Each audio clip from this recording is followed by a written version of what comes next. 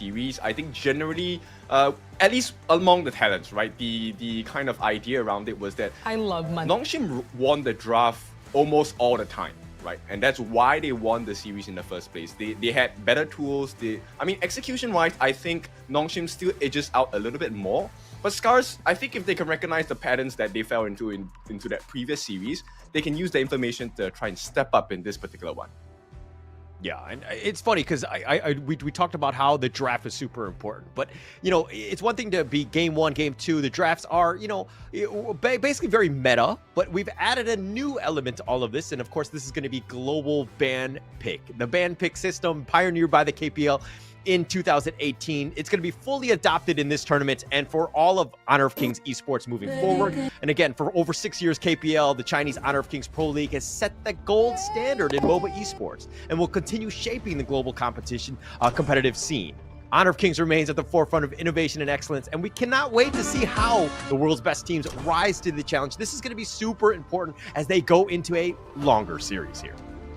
Yep, so just to reiterate, it means if you have taken a particular ban or usage of a particular hero for the series itself, you will not be allowed to pick this hero again. You can ban it for the other team, but you are not allowed to touch the skills. This hero will not be available anymore. So you have to be really careful about what kind of draft you want to come up with. Like, what are the strategies you want to use to take that win against your opponents? So let's start with Nongshim RedForce. They're going to ban out the Musashi along with the Lung, and this is going to be their first pick on the Dire Dia, one of my personal hated heroes because she's so damn good. Okay, well, speaking of hated heroes, on the other end, we're just going to go with the Oghren, the menace last year. I would say that Oghren was definitely the hero of every single Honor of King esports when Oghren was out, because just the amount of potential play of pushing things out, the damage, the sustain, you had everything that you would want and the kitchen sink, right? So going into this one, it looks like Nongshim are going to look to kind of counter this play by picking up the Arlie themselves, and with the Dune, is that enough, kid? Oh, I love it, right? Dune is a very tanky hero. He's able to zip in and out of the back lines, the front lines as well. So I think they're going to do a very good job of soaking in damage. At the same time, the fact that they have an Arlie, this is going to be massive damage coming in. As long as, you know, everyone focuses on the Dune, I think this Arlie is going to be safe and sound. And pair up with the Dire Dia, the heals are insane. So Destined Encounter, definitely going to be big works for Nongshim. So if we're looking at this one, I mean, we talked about how global ban is like, if you win, or regardless, if you pick the hero, you can't play it again. So it seems like they're picking a lot of the meta heroes. I mean, Lady Soon definitely always very strong. Byron is very strong as well. They want to put their best foot forward. Now, unfortunately for SCARZ, if this game goes in the losing end, they're going to have a hard time kind of coming back from it. And this is, of course, the genius of the global ban pick system. Oh yeah, for sure. All right. At this point, strategy is definitely going to be super important for both teams, right? Because you don't want to kind of exhaust your resources too early in the game. They're going to finalize the bans on the side of Nongshim with the Ming as well as the Zhang Fei. And I think it's a pretty good start, right? See, similar to what we've seen last year, I think there's a lot of bans focused on the roams, because if you have a good roam, it does change the way that you get to play the game, because there's a lot more control, there's a lot more shielding, more survivability. But oh my goodness, we're gonna see our first ever Niwa here, and let me say, the rework on Niwa, I absolutely love it because I play mid as well, but this could be a big problem for SCARZ. Yeah, it's a huge problem. And to be honest, Nuwa, I feel like when it's in my ranked games, I just have a bad game, especially when it's in the enemy team. Generally speaking, just the amount of control, the damage, everything that you want, and just kind of shooting from afar is very strong. But is it enough to kind of deal with this? Now, if you're going to be from SCARZ, you're talking about the roamer being super important. It looks like they're going to prioritize that for Ochik in the last pick here. Your thoughts? Who kind of... Okay, the Lianpo, boom. Your thoughts? I think it's okay, right? But I'm very worried about the fact that Nongshim actually has the Dharma, and there's quite a lot of control coming in from Nongshim RedForce. So that's kind of my worry for the set of SCARZ. But SCARZ, let's be honest, if they get an advantage in the early game, maybe get a steal in the jungle, take one of the buffs away, this is going to amplify the growth of the Oghren quite a lot. And we both know, right? When you give an Oghren farm, he is super sustainable, he is super painful as well. Depending on how he wants to build, maybe gets that Crimson Reaper as a side item to deal extra damage as well. In the meantime, everyone else is just going crazy. Yeah, everyone else will be going crazy. Hopefully, I mean, they need to keep themselves alive and be able to out-farm the Ogren, right? Which is like the big win condition for them. But this Niwa, I love the pick, especially for a game 1 pick, because it really sets the tone. It kind of sets yourself up of, hey, we have ways to kind of control you and to deal with the potential Ogren with this path of passing and just kind of moving things about. But of course, this is the first match of the day. Game 1, Nongshim RedForce going up against SCARZ. Let's look at just the drafts, kid. Your thoughts, who has the edge? I actually prefer Nongshim RedForce. I think they have a little bit better sustain. Sustenance on the side of SCARZ, I think it's okay, but mostly for Arashi as well as Kai, right? Because the two of them, they have force field suppression, they have the Death's Precipice, they have the Seer State to kind of heal up and stuff like that. But aside from that, I think the continuity of heals coming in from Faye definitely going to matter much more for the side of Nongshim. Okay, all right. Do you have a favorite of just, you know, not looking at the draft, but looking more at the players and the teams? Did you have a favorite going into this one? I think, you know what, Illusion really impressed me last year, as well as Kyung. The two of them have played spectacularly in their respective roles, and I expect the same quality out of them. I don't think there has been a change in fact, maybe there is. They have definitely gotten better based on what we have seen in the previous series that they played to get to this position in the first place. Yeah, and to be honest, I kind of feel like this is a team that's really starting to gel. I kind of liked what we saw from Nongshim. I feel like, again, Kyung was on point. But I also want to give shout out to Faye. You know, as a fellow Rome myself, he's just been unbelievable in terms of control, ensuring that his carry Siri is always alive. They have a nice duo in that bottom lane, and someone you need to be careful about, as Faye looks like he's going to get gone on here. It looks like he's going to limp away, though. Yep, I think that's a good start, right? But this kind of shows you the potential. I mean, let's talk about their counterparts as well. I think Olchik has been really impressive for me on the side of SCARZ. Familiar face as well from last year. And I think he definitely has gotten better as well. The improvements on his decision making, on when to go in. And, you know, using a hero like Lianpo, it does require quite distinctive decision making, because you need to make sure that you catch the appropriate people at the correct time as well. That Tremor Smash, 3 hits, you need to make sure it lands on all the members on the other side.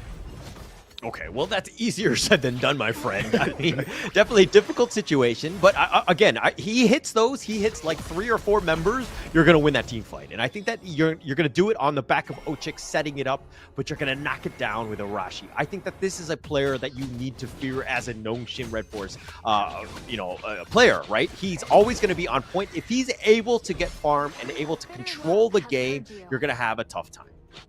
Oh yeah, for sure. And he's one of the 3 different members on the side of SCARZ that can get an initiation here. And I think base for now, I don't think there's enough damage from the side of SCARZ to really take out that first blood. But Faye, he's kind of playing with fire here. Yeah, he's definitely playing with fire. And mind you, it's kind of funny because in the qualifiers, when we're watching some of the other games, he was known as Faye U, and I always wanted to make the joke that every time he gets a kill, it's like an FU. Yeah, but unfortunately, it looks like he knows what's up, right? So yeah, definitely it's a family game. It's a family joke. He changed it back. He's just going to be Faye at this point. But again, you know, I like the fact that he's teamed up with Siri. I think that this is a duo that is very scary. The potential for them to grow has just, you know, they've improved game in and game out. So this is something that we're going to have to see as they move forward. I think SCARZ realize this, and they're going to have a tough time of trying to limit Siri from getting as much farm as possible. Oh yeah, for sure. I think one of the things that really impresses me about the potential of this series is the fact that they have gone, I think, close to 10 games against each other in the entirety of time they've played HOK, right? And so they're really familiar with each other. So I'm curious to see whether they can handle Siri, because Siri has been on the winning end multiple times across any series they've played against each other. Yeah. I mean, yes, for sure. And Siri's that carry that you want, but it looks like the Tyrant getting a little on the low side. It doesn't look like they want to contest. Arashi will pick that one up. The first Tyrant of the game, always very important, at least in my eyes. But wow, that Bitter Farewell going the distance. They're trying to do the damage, not able to do it. He flashes over the wall. He does survive, trying to get sniped out, and he does. Illusion picks him off with that incantation, Resplendence. I mean, that's why I said Illusions is really impressive. That Annihilation, extremely accurate. I mean, okay, it doesn't seem that hard to hit, but when you're playing, it's a different beast to handle for sure. Okay, well, if you're on my team, you can't hit a single one. You're on my enemy team, you are hitting everyone. And it's painful, and it's uncomfortable, but Illusion really able to snipe it out. I really like what Niwa can kind of bring to this table. And it's something that it's being able to control and creating these like blocks that make it very difficult for the rest of the team to kind of catch up. Controlling and positioning on the battlefield, super important, and I like what the hero brings to the table. Oh yeah, for sure, right? The coalescence is actually one of the most irritating skills that I find, but I love to use Nuwa.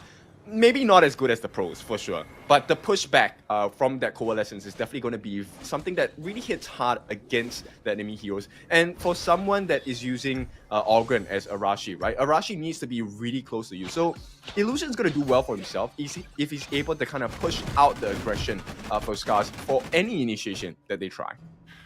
Yeah, and if we're looking at levels, I mean, Arashi just hit level 10, slightly behind Haku, but oh my gosh, Faye got caught out.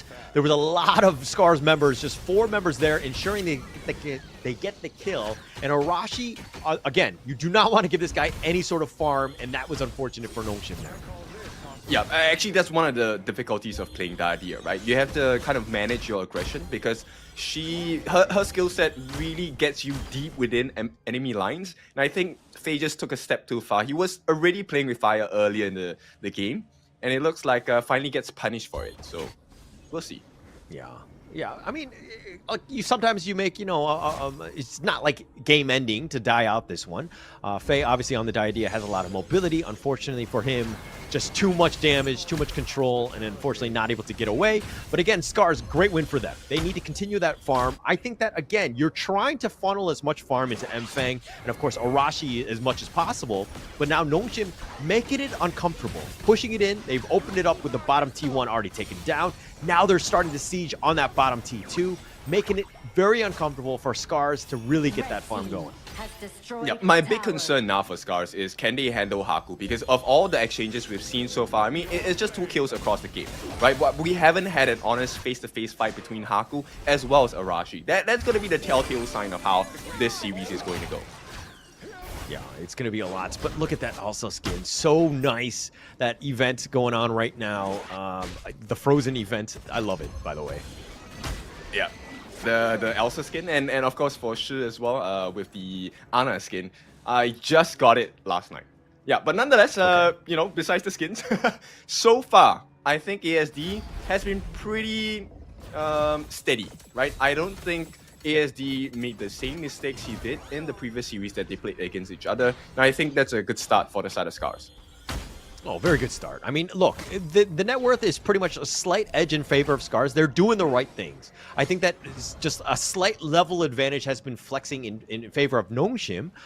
In terms of towers, we're kind of equal throughout. And we knew it was going to be a very evenly matched series. And you're seeing exactly the fruits of that labor, so to speak, in the sense of just, both of these teams really want this. Of course, it's a best of 5. You have so many wins to go through.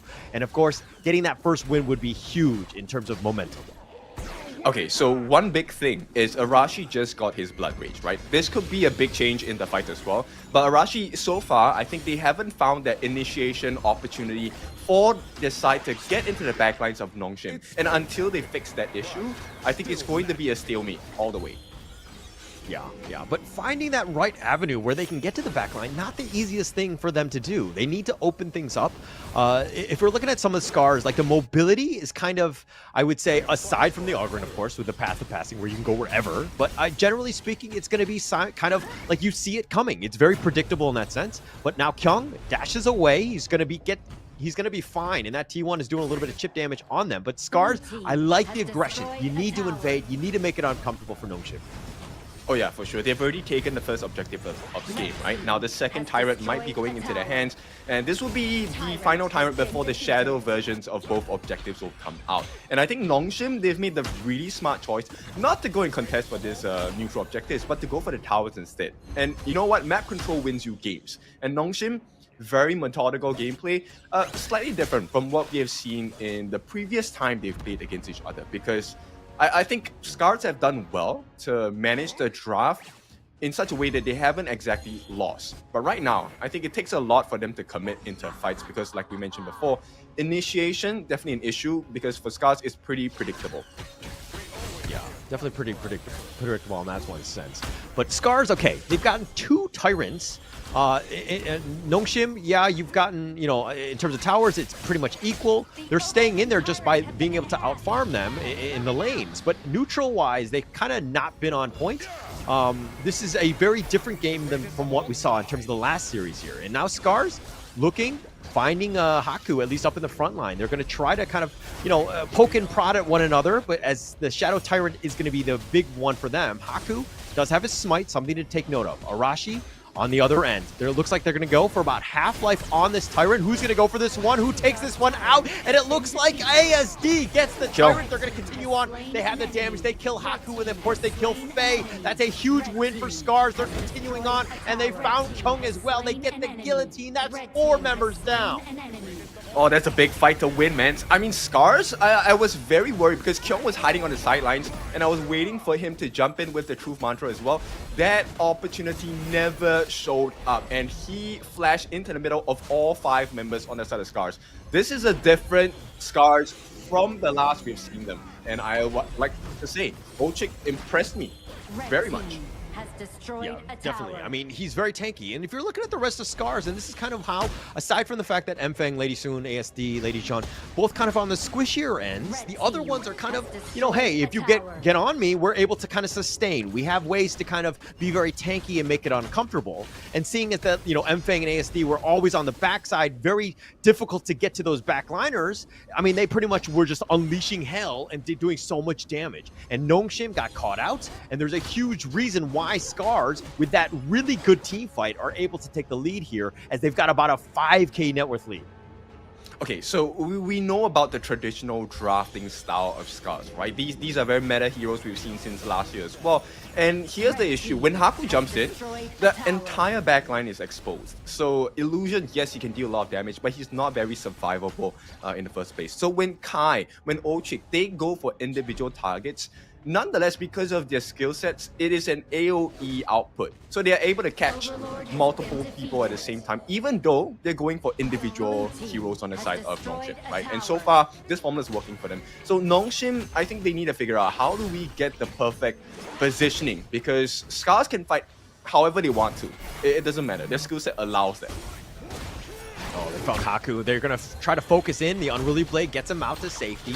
And it looks like they're going to back off here. They need to be careful with how they go in. Heartlink on to Siri, and they want to go over with the Path of Passing. The Conductor of Souls, they found Faye. They're going to try to focus him down. Oh, he Heartlinks back one more time, but he gets blown up by the Rolling Blade. Ultimate Shell combination. They do get that one pick off. And again, more space going the way of SCARZ as they pick up even another red buff. Yep, SCARZ just playing on a different playing field at this point, right? If you notice how that fight goes, Nongshim RedForce, they're trying to get the initiations, but it's always a 1v2, 1v3. They don't have a full 5-on-5 fight. And SCARZ, they're taking full advantage of that. Yeah, I kind of don't like that fight that Nongshim was looking to go. Obviously, they were kind of on the retreat, but they were like, hey, do we go in? Do we not? Or whatever. And Faye kind of got caught out because they're trying to save him. At some point, you just need to cut your losses. You need to get yourself out of there. Fight for another day. You're already behind in terms of levels. This is a 6k net worth lead, and it's starting to grow even more with SCARZ as they take up the bottom T3. But now with these Tyrants pushing, SCARZ are in the driver's seat. This is their game to lose. Yeah, and let me just be clear, this is a very beautiful moveset that SCARZ has achieved. So number one, yes, they got the tier 3 down, but most importantly is which tier 3 they got. They got the one that was opposite the side of the Overlord, which means that this lane is going to be pressurizing for the side of Nongshim. It's one lane they cannot ignore, and this pulls a lot of attention away and relieves the threat of a potential steal coming in from the Overlord. You can have Nongshim, you know, Illusion try for that Annihilation steal, but what are the chances of success for that? Yeah, it would be tough here. I mean, Arashi here smites it, ensures he gets the Shadow Tyrant here. They're going to go Unruly Blade. Nongshim, they're going to do full-on retreat at this point. But again, SCARZ taking all the big objectives. They're continuing to farm. They're invading the enemy jungle, taking everything from you. Nongshim right now are huddled in a corner, really no space, not able to get any sort of farm. Kyung doing his best to kind of push things out, maybe split push to create a little bit of space, but it's tough here, as it looks like they're going to look to start sieging here, but no minions in the mid lane as of yet. They're slow sieging in that bottom. Oh yeah, and this is a difficult one, but maybe Kyung can make a difference. He does have the Pure Sky, does have some damage reduction, but at this point, right, Amphen, he's doing so much damage, the rolling rates are just free. He is able to maneuver however he wants to. Oh, the burst ramp tremor smash connecting onto 2. They've gotten the mid T3, and it looks like they've gotten another one, but it looks like we do have a bit of a code reveal. Haku goes down for 40 seconds. They're going to continue on. All 5 members of SCARZ still alive. They found Kyung. The base is open. This is a awkward situation, but SCARZ a little on the low side. It looks like they're going to want to regroup, realizing that, hey, we don't need to push the initiative. We've already got 2 more members. Now we need to wait for our minion wave. Yep, and it's a difficult position, right? Right now, Kai also just got the Eye of the Phoenix. Amphen already getting the Stage Century. There's no chance. I think they're going to go in for this one. They can do force field suppression on the backside. They've already blown up Siri. They have the base, and they want to get all the kills. This is a statement game for SCARZ as they take game 1.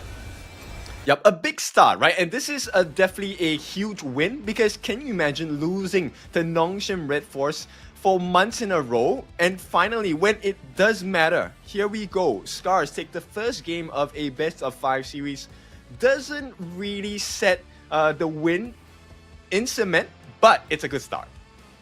It's a very good start, and that's exactly what you want to do. In a best of 5, of course, the first game, don't get me wrong, probably one of the most important because you're setting the tone, right? You're being like, hey, we did lose to you before, but we are back. We did our research. We are able to execute on a high level, and Nongshim really didn't have any answers. I think that their draft was good in terms of SCARZ and being able to control the game. They were able to take all the big neutrals and just kind of force them to play SCARZ's game, which is a losing game for Nongshim. Yeah, but let's be clear. The game was teetering at the edge because both teams, it was kind of like a seesaw, right? The goal difference was minuscule. It was ignorable for probably about 10 minutes into the game. And all of a sudden, SCARZ hit that full throttle. They just went in. And I think Ochik, he made the very important decision to time his Tremor Smashes at that particular moment where I think he manages to catch out 4 different members on the side of Nongshim. And when you give so much space to Amphen on that Lady Sun, he is just going to have the time of his life. Yeah, he's going to do so much damage. And again, we were talking about how Ochik needs to ensure that he gets those amazing Tremor Smashes, and he lived up to the call. That was an amazing game by him, setting it up. I don't know if he's going to win MVP. We're going to find out who kind of everyone thought was that good, but I thought SCARZ playing very well together. This is what you want in terms of the team. But look at these stats here. 5-0-5 by Arashi, just controlling it out. But Ochik, 0-0-10. It seemed a little quiet, but we see you, friend. You made the plays, my friend. Oh yeah, for sure. I mean, he definitely contributed a lot to what came to be the victory for the side of SCARZ. And I think the draft wasn't that big of a difference, but itemization-wise, look, the gold growth from ASD wasn't that impressive. 7,008, he's okay. He's trailing, in fact, against Illusion, who had much better time, 9,000 gold in the pocket. But the itemization just dealt so much damage because ASD, that anti-heal potential coming in from Lady Zhen. And Lady Zhen, with her skill sets as well, the flowing side, bouncing around, it just gets the anti-heal onto so many different members on the side of Nongshim. And Nongshim wanted to play on the heals and shields. Didn't really work out that hard. Yeah, just really well played there. I mean, look, we understand like the game rating of 8.4 on ASD, but again, the knocking out the healing potential of that team, where again they just want to sustain and all that, very hidden in that sense, and just really playing well together, understanding that hey, it's more than just solo play of doing all that damage and getting all those kills, but it's also helping the team ensure that they get that secured win. But now they're going to go in. I felt like that draft was very meta heavy. They kind of went all in. Now, does SCARZ have the gas to kind of ensure that they're able to kind of ensure that they get 2 other wins to their name? I think that's a great question because at this point with global ban, now you don't get to repick the same draft ever again, right? Now you have to kind of go with, maybe I want to have the same strategy, but a different kind of skill set to go along with it. So yes, you know what? The idea is still open for them. It's something they can definitely explore. The heals and the shields, late game, I think it matters much more for the side of SCARZ. And Nongshim kind of fell prey to the fact that they were relying too much on Faye as a sole idea to really help heal and shield the team as well. So SCARZ, for the first time in months, I think they won the draft. even, but Yeah. they edged it out just a little bit. No, I mean, draft is one thing, but let's talk a little bit about this one post game here, right? The fact that all the big neutrals they were able to secure, right? That is so much gold, momentum, all of the things that you want, and SCARZ was able to do that. It was very close early to mid game. If we're looking at this gold graph, everything was neck and neck, and then all of a sudden that late game started to hit, and SCARZ was really starting to, that late game potential with all those items. It was really able to kind of power them through and to just ensure that they got this victory. That's exactly what you want to do against a team like Nongshim. So again, SCARZ playing it very, very smart. The coaching was great, and the preparation for this one was actually on point. That is exactly how you want to start a series for game one. SCARZ, really well played.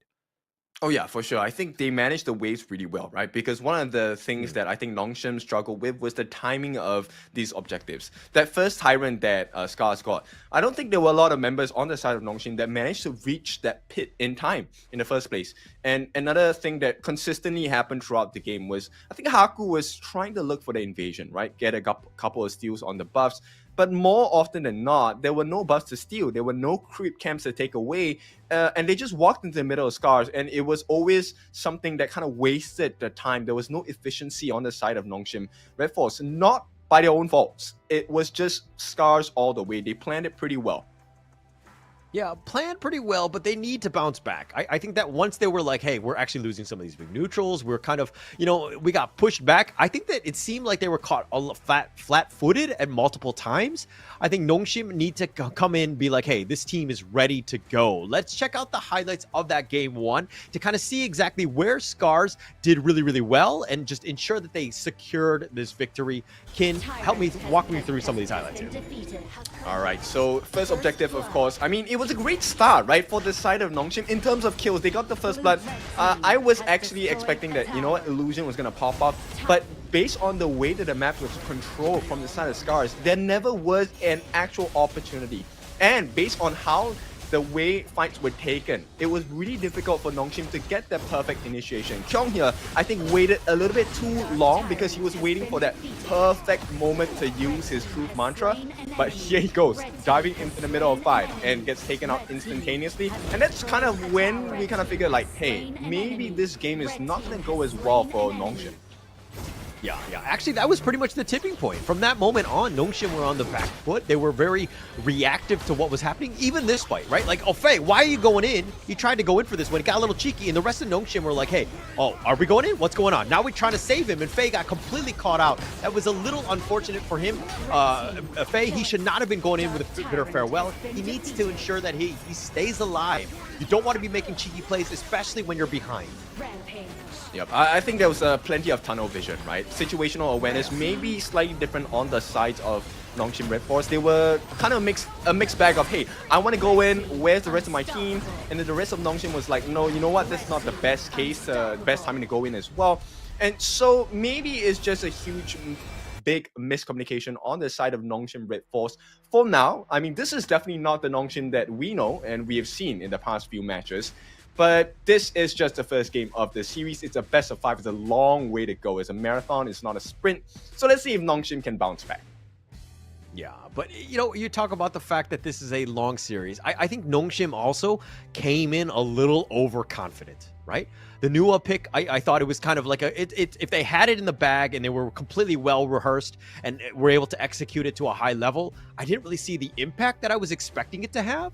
And it seemed like Nongshim were kind of trying something new in this game one, and it really didn't seem to kind of get to the level that we really needed to kind of pull out that victory. And now going into game two, they need a much stronger draft. SCARZ, again, they went all in with that meta pick, and there's going to be a lot of picks that they're not able to kind of continue on with. So it's going to be tougher for them. But again, how does Nongshim strike back? I think if they just play to what they have been doing so far, I think it should work out for them. Because let's be honest, this is a very different SCARZ. Okay, not very different, but just cleaner execution. I think SCARZ has always been good in execution, but today they really stepped up, and I think that has taken Nongshim by surprise and taken aback for sure. So Nongshim, I think all they need to do is to go back into their books, pull out the standard strategies they have been pulling out for the past few series, past few games as well, and they should be able to put up a fight against SCARZ. Definitely. I mean, it's not been a clean game from Nongshim, for sure. Yeah, definitely not. This is a wake-up call, right? You got punched in the face in game 1. Look, if you're down 0-2, you're going to be in a world of hurt. You're like, the panic mode is going to be there. You're going to be like, everything is going to be completely unsettled, right? So game 2 is a must win for Nongshim to get themselves back into this series. Because again, you never want to be down 0-2 and to have to come back from this like miracle 3, a 2-3 comeback style, very difficult situation. And so we're going to hope to see, hope that Nongshim are able to draft better and to execute. That's the biggest piece going into game 2. Yep, and there's quite a lot of tanky heroes taken away from the side of SCARZ, right? We don't have the Ogren, we don't have the Byron, we don't have the Lianpo as well. So 3 big tanks, 3 big sustenance characters out of the picture for now for SCARZ, right? Maybe they can explore having a Menki as well. I think the combination of Menki, and if you've been watching the Chinese games, KPL, I mean, they have taken up the healing Death Ball strat with Dr. Bien. That could be something I would love to see today, and we'll see. I mean, Japanese people, Korean people, they're known for their creativity as well. And it's a region I'm really excited because, I mean, first game, Noir, I didn't expect that. So I'm waiting for more surprises from both ends. Yeah, surprises are one thing, and I'm happy to see them. And definitely, we did see Dr. Beyond, I think, in like the Indonesian qualifiers. So it has play. But for now, if I'm anybody, I'm just like, hey, just stick to the meta. Stick to what's strong. Stick to your guns. What got you here? Don't try anything new. I think that this is super risky at this point. It's a grand finals. You have to get into S3. Both of these squads, right? There's so much pressure at this point. You don't want to be doing anything kind of completely off, meta at this point. I mean, yeah, plane tickets, hotel stay, big stadium, big crowds. You definitely want to be there. It's a different kind of experience for you as a professional player. One of the things that I think is really important as a professional player is the ability to be seated in front of thousands, a few hundred thousands, and maybe to make sure that you understand what it's like, the pressure of playing at a high level in front of multiple people. And you only get the experience if you win this series. So it's really important. They have to learn how to calm their nerves and draft properly, execute even better as well. Yeah.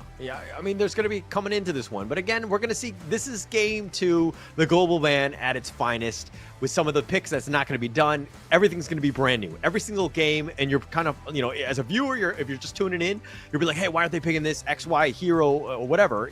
Basically, because of global ban, they've already picked it already. So it's going to be very interesting seeing how SCARZ, what other rabbits can they pull out of this hat? Is it going to be completely different? Are they going to, go with the tried and true, or are they going to kind of pick out like a newer? Are they going to be like, hey, we actually are going to show you how to play it, right? Will it be that level? Yeah.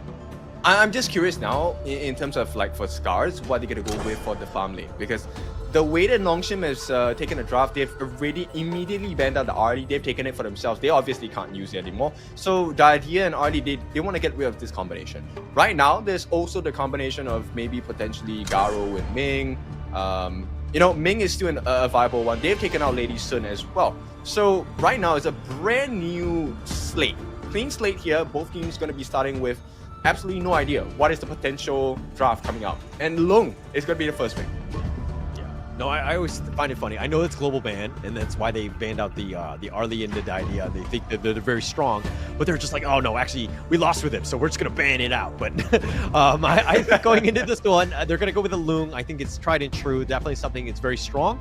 But SCARZ with the Dahlia Yuan, I like these 2 picks. Nice little combination to start themselves off. Yep, it also opens up many doors. We could potentially see a Gan and Mo coming in for the side of SCARZ, right? The refresh goes in heavy for that Celestial Melody. You could even go with the Shangguan as well. But right now, Nongshim, I like this. It is going to be taking up the Yixing and taking the Zhang Fei as well. Yixing, if you don't know, is actually one of the most terrible heroes to go up against. A good Yixing wrecks your entire team. 1v1 maybe not as much, but his passive on the sliding stones, oh my goodness, it is so painful. I've been using it in rank daily. Okay, maybe not the best win rate, but he is a monster. Yeah. No, I mean, there's a huge learning curve, right? But he has so much potential to be that game changer, right? Being able to control the battlefield, super important. I think that we've seen a shift in terms of, Honor of Kings heroes that have been coming out, in terms of the Shi and as well as the Yixing here, being able to kind of just control what's going to be, coming at you, and being able to put somebody out of position, guaranteeing that kill is absolutely massive because it completely changes the meta. Yep, and I like the bans on both sides, right? They want to get rid of the huge tanks. It's really hard to deal with. Yes, there's a lot of potential burst damage. I think more so on the side of Nongshim for this Lung. Late game, he is an absolute monster, dragon, for sure. But at this point, right now, SCARZ, I think they need a little bit more beef. They need a little bit more tankiness in their draft. Sure, with the Arashi one, she is survivable, but who's going to protect them from the barrage of hits coming in from Kyung, as well as the sliding stones coming from Haku? It's a difficult one to defend against. Yeah, tough situation. But look, I like it how Nongshim has the Zhangfei, the Umbrella Outburst. You kind of have that push and that control. But with taking liberties from the Yixing, it's like a nice 1-2 combination. If they're able to wombo combo that and just completely shift people in and out, I think that you're going to have a really good time, especially against, SCARZ, which they tend to be a little bit more, sustained. You have the Yuan up in front, the Marco Polo obviously looking to blow people up. But if you're able to split people up, take out the squishier ones, your Unending Sorrow is really not going to do much if you're completely out of position. I'm just super worried for both, no, not both, but three, Kai, ASD, and Ochik. They are at the risk of being controlled for at least 4 to 5 seconds or even for days, right? If Nongshim pulls off this combination and potential Sunta, it's stun galore, right? There's no way you're getting out. It's a guaranteed kill. Yeah, for sure. And look, Nongshim, this draft, way stronger. Kyung plays an amazing Sun Tzu. He's on point with that one. You're talking about the Musashi here, also very good for them. This is a team that's not willing to lose, right? They're not going out. They're going to look to go with their best foot forward on this one, ensuring that they get this one, especially since you need to get Haku going. I felt like he didn't have as great of a game in game one. And this is one where you're going to let him shine to deal with this. But again, let's talk about SCARZ. Last pick, Menki. Is that enough tankability to keep themselves in this game? I think now the question is not about tank anymore. Right now, SCARZ, they have plenty of damage as well, right? So Kai, Feng, Arashi, and ASD, the 4 of them deal a lot of damage against the likes of Nongshim, RedForce as well. So it really comes down to, once again, right, who gets the advantage in the jungle? And if it's going to be, blow for blow in terms of gold, there's no advantage. I think it really then comes down to who gets more stuns. And both ends, they have plenty of stuns, let's be honest. Dream Roam, they have the Tragic Beauty, they have, okay, they don't have a stun coming out from Marco because he has taken Purify. I think that's a good idea. Looking at it's a 5-man stun combination from Nongshim. Yeah, so we'll see. Minor mistakes is going to change this game. Yeah, minor mistakes. But going into this one, look, I kind of am worried more on the SCARZ side. I think that, the Menki, the Yuhan, they're kind of similar in role, right? In the sense of just kind of being up front, being that tank, and kind of having that control. But I feel like this is a team that's really lacking in the offensive side, just being able to blow people up. I think there's going to be a lot more pressure on Kai to ensure that he's, supplementing the damage with Empang, because both of those guys are going to be the damage dealers. They need to kill everybody. Alright, so if you take a look at the stun potential, right? The range of stuns coming in from the side of SCARZ, I think it's just a little bit longer reaching compared to what they have on the side of Nongshim, right? Kyung, yes, he does have the ability to jump in, get the stuns as well. He does have the set steal. Longest range of stun probably is going to be Illusion. Or if you want to count Duel to the Death by Haku, that's good as well, but that's an ultimate, right? There's plenty of stun opportunities coming up from ASD on the G1, and I think that might be the difference maker for the side of SCARZ. Now, at the same time, let's take a look at what's happening on the side of Nongshim, right? Nongshim, I think they have a pretty decent way of controlling the farm, because anything going up against Siri, it's a skill matchup, right? Right now, Feng needs to make sure he stays at an appropriate distance so he doesn't get hit by the Flaming Palms, doesn't get hit by the riding in the wind as well. And I think so far, it's a pretty decent lane for Siri.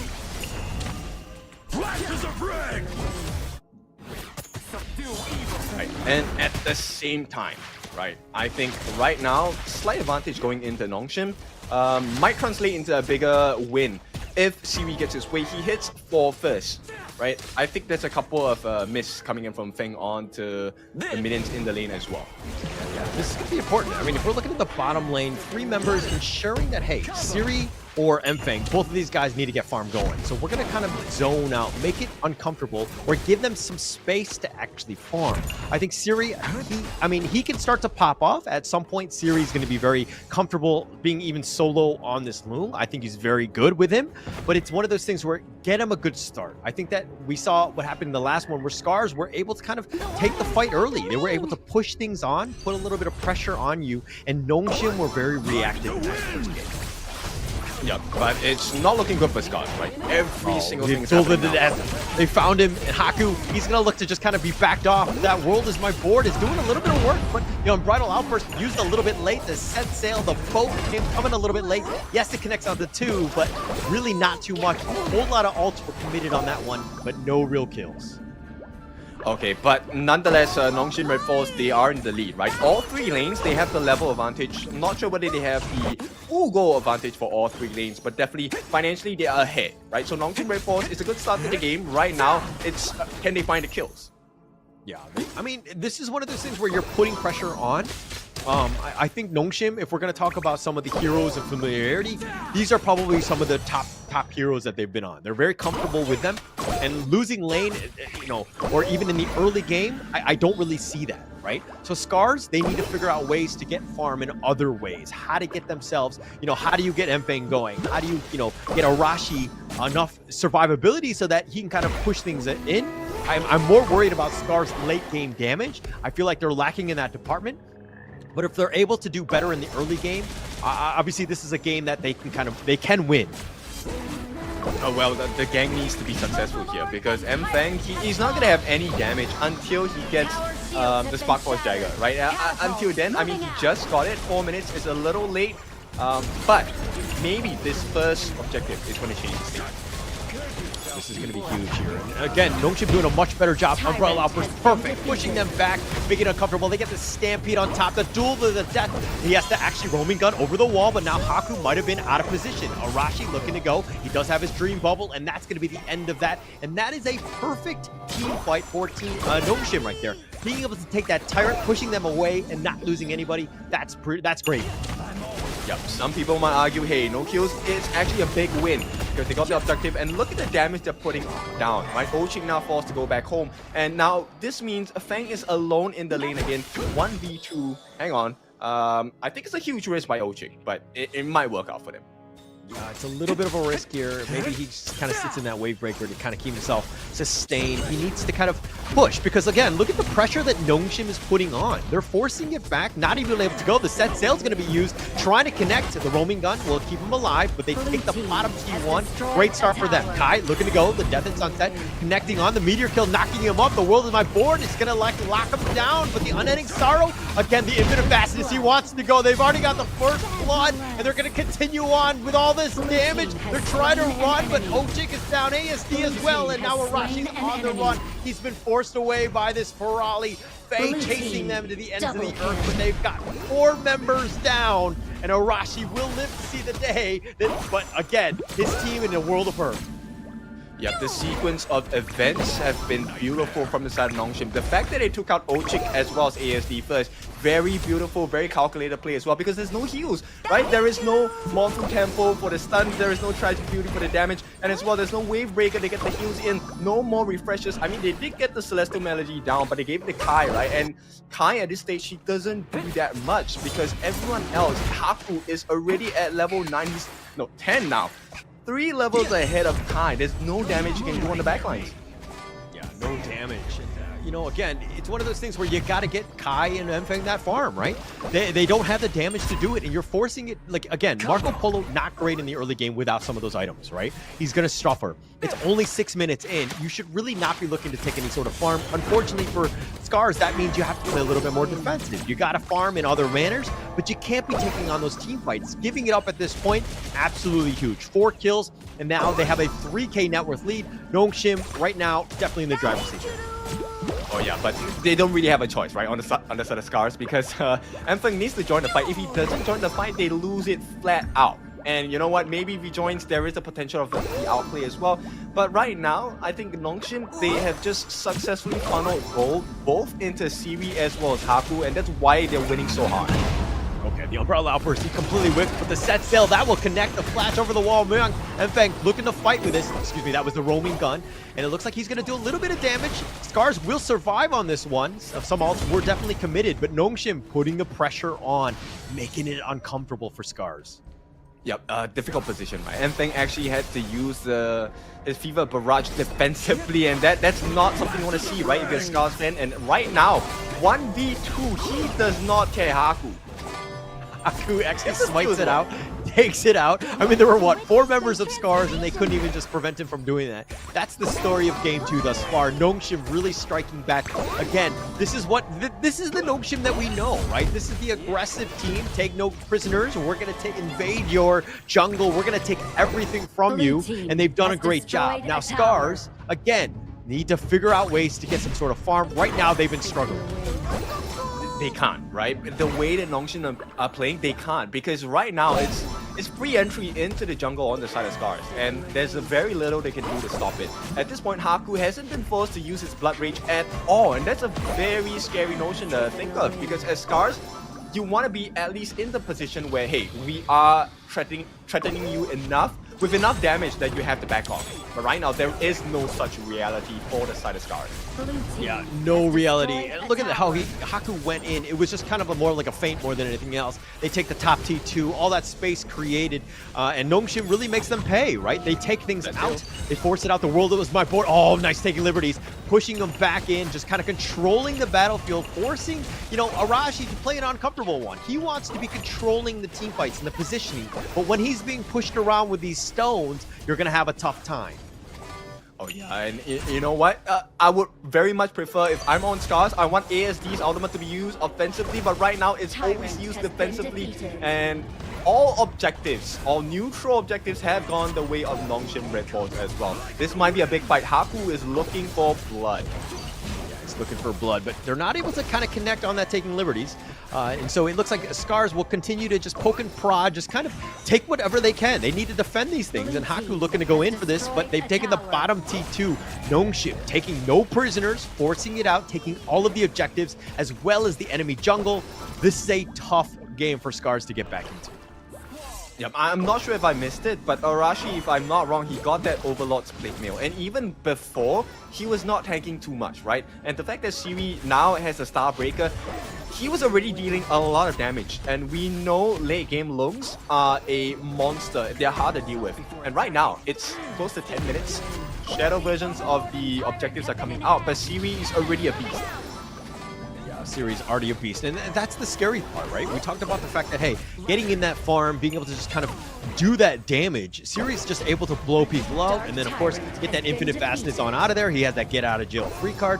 Again, tough situation right now for SCARZ. They've lost yet another objective here. SCARZ, if there's any one last hope, is that they still have that mid T1. I think that is a huge objective for them. They need to ensure that it stays alive so they have at least some space to farm. Yeah, but they're gonna have to trade it out because the T3s are more important, and right now, Nongshim RedForce going for the top lane. They try and break the base, break a hole into it. Yeah, but you know, again, SCARZ defending well, dealing with the minions. Nobody's up close. They hold on this point. Their T3 is going to be fine at this point. Arashi is going to deal with the mid. So SCARZ finding ways to kind of get at themselves at least a little bit of breathing space. Yeah, okay. Some silver lining, I guess. Enfeng actually gets the Frigid Charge. There is the potential of a nice Fever Barrage with the Frigid Charge stun as well, but it's not going to be easy to achieve. Right now, P3 being threatened on the top side of the map as well. Nongshim RedForce having so much control. 12 minutes into the game, or 11.5 minutes into the game, they are up about 6,000 gold. Yeah, forcing it out, right? I mean, really no space to farm. Oh, taking liberties. If that connected, that would have been a huge issue for MFang. He does survive. He needs to just get as much farm as possible. Oh, no. The Resplendent Revolver completely missing the Siege Catapult. That's a low light for him, but still, I mean, it's still very early. It's still 12 minutes. SCARZ has ways to get in. It would help if they were able to get some sort of miracle steal on this Overlord, but Arashi spotting it out. The world is my board is going to be committed to kind of zone them away. They're trying to force it back. They're going to actually get out of this one. Arashi Dream roams back to safety. And while the Overlord did reset, nonetheless, they've kind of pushed them back. They know exactly where SCARZ is. Now, that was not the biggest the world is my board, which means the cooldown for the ultimate on the side of Illusion is going to be pretty quick, right? So we might see a reset onto his ultimate in, what, 15, 20 seconds? And that's going to be a horrendous situation for the side of SCARZ because they still have not figured out what they have to do to try and counter all of the damage of the heals, the shields coming in from Nongshim RedForce. Yeah, just way too much at this point. And I like the fact that Kyung9 is kind of pushing the bottom lane, right? Just forcing it out, putting a little bit even more pressure for SCARZ to have to go back and forth and to kind of defend that T3 bottom, which is open.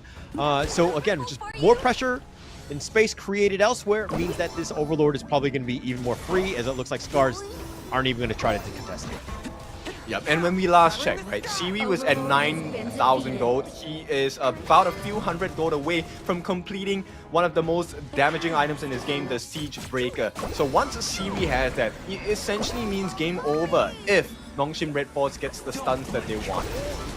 But he's been just free farming, right? He's been able to do whatever he wants, and just getting all that farm. He's been on point, just pushing them back, and it looks like, look at this. Arashi all the way up in front. He does have the Dream Bubble. He's going to run into Kyung, who does a little bit of damage, but again, just a feint, right? We're going to take the mid T2 out of that space created, and that diversion by Kyung, pushing them back. Now SCARZ down yet another T2. They have none left. Okay, so Pure Sky on Arashi, they have the Redemption on Ochik as well, so there is some survivability. But the dream condition, right, a dream situation they're looking for is for MFang to hopefully just burst down Siri. That's a nice stun, but it's not going to achieve too much at this point. They already have the map control, right? So, yeah, we'll see. SCARZ, they need a miracle, and they need it in the form of Siri dying. So, someone needs to step up. Yeah. I mean, they're going to have to figure something out. The world is my board, just to kind of zone them. They have the Shadow Tyrant that's going to be pushing in that top lane.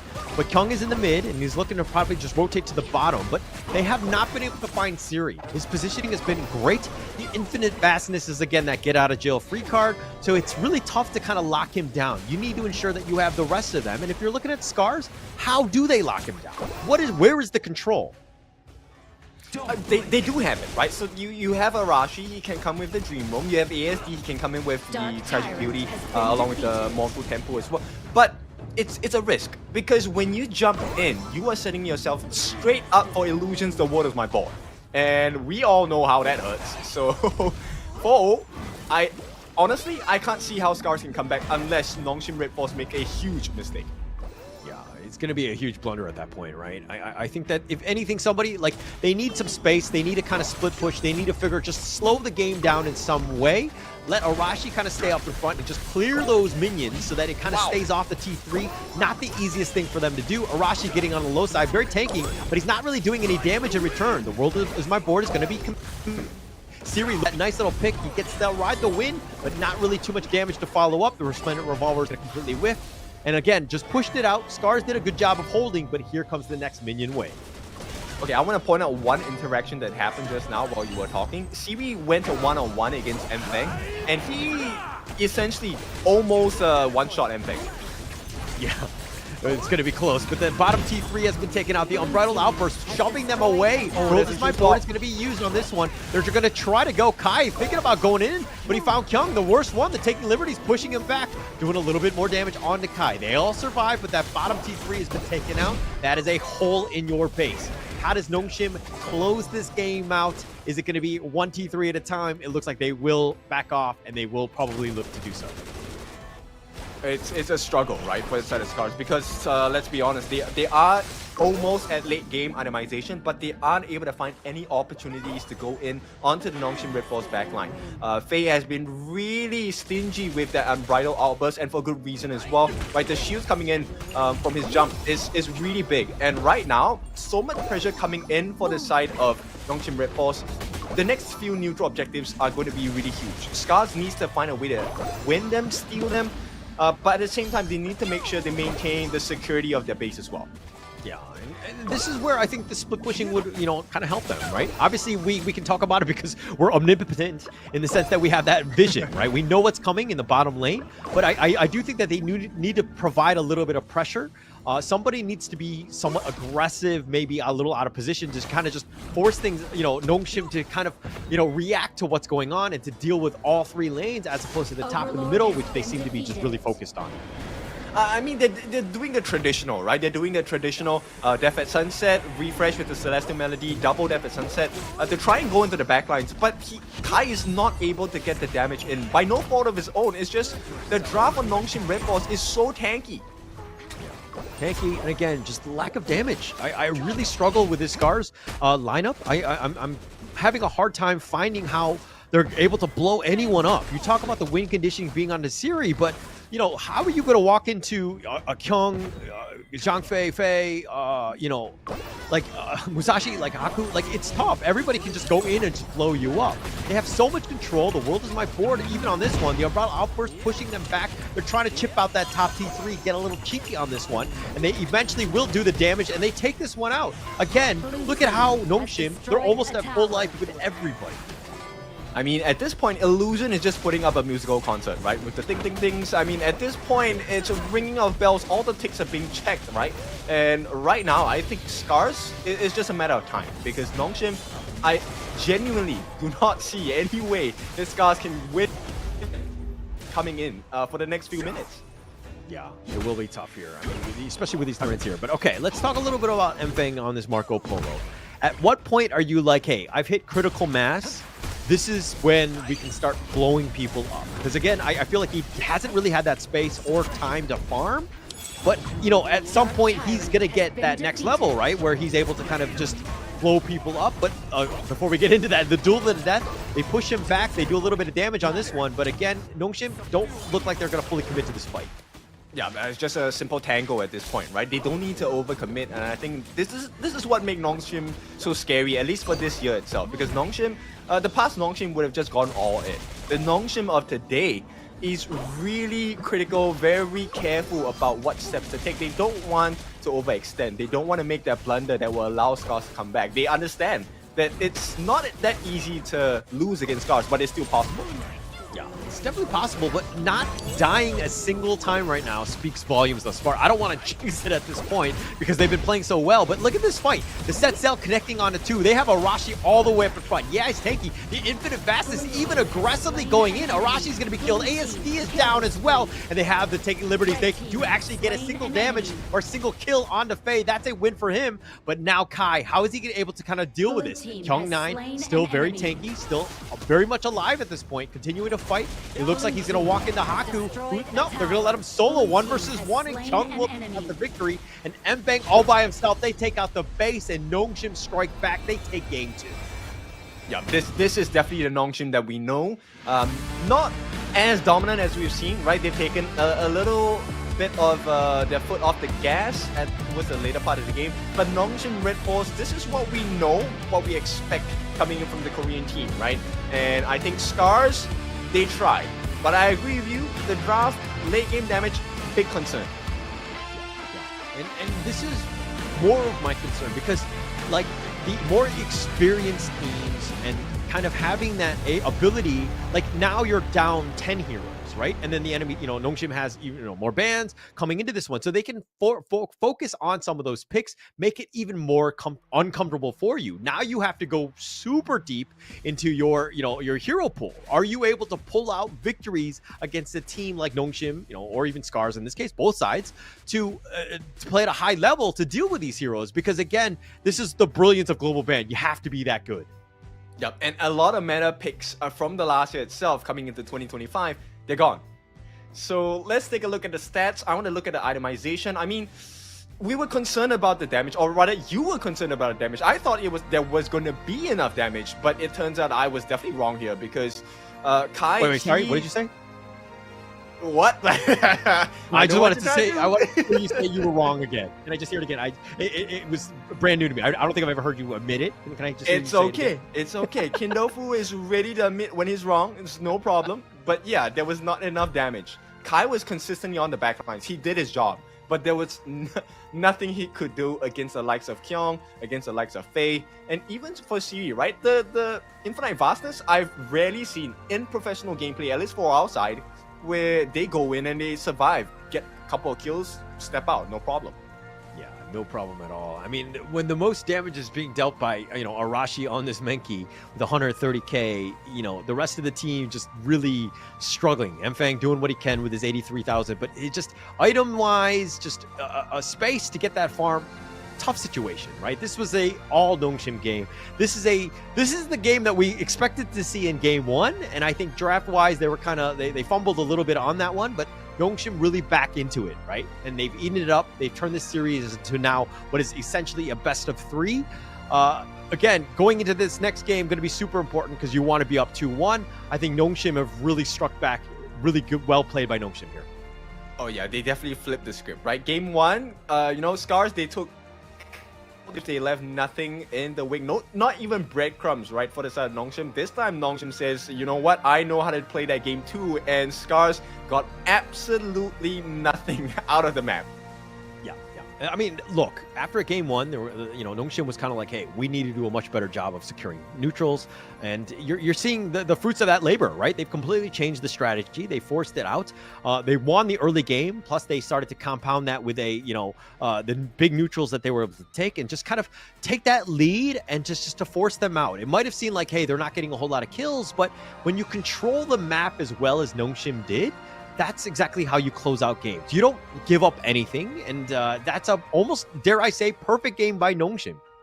Oh yeah, for sure. Different flavor for a different game. I mean, Nongshim definitely have many faces, and this is one of the more dominant ones, right? Too much spice to handle for the side of SCARZ. So let's see, as we go into the third game of the series, I mean, in order to win this whole series, it's about who gets 3 points first, right? 3 wins first. And Nongshim, if they continue playing like that, I think we could see really strong performances on the side of Nongshim.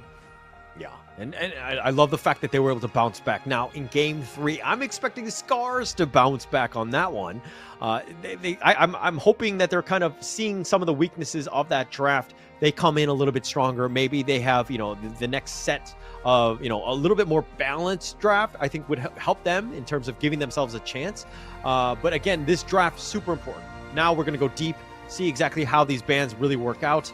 And it's one thing to kind of have your own heroes ready, but at the same time, you need to be able to ban out some of Nongshim's, right? I think that Nongshim's heroes in that game too was some of the best heroes that they play. So they actually went with their best foot forward. Going into Game 3, going to be super important here. You know what? Actually, I would like to disagree with you. I think the Nongshim, they have been playing safe. They have picked, in the past 2 drafts, they have picked very tanky heroes and executed them pretty well. And actually, that's what's really scary for me, because Nongshim, if let's say they just abandon the tanky strat, they go for burst potential, heroes like Jing, heroes like maybe even Mulan, right? I shudder to think, with the execution level on the side of Nongshim, what SCARZ is going to go up against. Because we are nearing the end of tanky heroes on the side of drafts, at least for me, in my opinion, right? So we might be seeing more flashy and more burst composition drafts. Yeah. Well, we're gonna. I mean, I think that's again, we're gonna have to see exactly how they're able to kind of play that one out. If it's gonna be more the bursting type. But basically the background music is really throwing me off, if I'm gonna be completely honest. You were talking about strategy and all this stuff, and I'm just hearing the Frozen song in the background. Like in the background, I'm just like, oh, how to it's kind of fitting in with what your strategy and your breakdown of how Game 2 went on this one, but. Again, I think Game 3, the draft, going to be super important, how they kind of proceed on this one. I think both of these teams really need to kind of sit back, take a little bit of a breather here, figure out what you're going to do. This is a marathon, not a sprint, as you once said. So it's going to be interesting. I think Game 3 is going to be the one that really dictates the pace of this game or how the series is going to end up going. Yep, maybe they're a little bit too tense, too tight, so they have to let it go at this point. Yeah. Yeah, maybe at this point. But again, look at that strategy, like the breakdown here, right? All the big neutrals being picked up, that late game, that gold graph just completely skewing in favor of Nongshim. That's exactly what you want to do, ensuring that they get themselves into this one. But now let's go into this one.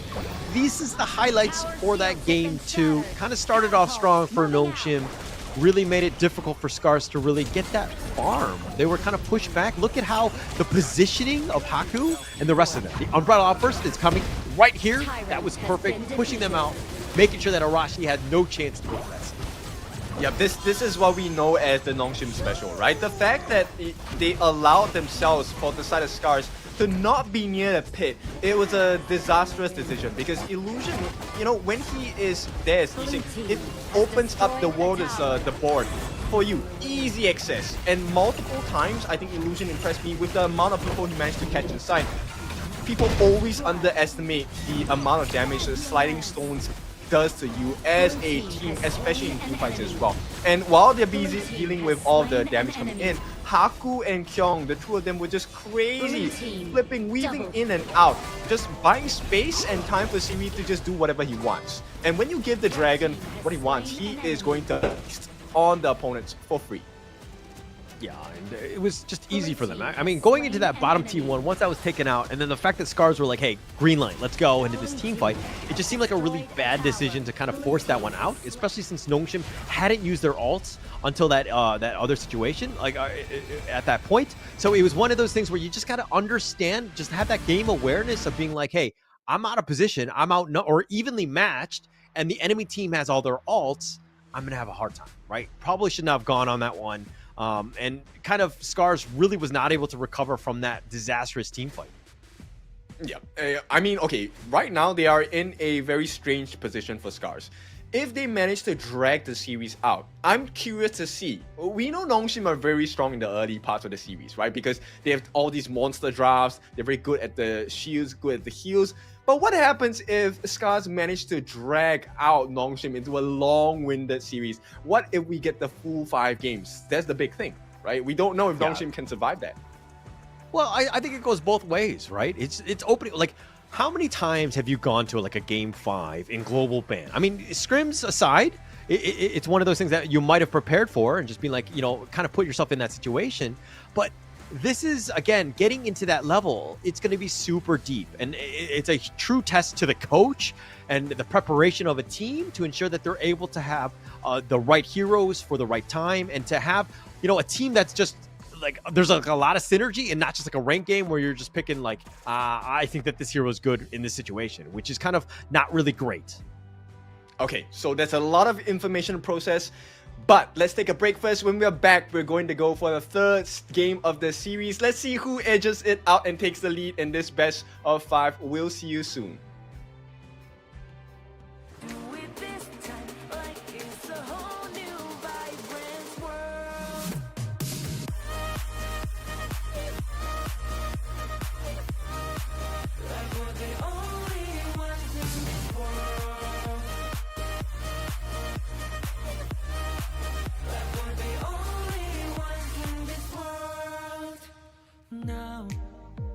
Now I see that I got everything I need. It's alright, I'm on fire, I'm alive, 'cause now I fly so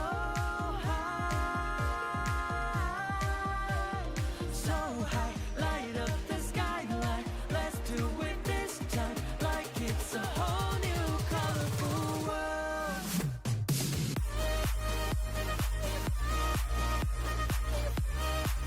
Like we're the only ones in this world. Like we're the only ones in this world. Never thought we'd get this far, burning like the stars. How we get this far, like we're the only ones in this world.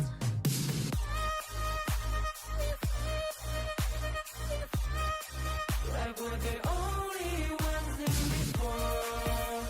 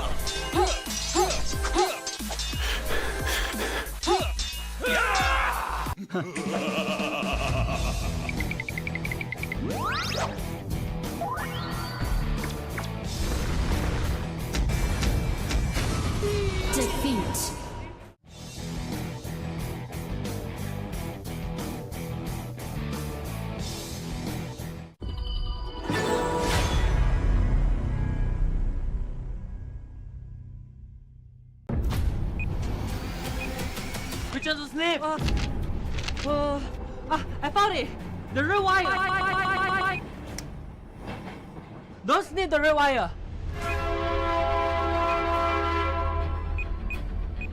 Hurry up!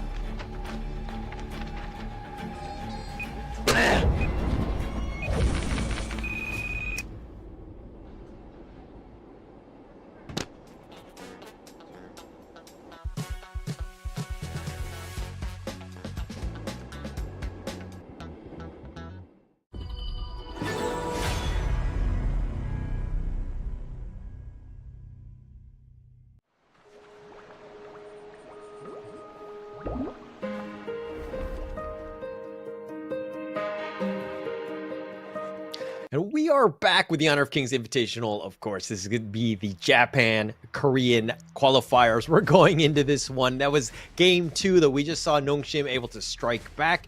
Going into this one, it's game 3, essentially a best of 3 for both of these squads in here. But of course, the global ban changing things up. A lot of heroes have been banned at this point. Your thoughts onto this one? Who needs to win more, Kin?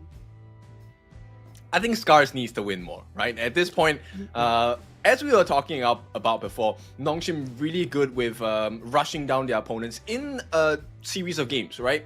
BO3s, they just smash them 2-0, but I want to see if they can actually go for the distance. And at this point, I think that might be the strategy that SCARZ can try to take a 1-up against Nongshim RedForce. Okay. And I do agree with you. I was going to, I think there's going to be a little bit more pressure on SCARZ to have a great game 3. Being down is really demoralizing. You always want to be up in that sense in the series and putting the pressure on the enemy team. Because if you've got that 2-1, you have that one more game that you could potentially just close it out. And that, teams can kind of panic at that point, right? Getting into that level, are we going to see maybe a potential game 5 in the series, Kin? I think there might be a chance if SCARZ can kind of mirror what Nongshim has been doing, which is to really build a tanky, sustainable draft. I mean, the first 2 drafts on the side of Nongshim have been really tanky, and I think maybe game 1 didn't work out as what they would have liked, but game 2 definitely you can see give them a lot of shields. They can do whatever they want, right? In SCARZ, they tried their strategy. They tried the traditional meta draft in game number 1, worked out for them. Number 2, not so much, right? So maybe if they can take a page out of Nongshim's book, perhaps. Okay.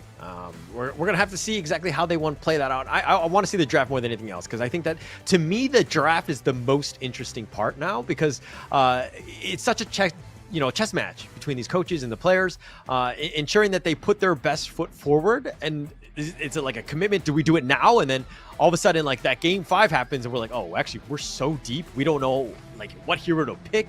Or, how many times have these teams been able to play in a game 5 where, like 20 plus heroes are going to be banned?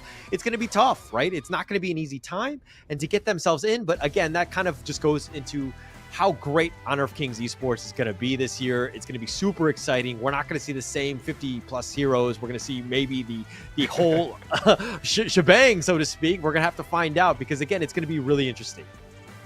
Yeah, but of course, with the new changes, there's going to be new pressure as well, because look, bottom line is you only get 1 chance at this hero, right? You only use this hero once.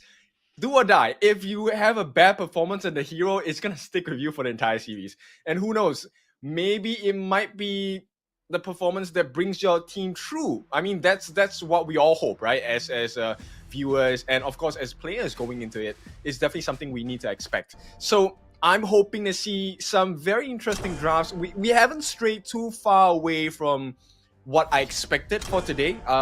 Definitely did expect a new one, just didn't expect a new one to come out in the first game of the series. So I'm still waiting for my things. I'm waiting for the burst heroes. I'm waiting for Xuance. Maybe I want to see that new hero. I want to see Miyue. Where are all these heroes, right? Show me the new ones. Yeah. I'm sure we'll see it at some point. But like, okay, Nongshim here, kind of hovering over the Yuan. They thought about the Ogrin. I mean, I would say very meta pick there. But is it one of those things where you're kind of like, hey, we can pick the meta one, and then what other roles are you like, hey, we can kind of trickle down and play not as strong of meta heroes because we have such a great, jungler or mid in this case, in this Yuan? Like, where do you draw that line, I would say? I think I'm actually the wrong person to ask because I am extremely creative in my picks. So, you know what? I think whatever works. That's my motto, right? And it's always worth a try. I don't think they have to stray too far from traditional meta at this point. There's good sustenance in the form of Yuan for sure, right? I like the fact that they're gonna pair it up with the Byron. Byron very good at sustaining by himself, but better than that, he's able to deal a lot of damage on his own as well. The question is, who are you gonna pick to pair up with this Gen.G? Because Gen.G, he's able to dish out a lot of damage in a short span of time, depending on what kind of build he goes with. I'm expecting the Sparkforge Dagger, along with maybe the Dreamforge Tempest, maybe? I'm not sure, right? We'll see how that, Deep Frost, sorry. And we'll see how that draft and itemization works. Right now, I think they need someone like a Zhang Fei, but they can't use Zhang Fei anymore. Obviously, he's picked on the side of SCARZ. They need someone to complement this farm lane. Yeah, and look, I think Ochik is an amazing Zhang Fei. I think we'll see the potential that he has, but the Mfeng, the MENA, throwing it out. The first time we've seen it today. Your thoughts on this hero, just overall? Obviously, it has a lot of damage, but is it just kind of like a... because if you're looking at the rest of the bans, the Lung and the Arlie both banned out already. The Lady Sun had been played out. I mean, basically some of the meta ones have been there. So now we're kind of in that tier 2, tier 3 area. Is the MENA good enough to really kind of propel SCARZ into this victory here?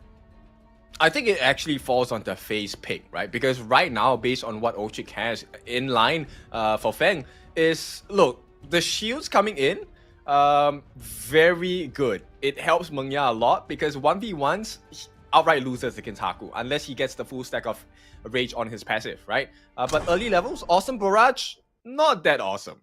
So we'll see. Maybe more heals coming out from Faye.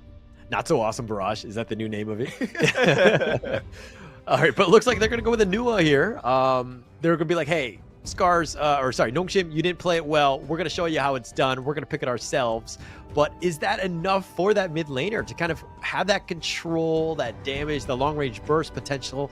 Nua, like, we haven't seen it really pop off on the pro scene as of yet. It's still kind of new, especially with that latest, update.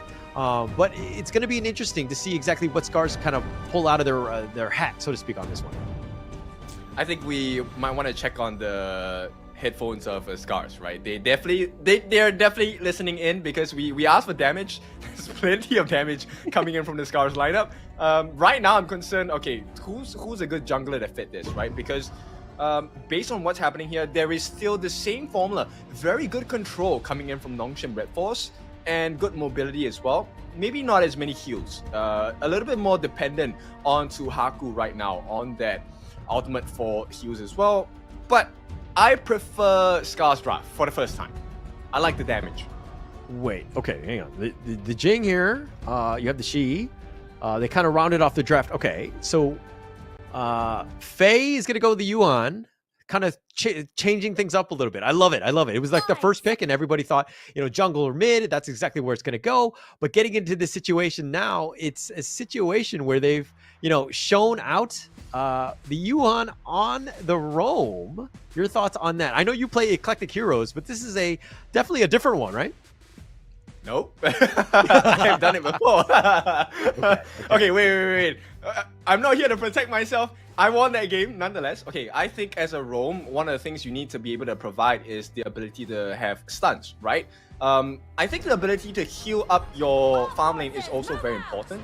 So right now, I like the idea. And I would actually prefer Shi goes for the room, actually. But, Illusion plays the Shi instead, so... Yeah. I feel like the control that she provides, then there's not a whole lot of pressure. But, the potential... Okay, so my concern, though, is that, Yuan and the Menki, which we saw SCARZ kind of try to play, it was kind of lacking in the damage department, right? Now you have control, you have that sustainability in the heal. You can kind of play off of Yuan's strengths a little bit more.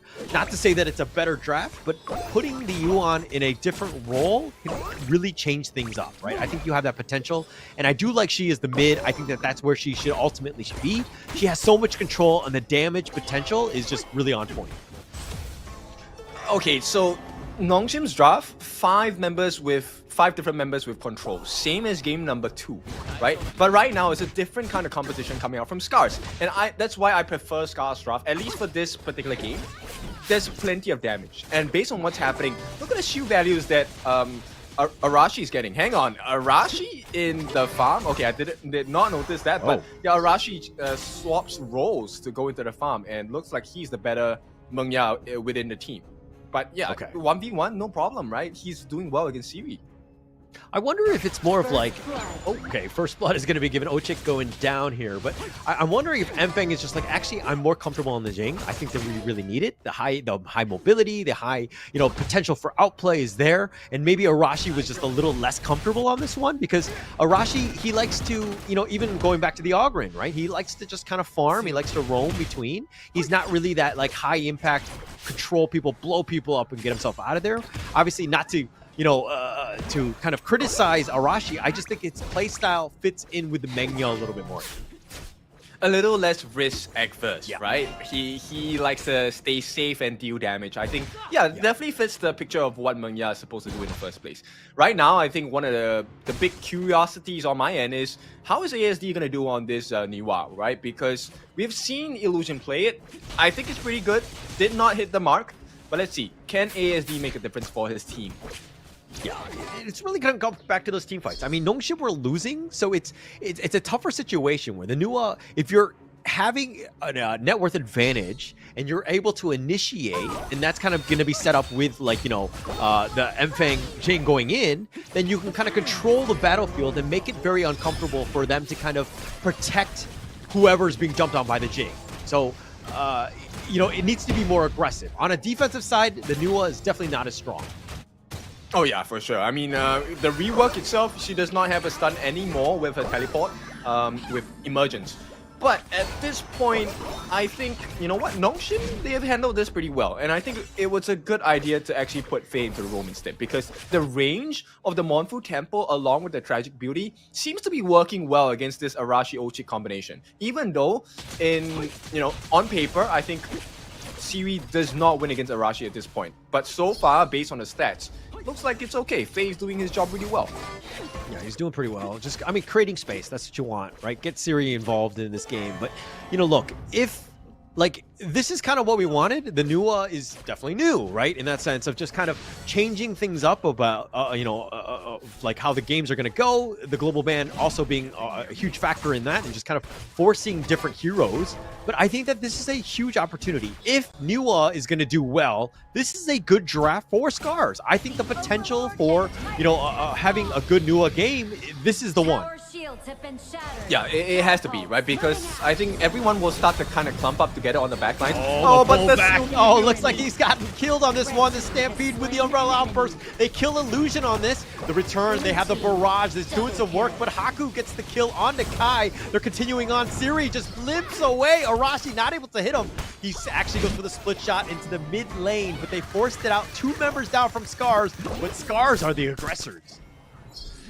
It's actually not a good position for SCARZ, right? As a composition that requires you to play on the burst effect, you need to have the advantage. And right now, they don't have any advantage. It's a 1,000 gold lead for the side of Nongshim RedForce. Okay, they get a consolation prize in the form of the first timer of the game. So that's good, they recover some, but they need something more. Arashi, I think he did great, but he's gonna die here. Oh no, just been focused in. And this is the tough part about the Mengya, right? He is he's got all this artillery, but he's not really able to get away. He doesn't have the mobility, and it looks like they're going to go with the mirror image here, just forcing them back. If anything, they've survived or defended the bottom T1, but they're not going to get much more. Arashi being down early, pretty big hit for them. Yep, and a difficult position to be in, because if you take a look at how Nongshim is playing the game, they're starting to pull the different members of SCARZ around the map, and that's not something that you would like to have, especially when you're so reliant on farm, right? And Fang on this Jing, I think he has been okay so far, pretty impressive, but it's not good enough against the likes of Nongshim RedForce. Haku has not been slowed down at his farming pace at all. He has been free roaming the entire map, and right now, even though they're on equal levels, he definitely has more farm. Yeah. Haku, I mean, actually just hit level 10. He was a little bit behind in terms of levels versus Mfang Jing here. But again, I really think SCARZ, Mfang needs to pop off. He needs to have that game. He needs to get to the back line, kill Illusion Siri, force Faye to use the Unending Sorrow as early as possible. Getting Illusion, okay, that's a huge win. I just talked about Mfang. I feel like he just listened to me on that one. Oh yeah, for sure. Maybe we need to check the hit sets on the side of Nongshim as well. Looks like everyone is listening in. But nonetheless, I think it's difficult, right? You can definitely see one of the benefits on the side of Nongshim RedForce draft. I just want to point out, having Faye as a roam, it opens up a couple of things. Number one, Faye is not that easy to kill. It takes a bit of time, and that gives a lot of information for the side of Nongshim RedForce to react. So technically, Siri should be a-okay, pretty much safe throughout the entire game. And with that being said, now they have information that, hey, my Crimson Golem got stolen, and right now, Nongshim RedForce, with this information, they can make better informed choices as well. Better informed decisions, but still, SCARZ a little bit behind in terms of that net worth. Pretty huge at this stage. It's about, almost 1.5. Nongshim right now forcing it out. They're like, hey, you take my red? Okay, I'm going to contest this blue, make it uncomfortable. And Haku trying to go in for this one. Does look like he ended up taking this one. Maybe, no, I'm sorry, did take it with a smoke. Yep, he did. But it's map pressure for the side of Nongshim RedForce. I don't think they are at the stage where they're so comfortable fighting against each other. Annihilation not going to hit the mark, and ASD, he might have made a mistake though. Might have made a mistake, but it looks like ASD is going to be killed. The mirror image. Oh, they have him knocked in with the truth. The Unending Sorrow keeping him alive, but Siri and Illusion are down for the count. Here comes Kyung. He's looking to just kind of turn this around, trying to do some damage with the Ferali form keeping him alive. And it looks like, oh, the dash over the wall. Mfang does survive. Kai on the run. He's been chased. He's been killed. And Faye gets the pick off. It's a 2 for 2. Like I said, if it's a trade, it's not good for SCARZ. SCARZ need to have the advantage. They have been holding on pretty well. I mean, 8 minutes of being battered against their own towers is not a pretty sight at all for SCARZ fans. But the fact that they've kept the gold differential to about 2,000 gold, I think that's pretty impressive. Yeah, they're keeping it in. I mean, SCARZ staying alive. They're finding ways to get themselves, in. In terms of kills, it's 6-4. It's way higher than what we've kind of seen in the early game comparing, to game 1 and 2. But it's been a different pace. It's been different heroes in that sense. Of Mfang, again, trying to get that farm, but he's been more aggressive. And I think that's kind of what they need to do. They need to lean on him a little bit more to kind of force them out. You don't want to give Nongshim all the farm, all the time and space so that Siri can get really fat and just blow people up. Yep, now Kai. All the formlessness to the truth. They blow him up. Illusion is going to be down. Faye, he's going to try to go in for this one, but the mirror domain just making it very difficult to find where Mfang is. Faye looking to go for this one. Kung is down for the count as well. It's 2 members down, and it looks like they're trying to go for more. They're going to go for Haku. The Dream Roam connecting onto 1, but he's under tower, and he might have gone too deep. Haku gets stampeded. He gets knocked off. He gets killed. ASD with that one. Now Ochik on the run. He's limping away. Somehow survives in that Ferali form. He will survive, but it's 3 members down from Nongshim, and SCARZ get back in this game. Ochik is just the whole reason why they won that fight. They won that fight for sure. SCARZ now, look at that. In a swing of a fight, now they're leading by 1,000 gold. That's a 3,000 gold recovery on the side of SCARZ. Now, Ochik, he bought so much time for Arashi, and right now, bang, 2v1. Oh, but he kind of went in with the mirror domain. He was dancing, but he kind of got Kai killed, who dashes away. Mfang, he's been chased, he's been killed. Faye with yet another kill. He's 2-0 and 5. He's finding pickoffs, and that's one way for Nongshim to get back in. Oh yeah, they definitely evened it out. 1,000 gold lead, gone in a couple of seconds. Now, I mean, maybe. It looked like to me, Nongshim just maybe the slightly better team, at least so far in the series. Yeah, but it was a moment where SCARZ had an advantage, that 1K net worth lead, but then Mfeng kind of got out of position. He was looking to just like greedily farm, and he did get caught out. Him and Kai died because of that. This is a situation where it's like, hey, you got to play it safer. You cannot be getting your teammates killed because of your quote-unquote, you know, bad positioning. You got to play a little bit better than that. Yep, there's some things that stick out like a sore thumb, right? And at this point, I hate to say it, but ASD, I think he needs to be a little bit more composed. He has not hit quite the mark with his Annihilations, his Coalescence, his Matrix as well. And right now, I think they need ASD to come online. They need him to be on point. If ASD gets the best hits of his life, SCARZ can definitely turn his whole game around. I mean, they have a potential for that, but it's not going to be as easy as you think right here, right? This is a situation now where SCARZ, again, on the defensive. Look at how well Nongshim played with that lead. They've taken that top T2, forced it out, and now SCARZ are on the defensive. And look, this Faye is starting to be a problem, the Yuan. He's making his presence known. Oh yeah, for sure. He's someone that you can't ignore. Radiant's gonna be committed at this point, but I don't think that's the correct decision. Ochik gonna try and jump away. Nice save by ASD to stop any aggression. But at this point, once again, they're hanging on. I think Mfeng has been impressive in the fact that he's trying to get the split pushes going, as Jing does. But so far, it might look like it's gonna be a mistake because they have caught him in the middle of all. Yeah, speaking of being in the middle, oh no, he went in, Kai and Mfeng both down already. They tried to go for this one. The Unbridled Outburst just keeping him alive, but he will fall as well, and that's a double kill going the way of Siri. Nongshim find them out, catch you off guard, and they make you pay as they've opened it up. They've taken the bottom T2 as well. Yep, they've definitely taught him a new one. This is not going to be a very beautiful 15 seconds for them to experience because right now, T2's on the mid going to be taken apart as well. And as it stands now, I don't think SCARZ is going to survive this barrage on T3. Yeah, they're trying to hold here. Arashi just shooting out all his missiles, the bombardments, just trying to slow it down. But they've taken the mid T2, the bottom T3. They've opened things up, and Nongshim, whenever they've got a lead, they are so strong. Yep, and a very smart take as well, right? Of all the lanes to choose, they choose the one opposite the Overlord, the Shadow Overlord, and now this is a difficult position for the side of SCARZ to try and take the win back. It's going to be tough. I don't think they can contest. I mean, SCARZ knows it's going on, but it's way too little too late at this point. Oh, they try to go for the steal, not able to do so. Haku will secure it with the smite. They walk away with yet another big neutral. Yep, and even the T1, okay, no, the T1 does get taken down by the side of SCARZ with the help of the minion as well. But it's a consolation prize because right now, 4,000 gold ahead. Nongshim RedForce, not only have gold lead, they have the map as well. It's a little difficult for SCARZ to try and pry open any part of the map. Yeah, and we saw this in game 2 where kind of SCARZ were behind and they were kind of like not really making good decisions on coming back. They were being very reactive, and it seems like that's kind of like their MO, even in this game, where they're kind of like sticking back. They're not really trying to change things up, looking to split push. I think that would really help them if they were to, okay, as I say that, Mfeng does go for a little bit of split push here, but he mirror domains. He's going to look to just kind of dash in and out, just make things uncomfortable. But now Mfeng, he's going to be, the net has been cast, and they find him within 5 members of Nongshim as they get the pick off. Mfeng down for another 35 seconds.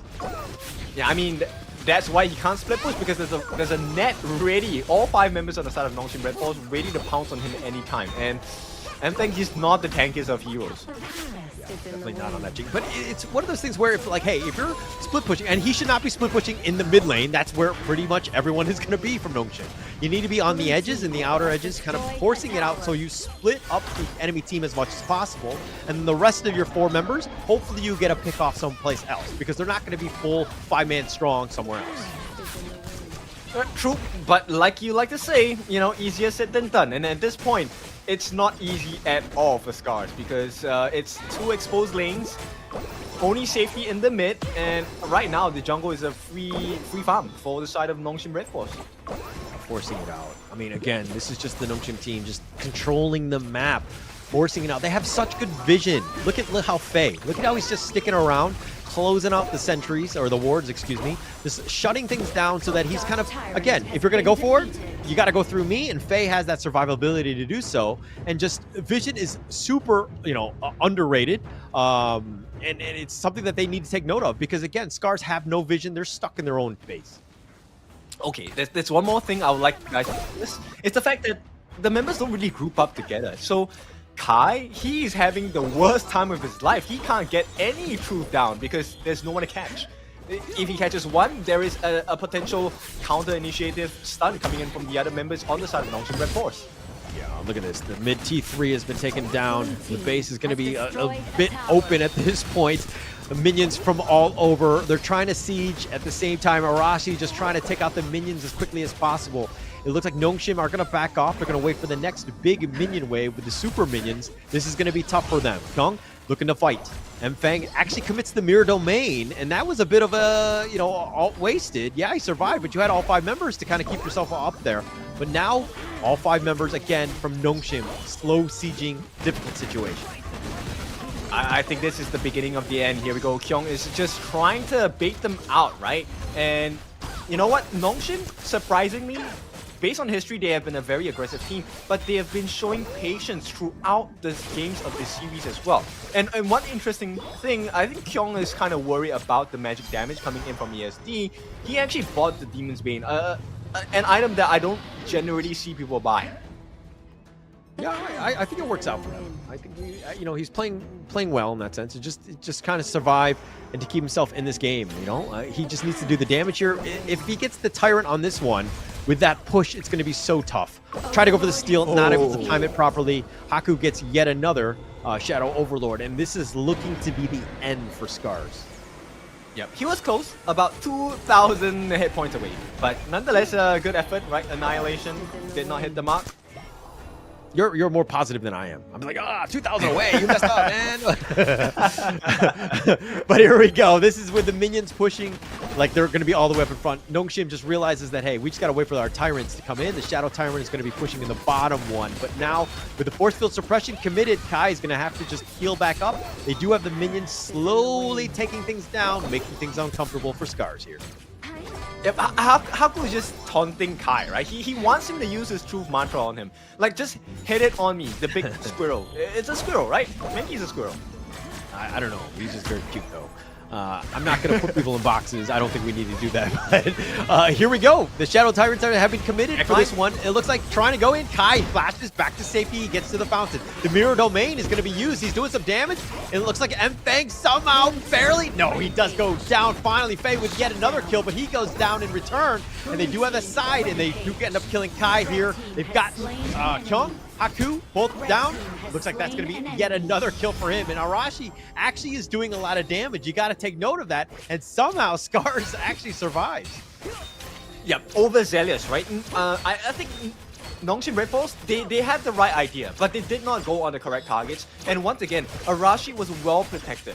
Kai, he gave his life for the sake of Arashi surviving. And when Arashi is alive, especially in an extended team fight, it does wonders for the line of SCARZ. So I think that's really impressive, a sacrificial play. Mfang, I think it was a decent fight for him. He did manage to get the Mirror Domain down.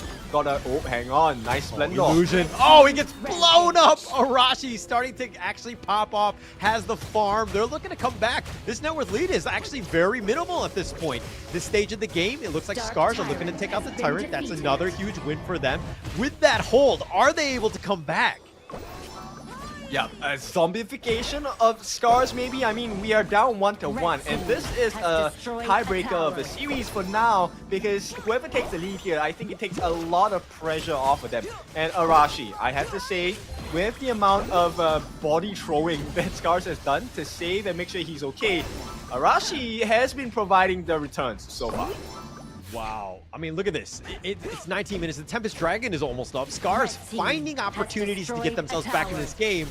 They have super minions pushing all 3 lanes, yet SCARZ are the aggressors. They've been forcing the enemy team back.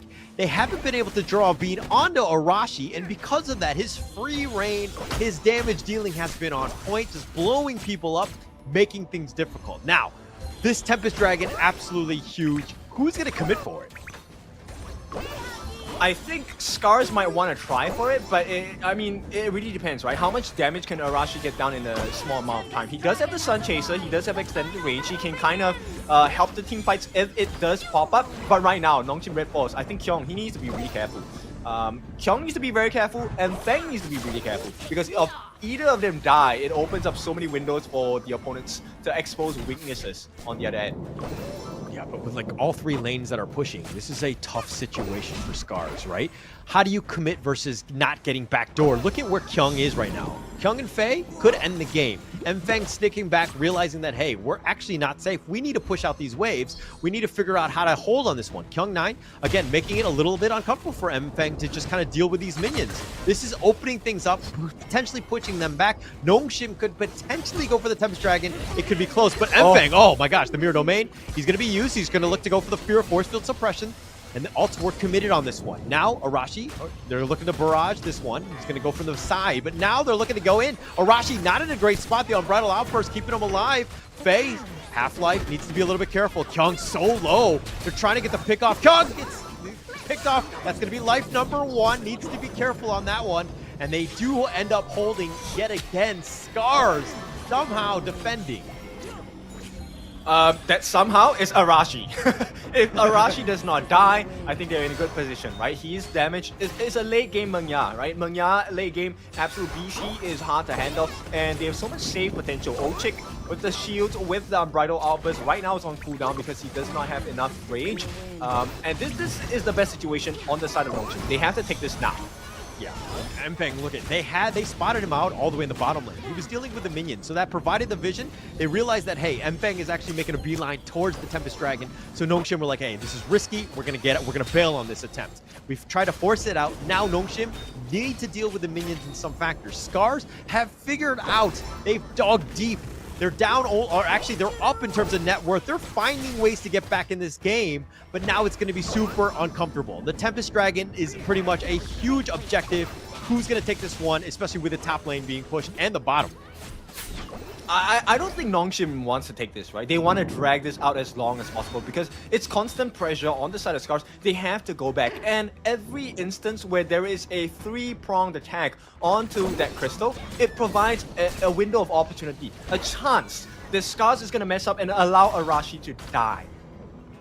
Yeah, and that's the biggest thing, right? Understanding how lane management works. Do not get backdoor. You got to force that out. Mpeng has been doing a good job of just kind of, covering the rear in that sense, or the bottom lane in this case, just kind of pushing it out, making it a little bit uncomfortable. Nongshim, they're actually behind. They're not going to do as much damage, but they haven't been able to draw a beat onto Arashi, whose positioning has been pretty good this game. He's been all the way in the back, being able to deal this damage. He's been almost untouched, and Nongshim have kind of paid for that price. They have been blown up time and time again because of Arashi. Oh yeah, for sure. And you know what? Maybe it's just nerves, but ASD finally hitting quite a few shots with the Coalition, the Annihilation as well. Actually managed to burn down like the first lives of a couple of members, right, on the side of Nongshim. Right now, Sage's Sanctuary should be off cooldown. I mean, it's a pretty long cooldown. So we'll see how this works out. Nongshim definitely still have the advantage. But SCARZ, you don't underestimate Arashi, for sure. Yeah, Arashi has 20k in terms of net worth, right? He has the highest in this game. Damn. Yeah, he's definitely the one that you got to watch out for. But look at this push in here. Mpeng still dealing with the bottom lane. They've been kind of, poking and prodding the mid lane, forcing him out. But Arashi just making instant work of the top and the mid lane minion waves. They're just being easily taken care of. So Arashi's about half-life. He's the win condition. You got to keep him alive. It's over.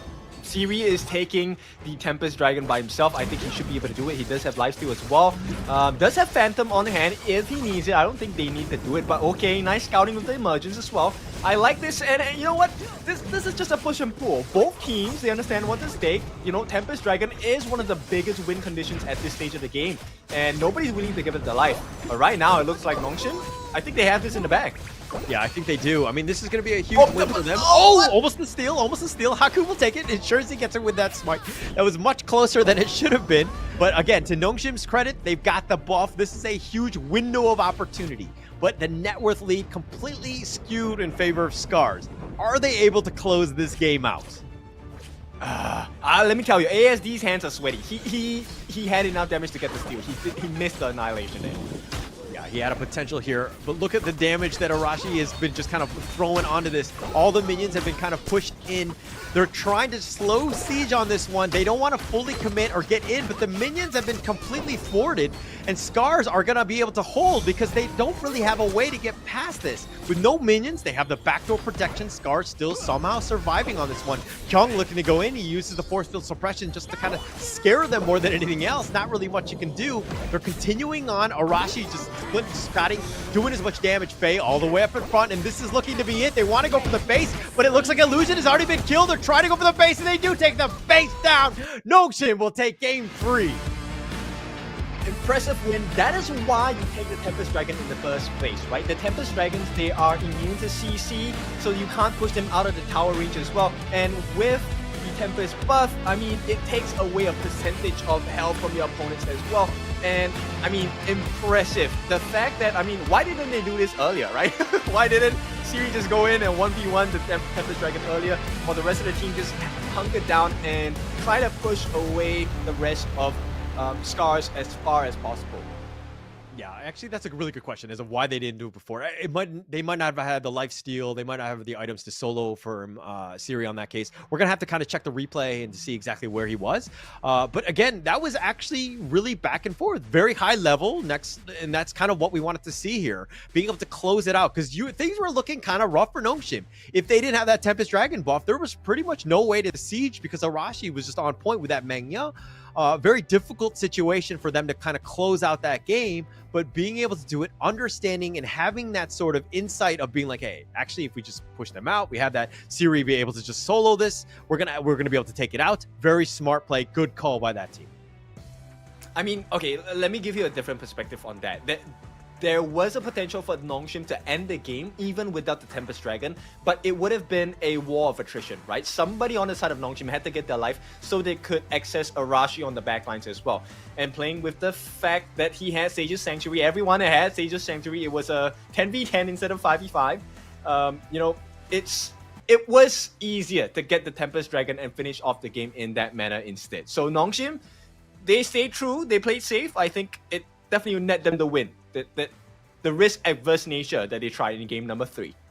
Yeah, really well played. I thought just felt like Nongshim. I mean, look, Arashi doing whatever he could do to get themselves a chance. He had 22K in terms of net worth, just loading it up. He was the money man. He was definitely the one trying to keep the team involved or alive as much as possible with almost 200,000 damage, but not to be overshadowed, excuse me. Haku had 180 himself. He did quite well, but you know, look, I want to talk about this Faye Yuan because it's definitely something that we haven't seen too much in the roam.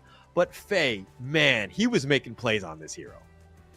Oh yeah, for sure. The Unending Sorrow saved the team so many times, and the fact that he went for what the team really needed, which was redemption. He got the shields in, and I think that really made the world's difference. But one of the things that I don't want to miss is also the fact that Kyung was actually pretty monumental in joining the team at the correct timing as well. He tried to go in to try and cause as much confusion to allow both Illusion and Faye to get the stuns that they needed, right? The soul control, I like it, but the reset into the Silky Beauty, I don't think Illusion landed that too many times. When he did, it was beautiful, but he didn't get the chance as many. But Faye definitely and Kyung helped him out.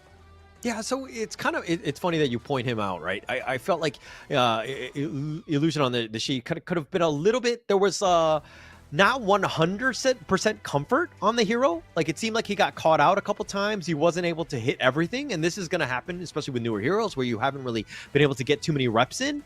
You could kind of feel it, right? He did get caught out a couple times on this one. Not the greatest of games for him, but he did enough to give his team a chance to win. I think that this is more of that the other team kind of just picked up the slack a little bit more, and just really ensure that they got this win.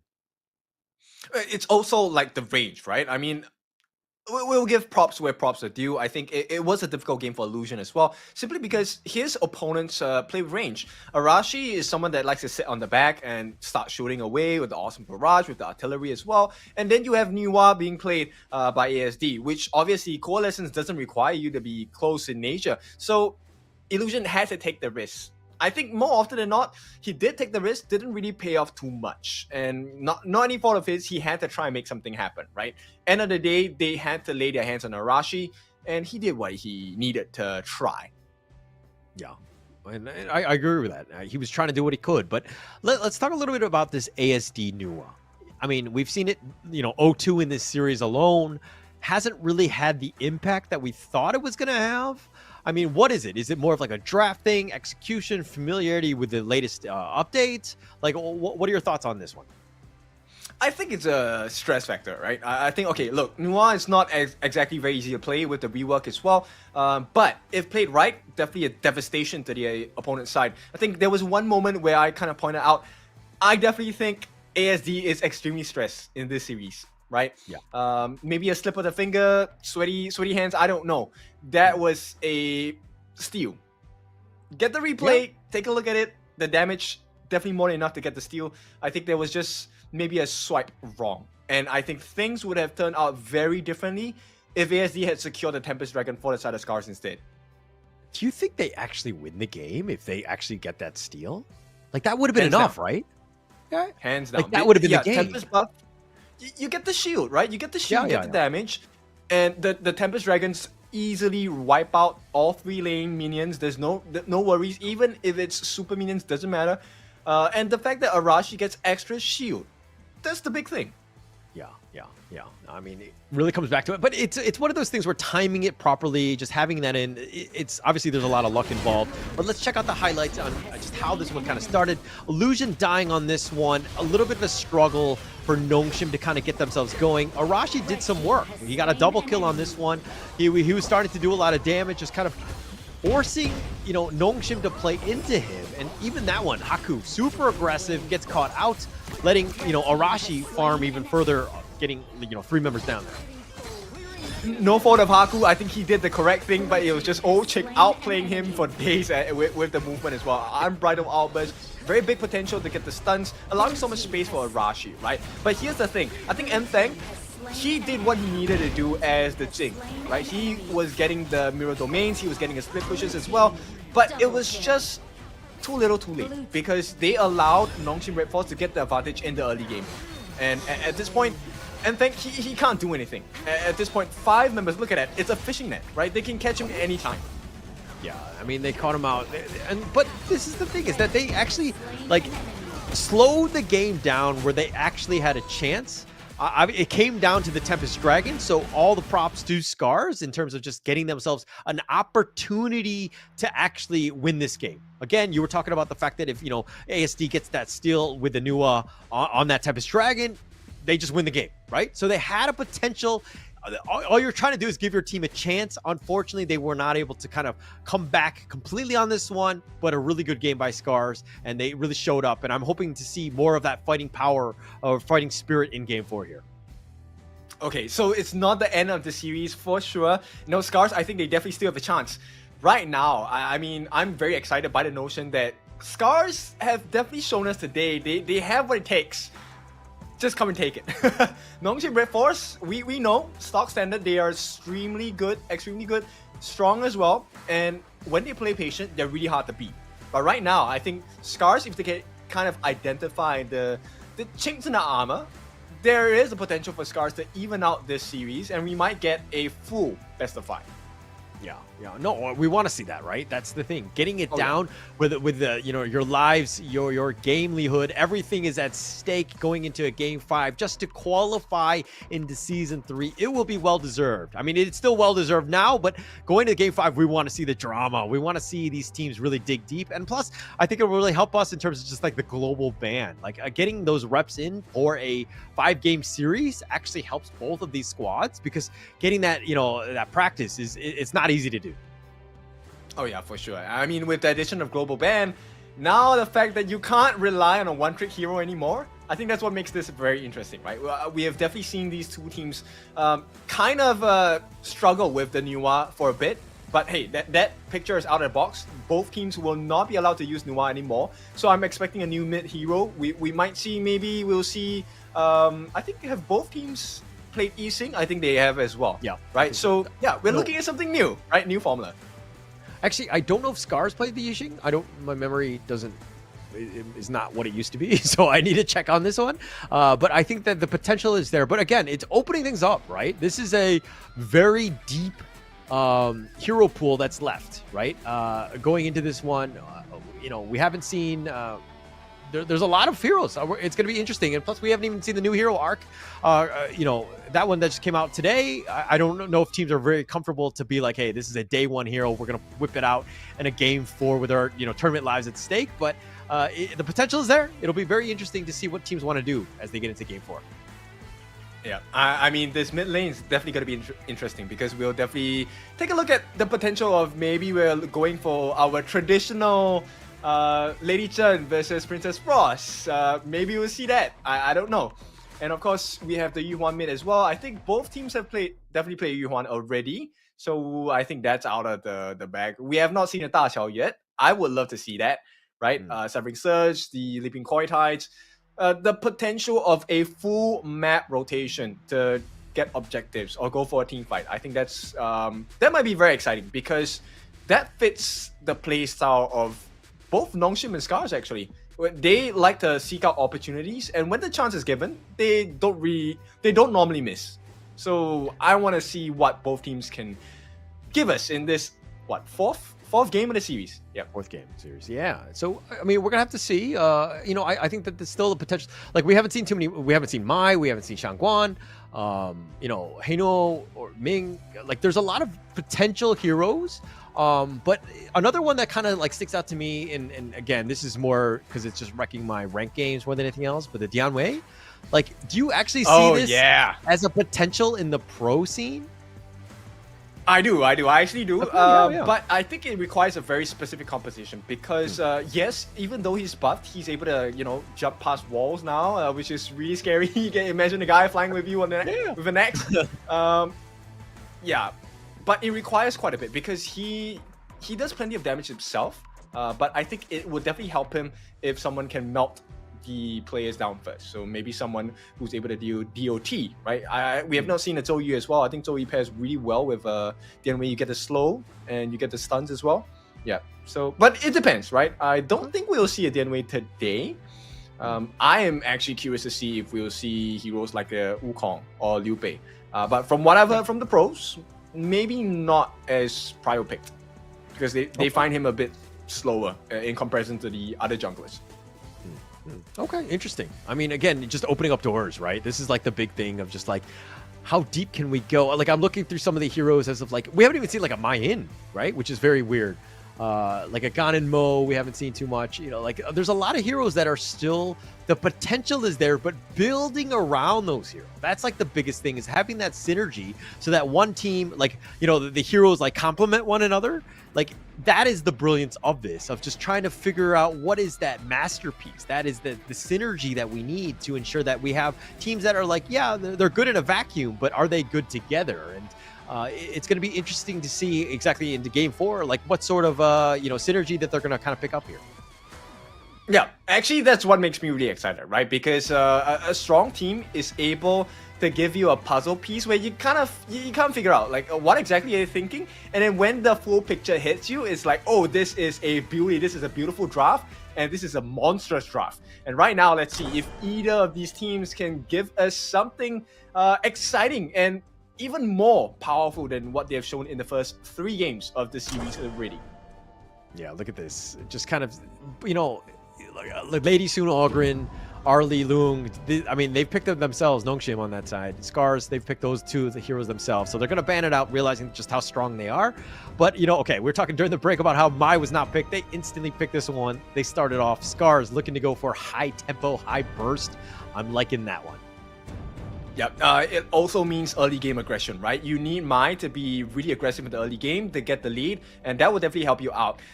Right now, I like the fact that Nongshim are kind of toying around the different potentials.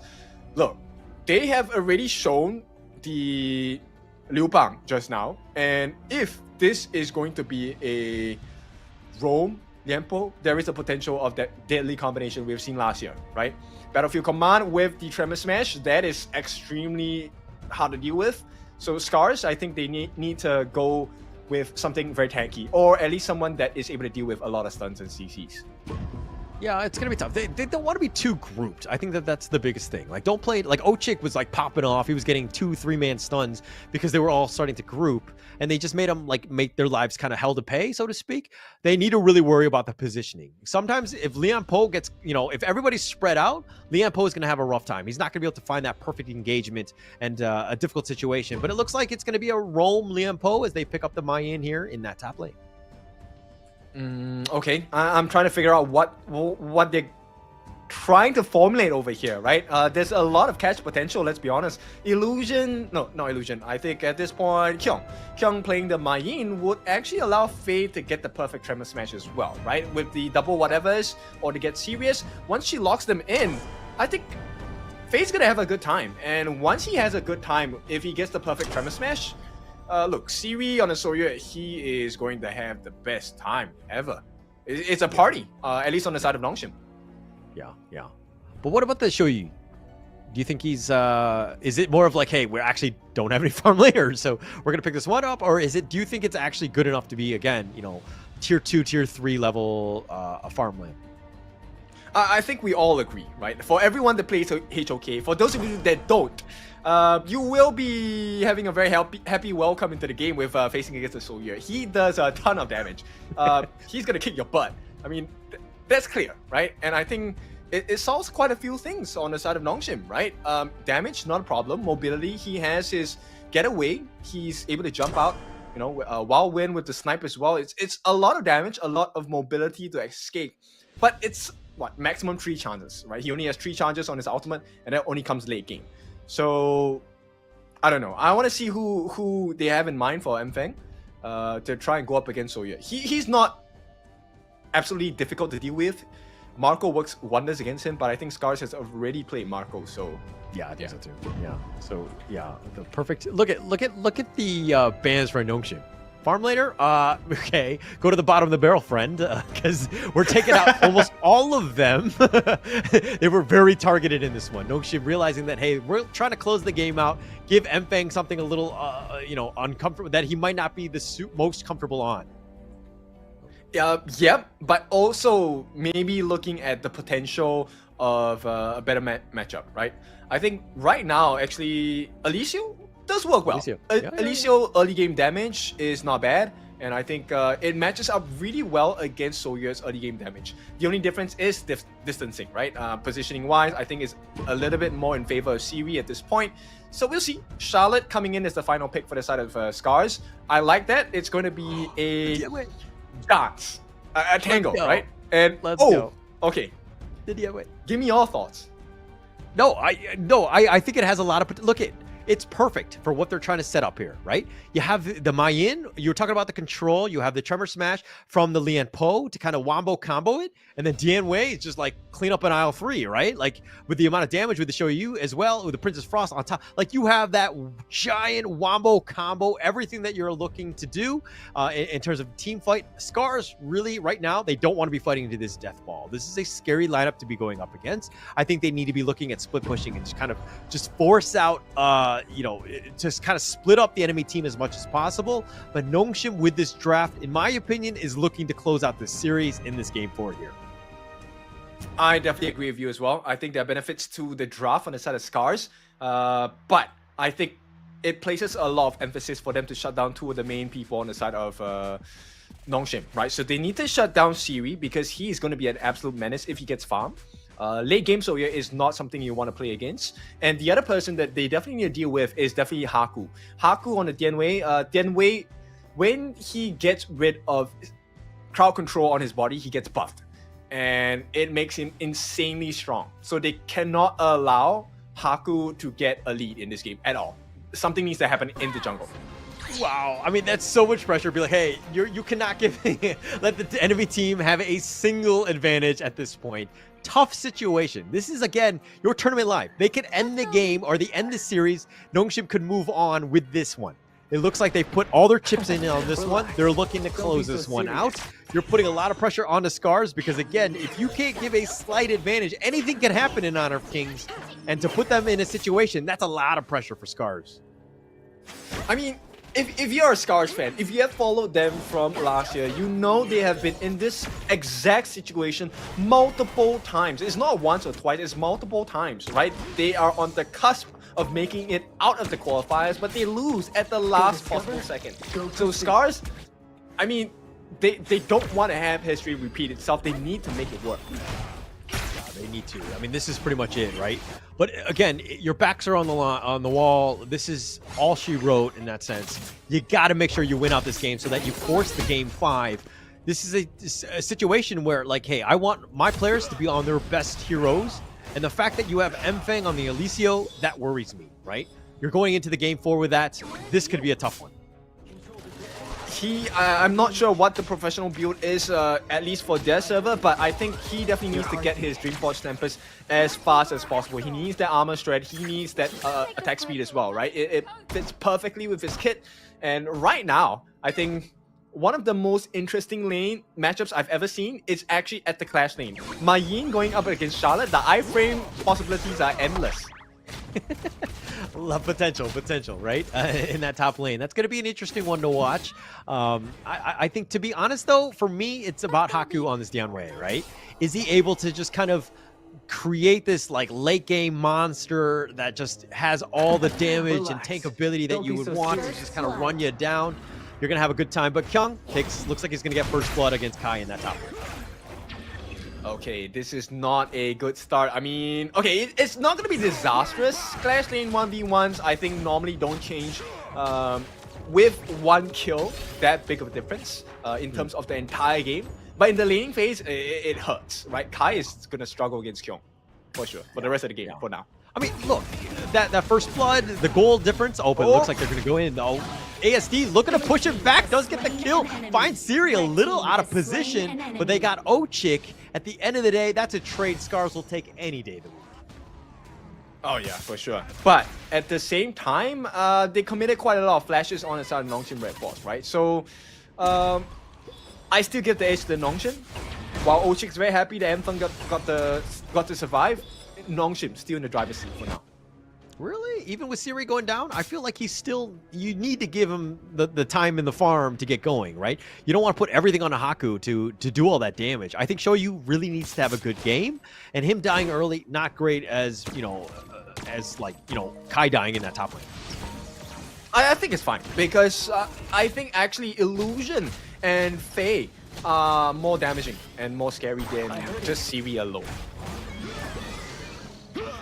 Okay, all right. You have stuff like the Frigid Prison, Winter is here. There's plenty of AoE damage coming in, and Haku benefits off of Illusion and Faye going crazy. So Siri, I think Siri is a byproduct. He's a perk. If he gets a strong start to the game, that's great. If he doesn't, it's fine. They will make it out into the mid game with an advantage either way. But SCARZ looking to change that for sure. Yeah, they need to change that, right? You were talking about how they, giving up anything at this point. And SCARZ doing a great job taking out that Tyrant. Super important. They make sure that they burst it down as quickly as possible. Get those neutrals. That's one thing that they struggled with in the last game. They weren't able to take any of the big neutrals on that one. And they pretty much lost because of it, right? So SCARZ changing things up, taking that lead. Huge win for them thus far. But now they need to kind of snowball into the mid game and have a much better network.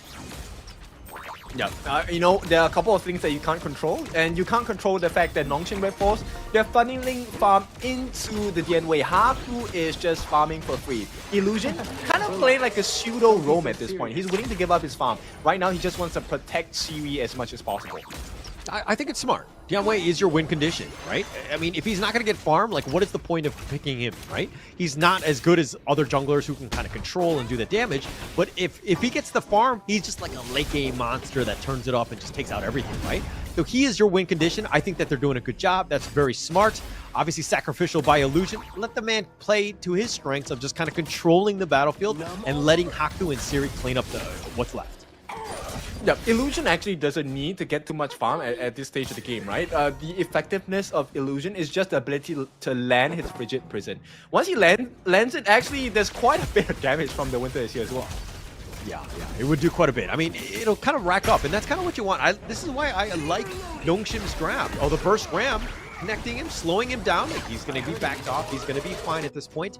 But a little bit of a skirmish, a little bit poking and prodding in that bottom lane. But the top lane, Kai, getting back in it just by almost taking the top T1, and they do. Has destroyed a tower. Yep. Okay, Haku has successfully taken at least one wave out of the 3 available during every summon. Every summoning of new waves.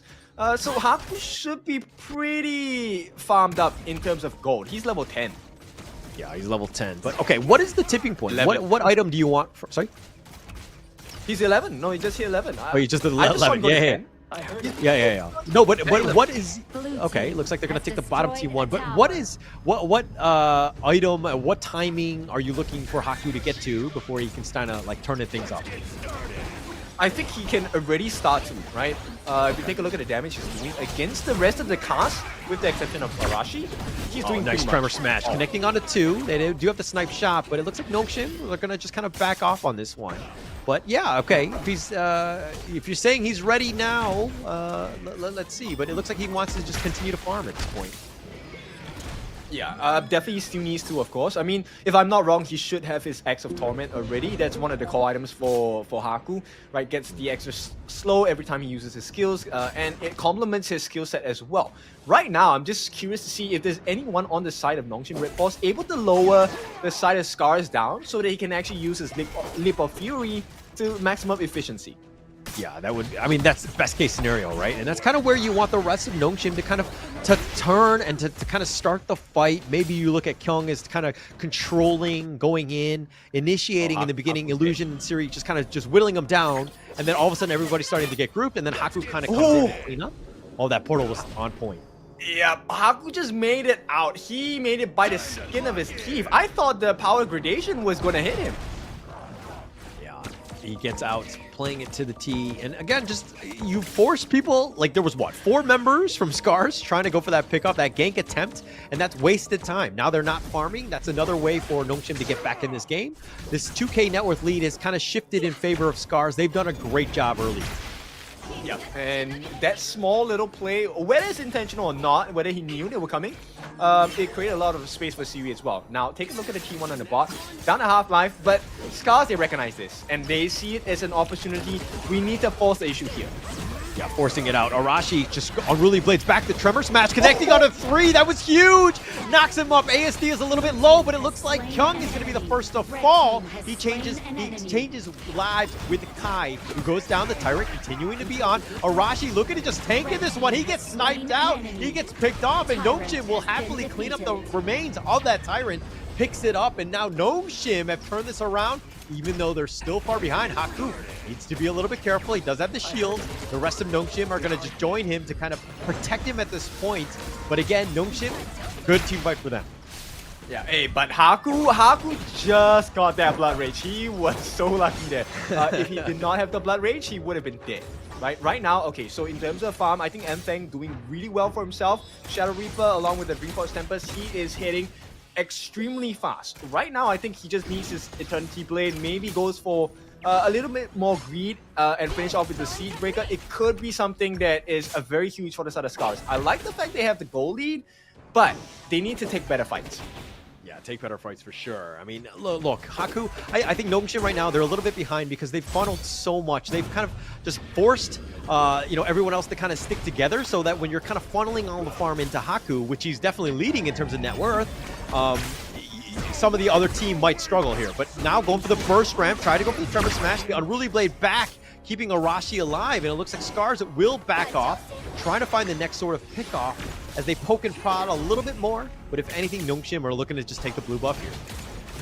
Yeah, at this point, I think the way this SCARZ fights, it has to be very telegraphed. Oh, nice catch though. Oh, nice catch by Kyung. Finds him, picks him off. ASD gets caught out. You are a glass cannon, my friend, and you're out of position. You will be killed. I mean, that was a good pick off, right? And now they don't have that multi-man knockup from ASD with the RÜYA engine. It's a tough situation. Haku here, he's happy to let Siri just deal the damage. Yeah, they'll take the damage here. They'll just burst this one out. Haku just taking the Shadow Tyrant at this case. But, you know, the towers have still all been standing. Nongshim haven't been able to find their farm through objectives, which could easily change things up considering, Nongshim are down to T1s themselves. Okay, so if they get the two T1s that even it out, they're gonna even out the gold. In fact, look at 1T1, pretty much neck and neck in terms of finance already, right? So SCARZ, they need to find something else across the map. Maybe steal a buff, maybe get the next objective, and maybe get a kill here.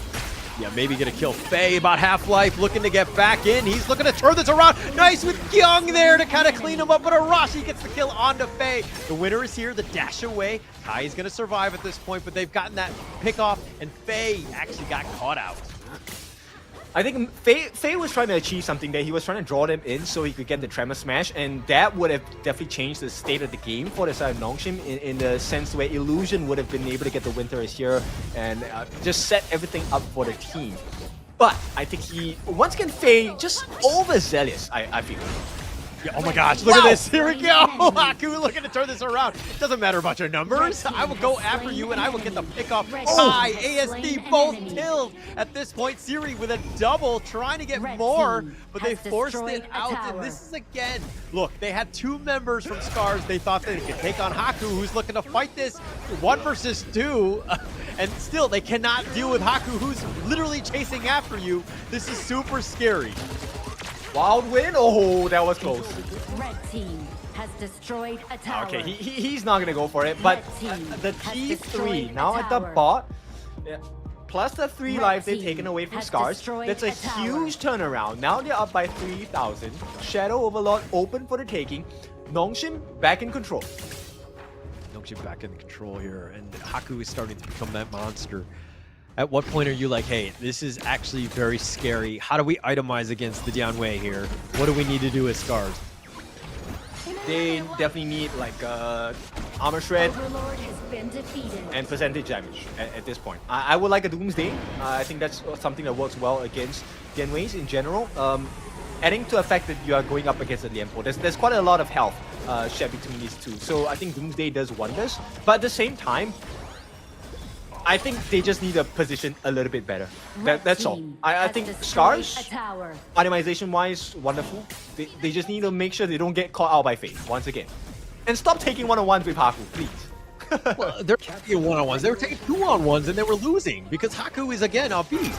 Look at this guy. He's just going to run after them. He tries to go in. The burst ran back by... Okay. Haku's getting focused in. He's taking a lot of damage. He does go down. The monster has been slain. But at what cost? Faye looking to trade. It looks like Arashi wants to go in for this one. Tries to get the wind slash. Kills Faye as well. They've got an illusion. That's a double going the way of Arashi. But ASD did fall. So they got something. And now Nongshim right now looking to just kind of put a little bit of pressure on this one as the top T3 does fall.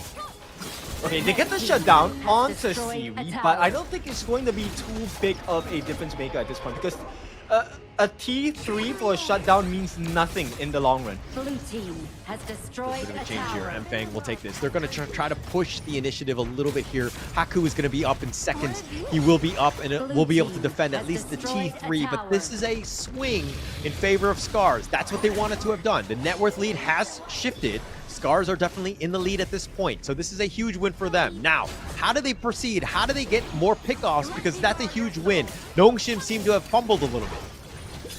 They need to do exactly what they did, which is to multi-man gank Haku, right? You cannot allow Haku to survive, and if you can kill Haku off first, it's the best case scenario, because then you get to start to work on everyone else. I think the fact that Faye was also away from the team in a team fight contributed to the fact that Nongshim couldn't get that initiation. There was no multi-man Tremor Smash available, because Faye was just caught in no man's land.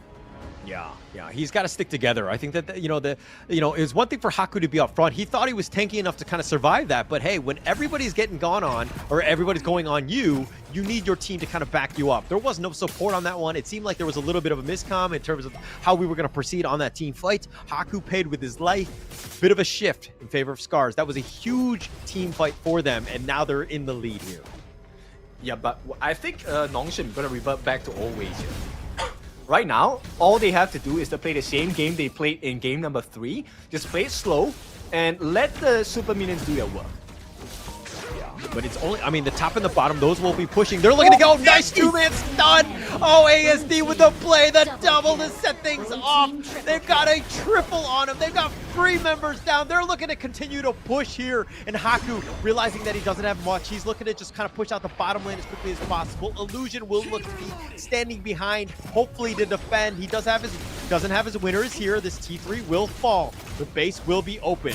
Will they go for the end game? They're looking to blow him up. The Sage Stay 3. They try to stay alive, but not able to do it. But now here, Haku, it's 1 man versus the world. Try to fight this one. 1 versus 3. That's going to be life number 1. He's going to be coming, but he's going to be focused, and he will be taken out. And SCARZ will get game 4. They will take this out with the minions, and SCARZ will survive, and they will force a game 5. Oh, that's a tough one to swallow for the side of Nongshim, but SCARZ, what a play! Anthem just took it to the next level there, and what a performance so far. I mean, I was about to commend Haku. He made the correct decision to get rid of the minion wave, but there was one more wave coming, and at that point, there was not enough time for Kyung to revive, get into the minion wave and destroy it. And so SCARZ, they walk away, they turn the whole game around. Impressive. I mean, impressive here, but that was one of those things where, like, hey, Nongshim, you kind of threw that one, right? There was a moment where they were definitely in the driver's seat. They were forcing it out. They were doing so well. And then all of a sudden, like, we lose 2 big team fights. We have lost the game. We've got caught out, you know, and Haku was not in the right situation. This is one of those things where if they deathball, they win. Right off of the back of Haku. They can't take Haku down the raid boss, you know, if he's grouped up with all 5 members. If he's isolated, he's going to be picked off. They did a great job, SCARZ that is, of just picking off the rest of the team. And then Haku was by himself. They take him down. Well, this is what we asked for, right? We wanted a full best of 5 series, so I'm happy we're going to get it. Now, they're both teams drawn 2-2. This time, I think... you know what? Maybe I'm gonna lean into SCARZ a little bit down here. I think SCARZ has the potential to take this entire thing. But I think we finally get the answer that we were looking for just now, which is what happens when Nongshim gets pulled to a long series. They're looking a little shaky, let's be honest. Yeah. That was very sloppy. Comms didn't seem to be on the right page. They were making mistakes. Like this, it was one of those things where like, hey, we have the lead, and then you kind of put your feet up on the desk. You're kind of like, we got this game. We got it, right? And it was one of those things where SCARZ is like, no, never say die. We're still in this one. ASD with some key plays, getting those pickoffs, setting it up, and Arashi, that wombo combo that they were doing, perfectly played. And Mfeng, I questioned the Alicio. He was on point. 4-1 and 6. That's exactly what you wanted. He was able to just kind of clean up when they needed to. Nongshim, on the other hand, didn't seem like they were on the same page. Everybody was kind of split out. It kind of felt like a ranked game, dare I say. No, they were waiting for certain moments, right? So they were waiting for Haku to cause confusion, go into the backlines on the side of SCARZ, and make them clump up together, right? To try and defend and save Feng's life, which worked out for them perfectly in the games in the series before. But right now, because an Alicio pick is really monstrous, very strong in late game, and the fact that ASD, you know what? I have not been impressed by ASD in the first couple of games. But ASD in this game, my goodness, he popped off. The Ryu engine, that made it the world's difference. A double kill.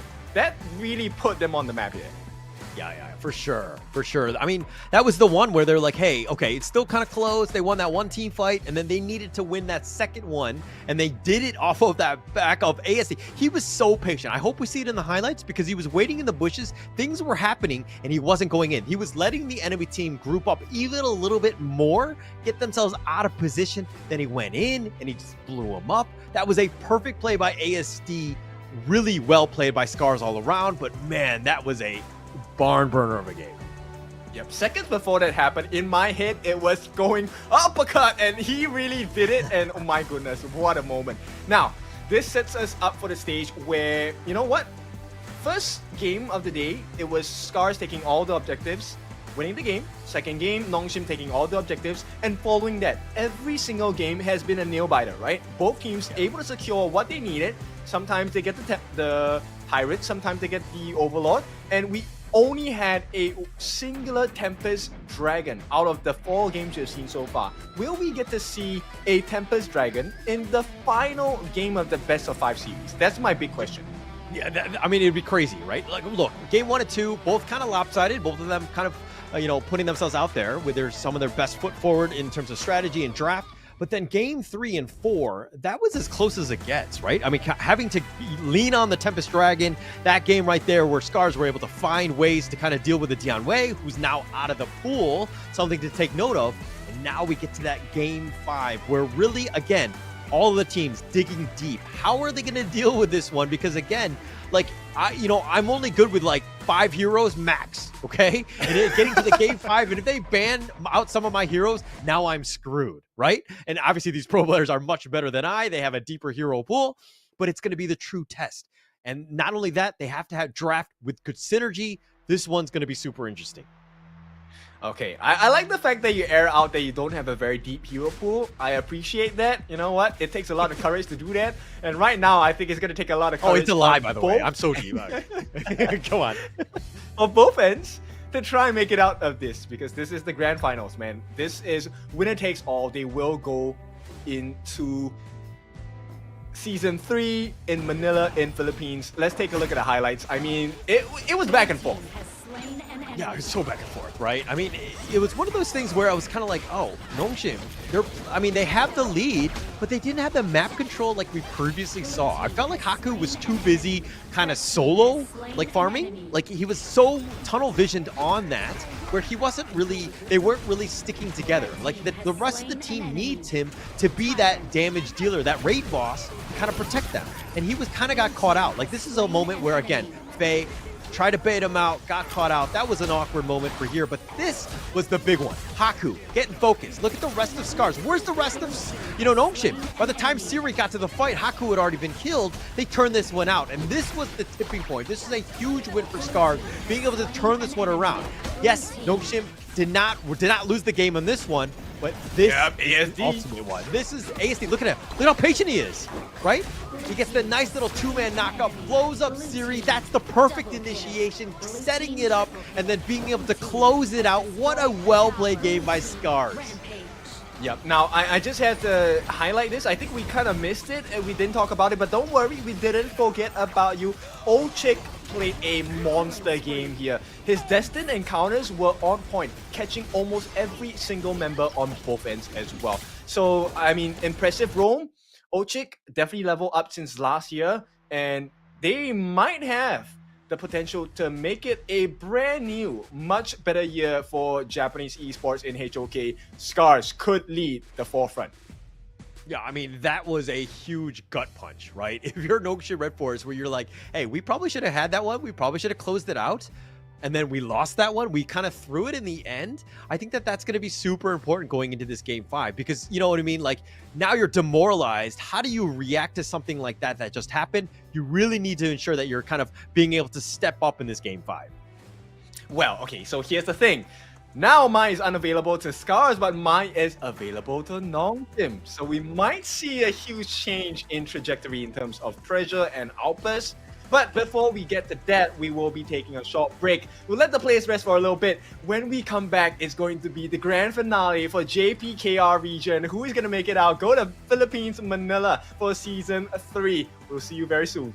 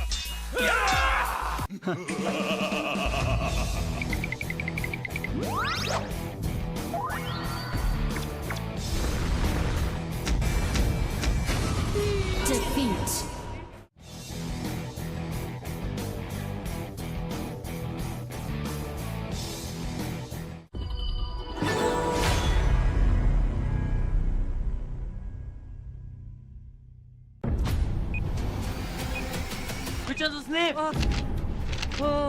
I found it. The RÜYA. Don't need the RÜYA.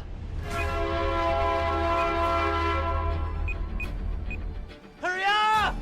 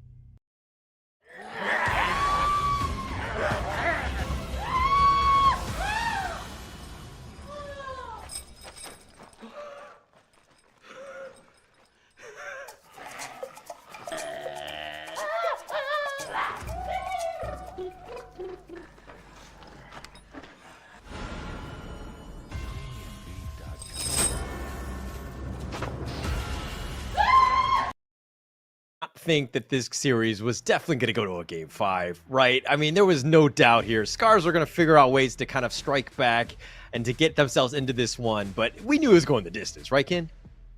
Oh yeah, for sure. I mean, yeah, this is the ongoing joke, right? So whenever I'm on broadcast, we will go the distance. So hey, you're welcome. You get the game 5 Every now, time. I've been going through the comments on YouTube as well, and I just have to say you guys are extremely funny, and looks like that there is a little bit of a preference, right, on who they think will win. So I'm not going to say who they think will win first, but maybe let's just get our opinions first. Holla, who do you think will take this series based on the performance so far? Look, I'm always a guy that rides the side of momentum, right? And being able to win that game out, I think it was huge for SCARZ. But going into the series, I probably would have said Nongshim. But after that game, I don't know. Nongshim really need to kind of just settle down. We're going to see a lot of, are they able to have that composure to really fight back into game 5? Because if they are, they're going to have a chance, right? This is that moment that they need to do and ensure that they win this game. They cannot mess up like they did like last time. But, I'm going to go with my heart on this one. I still think it's Nongshim, though. Okay, so I'm gonna go on the opposite camp here. I'm gonna go with SCARZ. I think momentum definitely plays a big part. And look at that, we have the Liu Bang. I'm not sure, I don't remember whether they have played the Lianpo as well. We have seen that combination. But there are also other heroes that can go in with the combination of his Battlefield Command as well. So I like this start from SCARZ, but we'll see. Ooh, it's gonna be Fang coming out. And now they pull out the meta picks. This is the Organ coming in for Nongshim as well. Huge burst and huge... Oh wait, hang on. It's not confirmed yet. Okay, it's going to be the Mortar, and this is a difficult one because it is just stuns galore along with the burst. Yeah, you have that potential, right? That Cannon Blast with that the Blade Storm, that nice little 1-2 punch combination that can do a lot of damage. It can kind of control the battlefield. It's interesting. Why would you pump fake the Ogryn? I don't know. It's like next level. They still haven't, like, unless maybe this is a Fang jungle. I've seen that in my ranked games do terribly on my team. But it's a potential, right? So, okay, now they look like they're going to pick up the Ogryn here. That was a really weird turn of events. Maybe they're trying to keep the moats and the Fang away. Oh, because yeah, Ogryn had already been picked by them, right? Yes, so SCARZ don't have the option to counter pick the Ogryn, and obviously they haven't banned it out. I think at this point, SCARZ's concern is the backline. So looking at ASD's performance in the previous game, definitely Mai is someone you don't want to allow with the knockups. And Elaine, they want to protect Anfeng here, right? This Diren's here definitely going to be one of the core win conditions coming from the side of SCARZ. But right now, I'm actually similar to you. I favor Nongshim's draft a little bit more at this point. We know the potential, and there's a lot of entry points for the side of Nongshim going into SCARZ, right? With a good Cannon Blast and Path of Passing, you have instant access into backlines. Yeah, definitely. And that's one way of dealing with it. But look, I think the Yixing has a lot of potential for countering the Ogryn, right? Because he likes to Path of Passing, and being able to taking liberties him and just kind of pull him away, at the right time might be team fight winning, right? The potential is there, and the outplay, especially with the world is my board, kind of thing. You have ways to kind of, make it uncomfortable and not let him just kind of free reign move wherever he wants, right? So the potential for this one, I think, is there. But is ASD kind of be super comfortable where he's able to make these sorts of plays? We're going to have to find out. Of course, this is with game 5, but I really like Yixing. I think he has a lot of play. I think he's going to be very strong and definitely a meta hero. But we have yet to see it if SCARZ is able to do it on this one. Okay, I'm not a big fan of the Futsu pick. I think Futsu is great. I think one-on-one he's an absolute beast as well. But the fact that when he uses his Corporal Punishment, he comes in, he gets close, and that allows ASD to kind of set the stage for the war is my board. So I'm concerned about that there's a potential situation that it works in favor of SCARZ instead of Nongshim when Kyung gets his ultimate down. And I was about to say this, we have not seen a Lam at all, and I think Lam works perfectly. In fact, Lam is also one of the counter picks against Yixing, so I like the fact that they've picked it up because Lam can be played in the class lane as well. Right, and it looks like they will go for Xiangyu. Okay, there's plenty of control, and we might see the potential of a furious charge pushing everyone into the chessboard. That would be beautiful to see. Yeah. That would be actually... No, I mean, the amount of control, because the Xiangyu will be providing a lot of that. The Lam will go in as well, being able to just kind of get in. And then you have the Liu Bang with the Battlefield Command to kind of shield whoever needs it. So I see how this could work out. I think it's definitely going to be a Liu Bang roam in this one. But the Shangguan to kind of round out their draft, interesting. Who do you think has the edge going into this game 5? Sorry? They need more stuns. I think they need more stuns. They need more bursts. Yeah. I'm okay with Shangguan. I think it's a good pick. But okay, Kongming is definitely something that I would like as well. Winning strategy, definitely a very painful skill to deal with. Late game is a absolute disaster for the side of SCARZ, I feel. Nongshim cannot hit late stage.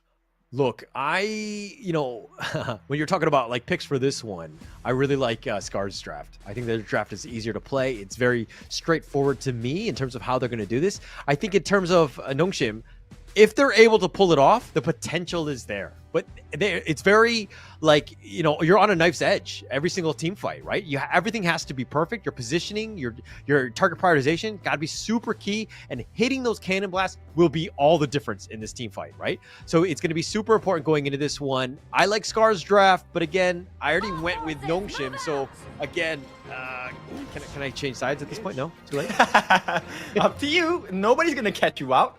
Well, at least not me. You know, but the online world is a dangerous place, so who knows?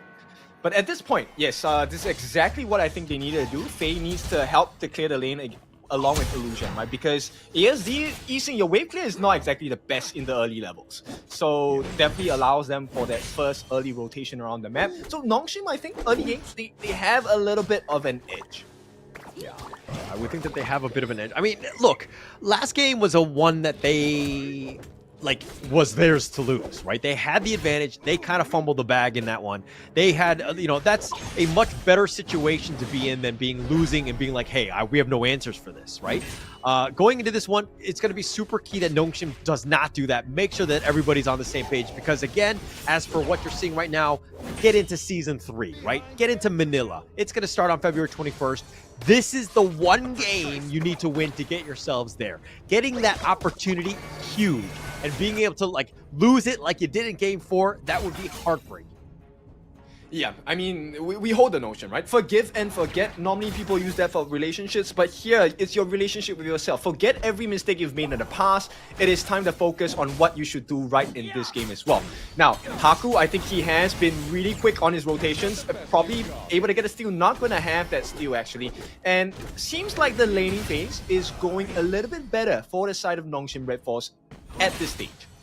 Yeah, what happens if I can't forgive or forget? What happens then, huh, Kin? Then you just lose some stars. many stars, apparently. But it looks like they found Kai. He's gonna look to charge. The world is my board is gonna be used. He's trying to fight this one, but he's been caught out. He will give up first blood. Faye will pick that one up. They found him just, you know, taking a leisurely stroll into his own jungle. He gets caught out. Yep, I think he was just a little bit flustered. He could have held on a little bit more before he used his Hegemon Slash. But nonetheless, right, at this point, Nongshim RedForce, I fully expect them to have the advantage at this point. It's really now how many or how little mistakes can SCARZ make so they can come back into the mid-game and take this game by storm. Yeah, and to be honest, it would be... look, SCARZ can come back. They've proven that time and time again. That's not the issue here. But I think it would be much easier, and especially on my, you know, my own blood pressure, if SCARZ, if they want to win out the game, they just win out from the early game on. They take over. They have not had the best of starts. This is one where they probably want to change that going into this final match here. It's difficult to do so, right? But in this case, I think there is a lot of potential for win conditions coming in from the side of SCARZ, right? Because you have the Furious Charge coming out from Kai. If he can position himself properly, that's going to be quite disastrous for the side of Nongshim RedForce. At the same time, Enfeng, he swapped roles again. He whiffed from with the death from below, he's able to push out some of the members, or maybe all of the members of Nongshim RedForce into a very big precarious position. And I think if they're able to achieve that, SCARZ, they should have some form of advantage. But as of now, it's Nongshim all the way.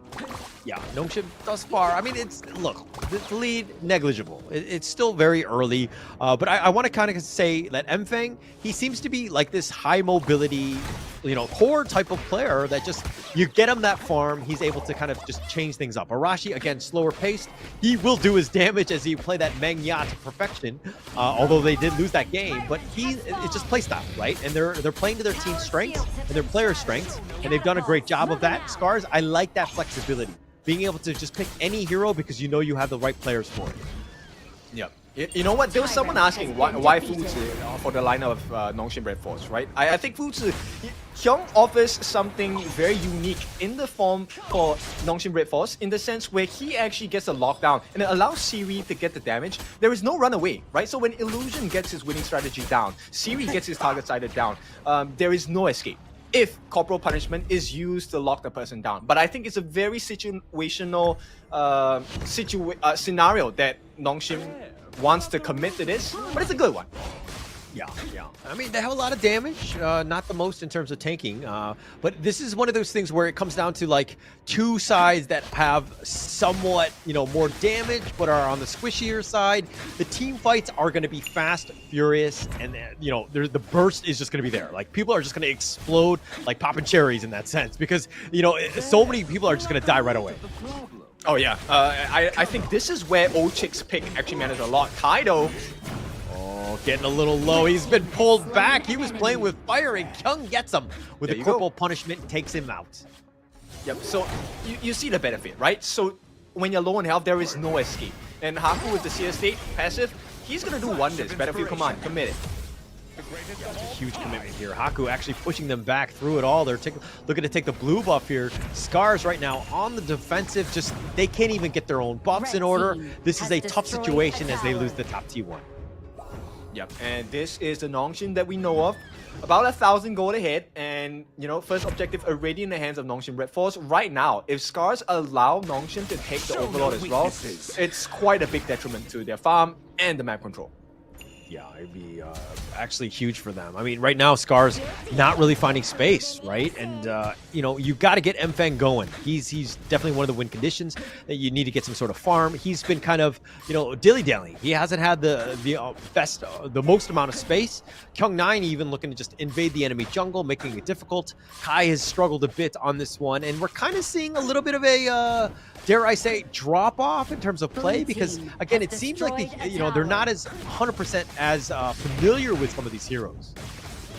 Actually, it's also because of the fact that they are consistently clearing the mid waves extremely early. And you know what? ASD struggles to clear waves, so he is almost non-existent in team fights. He is not there because he has to clear the waves.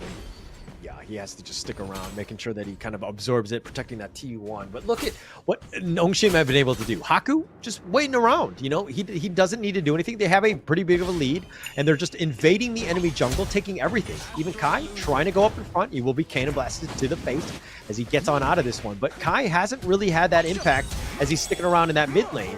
Haku makes an appearance, but this blue buff is going to be the next big fight. Yep, this could be the potential change of situations here. They get 3 on the lockdown as well. ASD needs to do more damage. It looks like it's not going to be enough at this stage. Red team has And destroyed Nongshim, a when they're tower. sticking together, they're just controlling the battlefield. They've done a good job of this. This is the Nongshim that we know, where they're sticking together, right? I think that maybe last game where they're like, hey, John Wei, let him just kind of solo farm. You kind of saw the impact of this. They need all 5 members. It's like Power Rangers, right? You're only strong when you have all 5. If you have only 4, you can't even morph, man. Yeah, exactly. And you know what? It's It's really difficult because you can't exactly jump into the lineup of Nongshim when they're 5 men strong. You have Faye with the thing inside the box. You have Haku with the death precipice. There's so many things that could go wrong if you dive at the wrong time into Nongshim RedForce. Yeah. And again, this is the Death Ball Nongshim style, right? They stick together. You have the, Haku and Ogren all the way up in front. You have everybody else waiting in the wings. To anybody who attempts to go up on Haku can get blown up, controlled, and just having a rough time. So it's a very scary lineup to fight into. SCARZ needs to do a good job of just kind of split pushing, making sure they get farm, because once they find somebody who might be a little out of position, they need the damage to blow that person up. Show no weakness. Yeah, and it looks like Deep Frost is maybe the potential item of choice. No, I think Arashi is just going for more damage. He wants to get the Daybreaker, gets the Armor Shred for the side of this Demon tier. And hopefully that would change the state for the side of SCARZ. But as it stands now, Nongshim RedForce, I see no lose condition at this point. Even if they get caught out. Wow. Not a single, not even like a 1%er? No. At this point? Yep. Look, Radiance, they have the stuns. There's plenty of sustain for Haku. Haku doesn't even have the Blood Rage yet, right? And they're already having difficulty dealing with this already. And we all know why, right? The lifesteal, the sustain, it's already very difficult. And at this point, I think SCARZ, they need another 5 to 6 minutes, a minimum, to get the farm on point. Look at that. Yeah. That's a lot of damage. Yeah. He's just stepped in front of the president there as the bodyguard. But Mfeng doing a good job taking out the tyrants. That's what they need to look at, right? Find the gaps in where Nongshim are are not, right? And then to take whatever they can. Mfeng needs to do a good job of just kind of split pushing, taking what space is provided for them, because they're kind of falling behind. Nongshim have done a great job of just death balling and just forcing things out. They've already taken, all the way down to the T3 top, and now they're looking to just take the bottom hit on this one. But with the Shadow Tyrant, this is going to be a huge one. I think Nongshim will just easily pick this up. Yeah. Actually, you know what? As I take a look at the map, I find it kind of surprising. They've only taken 2 turrets on the side of Nongshim RedForce, right? I expected them to be having a more dominant lead, but I think patience is key, at least for Nongshim RedForce. So at this point, SCARZ, they are holding pretty well. Based on what's happening and the amount of lead Nongshim RedForce has, I think it's just safe to say they still have the potential to come back into this game. Really never say never, but right? Of course. But it looks like, Nongshim have done a good job of invading the enemy jungle. This is where, you're starting to, tighten the noose a little bit more and more, just making it a little bit uncomfortable for them. And SCARZ, they will start to fall off because they're starting to group up. They're starting to just share whatever farm XP they can get together and just defending, this T1, for instance. It's just a tough situation. They need to figure out ways on how to just, invade the enemy jungle. Somebody needs to be aggressive. Yes, you might get cut out here and there, but you're actually forcing Nongshim to kind of react to you in some way. Now you're playing to Nongshim's strengths, which is, again, just casting this giant net and slowly taking you out. Yeah, I agree with you. I think, you know what, the war of attrition is something that might work against Nongshim RedForce. But here we go, death from below, maybe on the back lines. Oh, he's fighting 1 versus 3. He's trying to go for this one. 1 versus 5. Mfeng, the Battlefield Command, not enough. He will fall. The world is my board. Going to be used. Just has a little bit of a knockup. Taking liberties. He's going to do a little bit of damage onto Illusion, but no follow-up on the backside. Here we go. The Path of Fasting. It was on point. He missed surprise. He catches him out. That's 4 members now. Naked 5 as a triple kill. Goes the way of Haku. Now that is some domination from Nongshim RedForce. The flavors have come to work together, and oh my god, it's been brilliant. Like Nongshim RedForce, they might help themselves to that last tower on the top, T3. Base is open. I mean, the rest of the members of SCARZ are coming back, but what can they do here? I mean, the minions have been slow.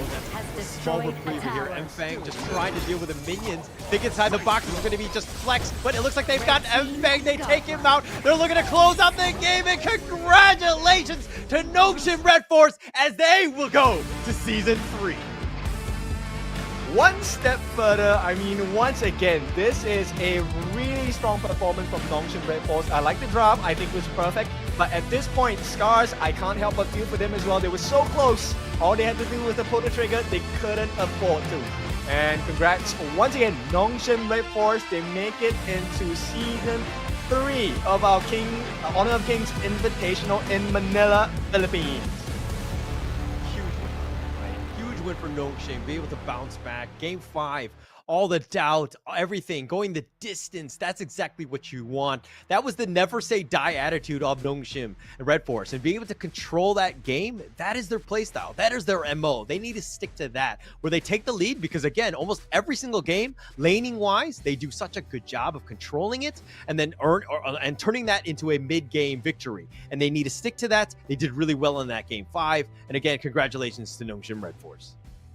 I hope they have a team psychologist on the side of Nongshim RedForce, because it looks like they like to have control. I mean, all 5 games, their drafts have been full-on CC control.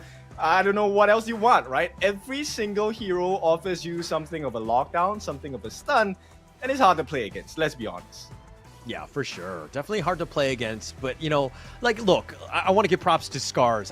Going the distance is no small feat, going into this one. They had a very somewhat courageous effort in M4, which I'm sure was draining on them, getting back in that game. That's tough to do. And then to close out yet another game, these are long, arduous best of 5s. You have to get yourself into that situation, and sometimes it's a stamina thing, and you might have a tough time. And SCARZ was not able to do it in that Game 5, as Nongshim were finally able to close it out.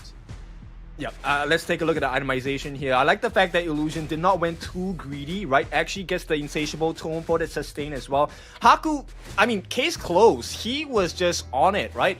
Blazing Cape along with the Eye of the Phoenix, and right as the game was going to end, I mean, they already were having difficulties dealing with Haku, but the moment he got that Blood Rage, game sealed, right? And Faye as well, okay, professionals in general, when they play Mortar, they go very tanky and very utility based, right? With the Frost Breath, Freezing Breath. And at this point, it worked out well for the entirety of Nongshim RedForce, because there's nothing else that SCARZ could offer to kind of either diffuse the crowd controls. There was no Zhuangzi, there was no anti-CC properties, there was not enough heals because there was not enough farm for Liu Bang as well. So Ochik, I think he did well, but it's just not enough. Nongshim, just too strong. Yeah, no, way too strong. And I kind of feel like if they maybe they had like a Da Chao to kind of split push, then get yourself out of dodge, you know, just kind of like work around the death ball that Nongshim had. I think that that's something, you know, like an option that they could potentially look at in the future. But again, you know, more props to Nongshim on this one, being able to close that one out. So this is the highlights. This is pretty much the Haku show. He was on point, just getting all those kills, just forcing it out. And SCARZ playing on the defensive, you know, pulling them out, getting all those kills. Really well played by Nongshim. Yep, Seal State to help with the KS, and KS I mean Q secure, right? No stealing here. At this point, Haku, he was really the star of the show because they made full efficiency every time he entered Seal State. That 10%, hey, we will get it for you. The team was really just helping him farm. Look at this. That was a beautiful cannon blast along the stuns, and with the Death's Precipice, holy. Full ace. I mean, to end a best of 5 and to qualify in the season 3 with that play, I mean, how do you feel, man, as Nongshim RedForce?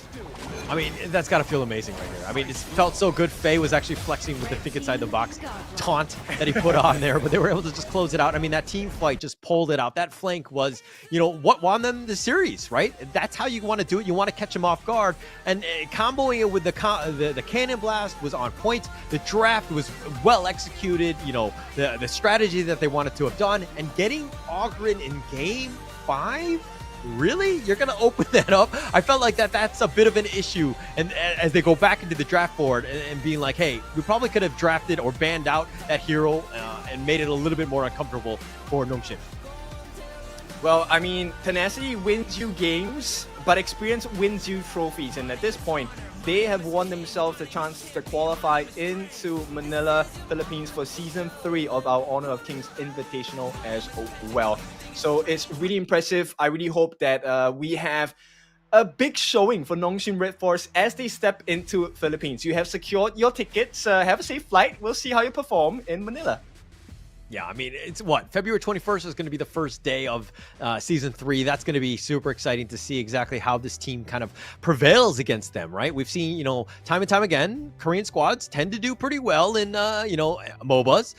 So to see them on the big stage, which we have not really seen, this is going to be very interesting to see how they pull this one out. I think it'll be an interesting test for the other teams, as there's been a huge shakeup in terms of what could potentially happen with brand new teams making it into S3. It's going to be super fun. Yeah. It's a new history in the making, right? The fact that none of the teams that were champions in last season, they didn't even make it out of the qualifiers. Now we have guaranteed new champions. I'm curious to see which region's going to take it, and of which team from which region is going to take it as well, right? So we already have the first of 3 regions secured for today. JPKR, we have Nongshim RedForce representing themselves to go over and try and put a hand on that trophy. Now, next up, we have our MENA qualifiers. Gen.G against R8. Ooh, that's another one that I'm super invested for as well. Yeah, that one's going to be exciting as well, right? I mean, for the folks that are just kind of tuning into Honor of Kings Esports, Gen.G Esports, this is the Team Falcons lineup that are kind of making their new version of this one into Gen.G. It's going to be very interesting on that. But let's take a little bit of a break before we go into this second series of the day. And that's going to be, of course, Gen.G versus R8 Esports. My name is Holler, and with me is Kindofu. We'll be back with Blam in the second series. We will be right back. You don't choose which path to take in life.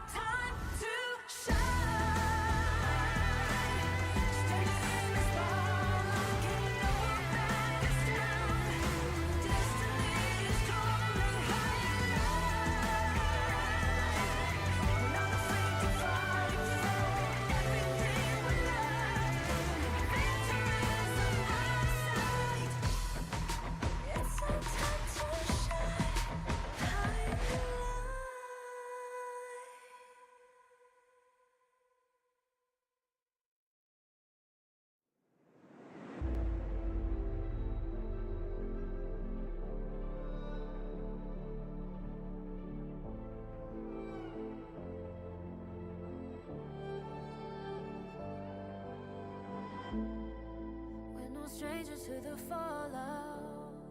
It's what got us here. Ever changing, some chameleon. Blood, sweat, and tears. We'll never make it if we fall to everything that brings us down. With a comeback is now.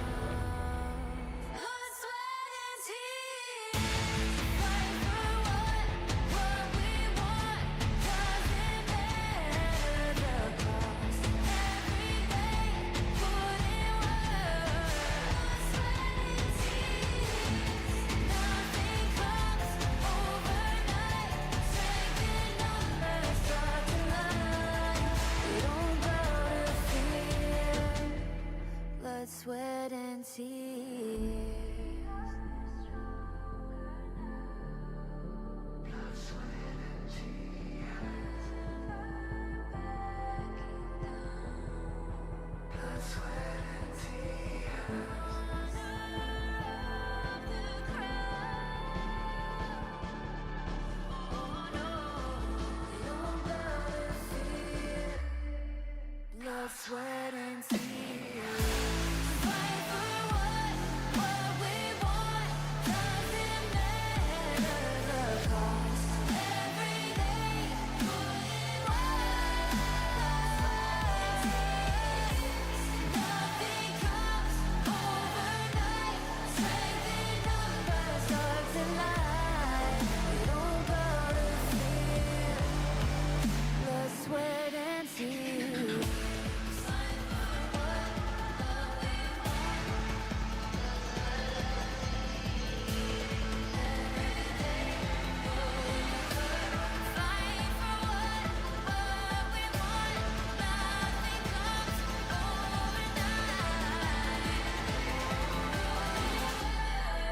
Blood, sweat, and tears.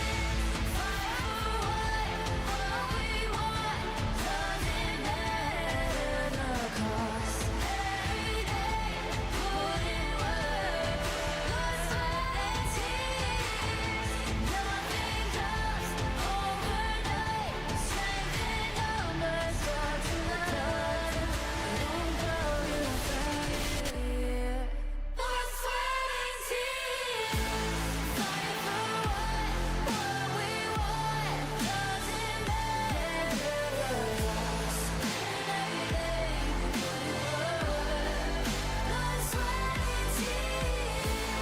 Nothing comes overnight. Strength in numbers start to lie.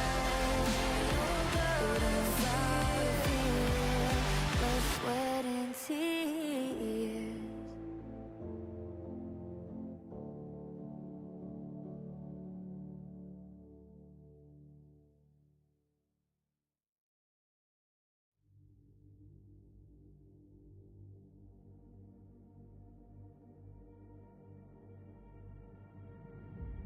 I feel it deep flowing through my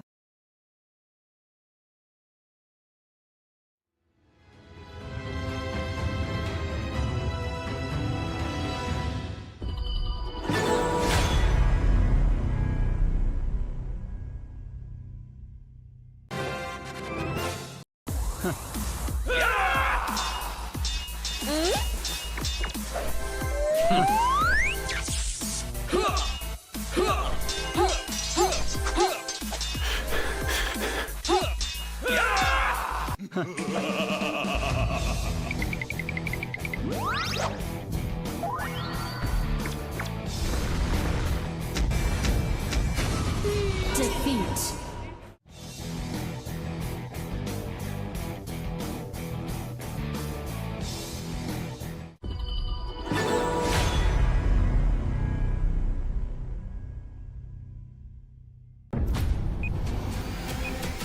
Which is the snake? I found it! The RÜYA! Don't snip the RÜYA! Hurry up!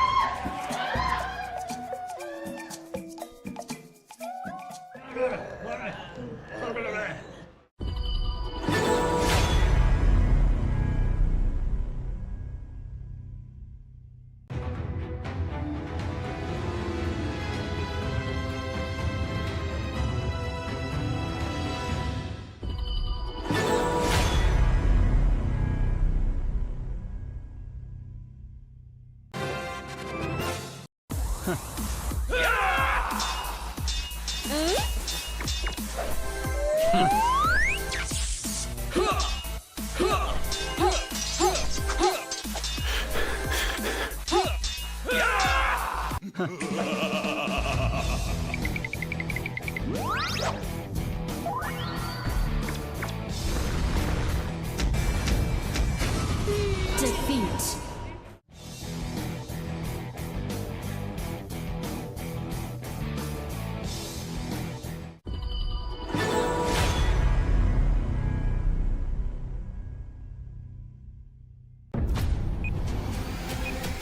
Which one's the snip?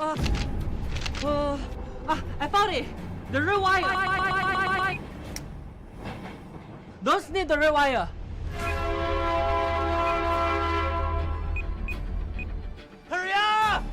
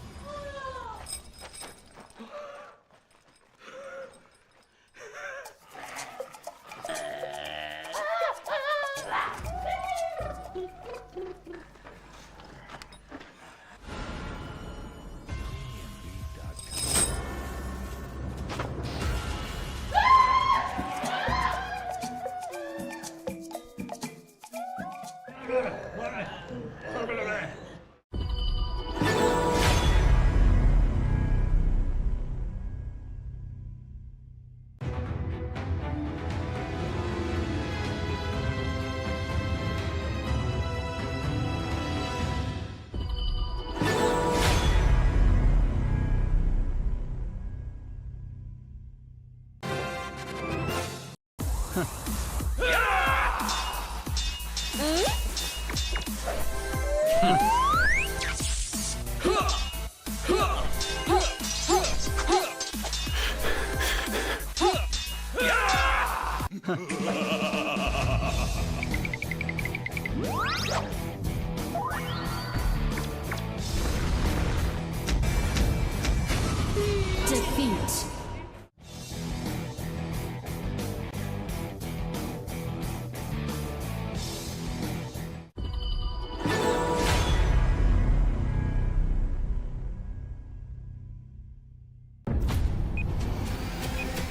Which is his name?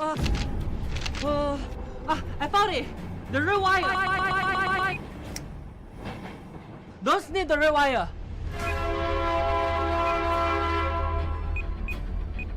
Hurry up!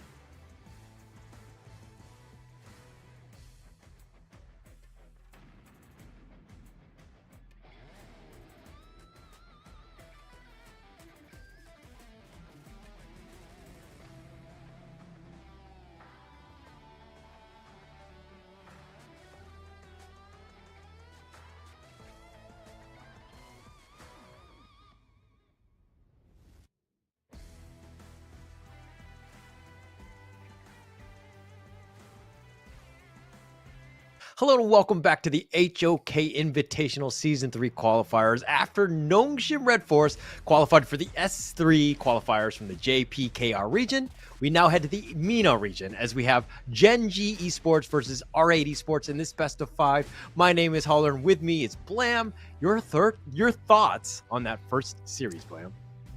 I mean, it was definitely all over the place, right? It was one of those sort of things where I was like, what is actually going on? It's like back to back. From what we've seen from the VODs from SCARZ as well, like only being able to get 1 point, but then being able to force them all the way to the best of 5. Yes, Kim was on the broadcast, but it was kind of like, it was very good to watch it otherwise. Yeah, it was actually pretty crazy. I mean, we're going to go right into this one right away. Of course, Gen.G Esports, formerly known as Team Falcons. This is a squad that we've seen time and time again. They've made a little bit of a roster change in that sense, but they've been going up against R8 Esports quite a number of times. R8 Esports have always been ousted, so to speak, by Team Falcons, and now Gen.G potentially. But I think that there's a little bit of revenge in this series as we go into this draft. Blam, R8... like your thoughts on this team as we get into this draft here? Yeah, I mean, with R8, it was a little bit of a non-starter story with their qualifiers. Well, the qualifiers to this qualifiers, right? Like, they didn't even take a less than 10 kills from the whole of Gen.G in 3 games. So I feel like they've got a lot of work to do going into this one because they need to try and take a point, right? And that's what I'm really hoping from the SCARZ and the Nongshim game, is that obviously SCARZ was definitely be able to step up and show their A game. I'm really hoping that R8 do that too here. Yeah, it would be the true underdog story in that sense, right? Being able to kind of survive and to kind of, overcome your demons, so to speak. Although this one tends to be in the human form of Gen.G. Are they able to kind of overcome this one? But we're going to go into this draft again. The idea, Arlie, Yixing, very, I would say, meta picks to kind of start off. It looks like R8 Esports really wants to go with their best foot forward. Yeah, I mean, we saw that Xenon actually drafted the Yixing in the first game of the qualifiers to the qualifiers. Same with the Diadea as well. So it seems like these are kind of like maybe from their Group A in terms of drafts for R8. And then if you look over to the side of Gen.G, Wawa getting that Dharma pick again, a big crucial pick for Wawa. Same with Clue on the Zhongfei. And we're actually going to get Roche on the Show You once more, which he played phenomenally in those previous games to get here against R8. Yeah, and I like the fact that they're going with the Shoyu, because it's one of those things where, like, again, the Loong and the Lady Soon, R8 was like, hey, we're going to kind of target Roche, kind of, make him a little bit uncomfortable, but then he's just like, hey, actually, I'm okay. I have such a hero pool that, the Shoyu kind of starts it off. Plus, it doesn't give away everything, because you do need some power picks as we go into, games 2 and 3 and beyond. So it's going to be very interesting to see exactly how Gen.G kind of round out this draft here. Yeah, they're looking at kind of like a jungle band. So you see the Masashi Go band out, as well as a Monkey. We know that Ray loves the Masashi. I'm pretty sure he went 0-0-9 in one of his games against R8 within that qualifier. But it looks like they're going to potentially be locking in the Hugh Huan here. So still towards the end of the draft, it could still be flexed into the mid lane. But for right now, it looks like we are going to be seeing Ray on the Hugh Huan, which is not a pick that is not used to. It's just generally not the one that is kind of we know him for, like the Masashi, like any kind of massive kind of melee jungle hero that is used to. But a little bit of a different story over to the side of R8. They get the Lamb come through, which we saw was, I believe it was Nongshim that picked up the Lamb in the last series. So clearly R8 have been watching and learning. Yeah, and it's one of those things where it's a great opportunity. Again, it's not showing your whole hand, but I do really like this Lubu combination with the Yixing. Like, with the world is my board, you lock him in, because when Lubu throws out that Tremble Mortals, everybody's just like, okay, we'll just leave the club, right? We don't have any problems with this. We got no issues with this. But if locking them in and making them fight into that one, that's going to be key for them, right? Ensuring that they're able to kind of use that Tremble Mortals, that ultimate, to its greatest extent. Yeah, I'm really excited for the Lubu as well, but I was really hoping that we'd get it paired with the Dolia, but now thanks to the global ban, that's not going to happen for R8, so we're kind of hoping on the side of maybe Gen.G if they do go for the full best of 5 here. Obviously, we don't have Kin on the broadcast, so I'm assuming maybe we might not get the best of 5, even though we all definitely want to see the best of 5s for all of these teams. So this is going to be game 1 between Gen.G and R8 as we get into it, but looking at these drafts here, Hola, what are we expecting from this one? Look, I like that combination from R8. I think that this is definitely a a combination that's gonna grow and grow. Like the meta is potentially there, kind of the icing on the cake on the Lamb, where he kind of got isolated in that last series. With SCARZ on it, it's just he wasn't able to kind of get to that next level because he was constantly focused. Now, when you have that Lubu Tremble Mortals plus the World is My Board, you have so much control where BX can kind of just go in and just kind of clean up. You have that potential for that damage to just burst people down. I really like this draft, but again, it's kind of going counterintuitive to the Gen.G, which has been the tried and true in the MENA region, where they've been 3-0ing almost every team. Yeah, I mean, he has been changed recently as well, Lubu, so he obviously does deal a lot more true damage as well, so that's going to be nice to see come through for the side of R8, but I suppose they just got to maybe get that lead into the Clash lane, and right now, it's looking like Wawa is definitely contesting that lead into the Clash lane. Dharma putting a lot of pressure there, and we know that Wawa does love the Dharma. Yeah, he loves the Dharma. He's going to play that one out. I mean, he's been aggressive already. He's kind of controlled the top lane already. And Abdo having to recall now, this is like sad face, right? You got really, you have to do the walk of shame just to get back in the lane. Wawa's going to, he's got a level advantage. Now he's going to definitely have a net worth advantage. BX really needs to help out, figure out how Abdo can get back in this game. Yeah, definitely a little bit of a sad face. It's like, hey, why are you recalling? It's, well, Wawa kind of beat me to a pulp a little bit. I didn't die. I didn't give over any extra gold, but I still had to do that walk of shame. But we can kind of see now that BX is up there trying to give a little bit of a hand because they know that they need it against the Dharma paired up with the Lubu. Because most times out of 10, that one-on-one definitely goes in Dharma's favor. Yeah. I mean, we know Dharma has been like the meta top, right? He's been very good. We saw plays of it in the championship last year with Jipangs as well. Just being able to kind of reposition, hit people with that truth is just a team fight, almost game winning at times. So you gotta worry where, or you gotta understand where Wawa is at all points. He's a very scary player on that hero. But as I say, that nice little knock up here, they're gonna continue on with the World is My Board, but looks like they do have the knock-up. They want to focus in on Inura. They do have it, and it's going to be first blood going way of Abdo. That's one way of getting back into it. They've also gotten Clue as well, so that's a huge win for R8. Yeah, massive pickup here. I think this is definitely an improvement from what we saw in the qualifiers. The qualifiers, it does seem like a huge stomp for Gen.G, but it seems like that's what both SCARZ and R8 were doing. That maybe we're just testing the waters in those games. Like, right, okay, so Gen.G went full balls to the wall, but now we can kind of try and tame that beast, which we saw in those qualifying games where Gen.G literally didn't lose any more than 10 deaths to the side of R8, and Roche actually didn't die once at all, but maybe that'll be a different tale in this story. Yeah, and this is where everything is at stake, right? Getting yourself into this grand finals is going to be huge. Maybe you don't go pedal to the metal in those other series because you know that you kind of are able to beat out those other teams. Not to say that they did, of course. I'm sure that they were trying. But this is a situation where, things can change, right? This is where everything is at stake. So you have to win out. This is the most important thing.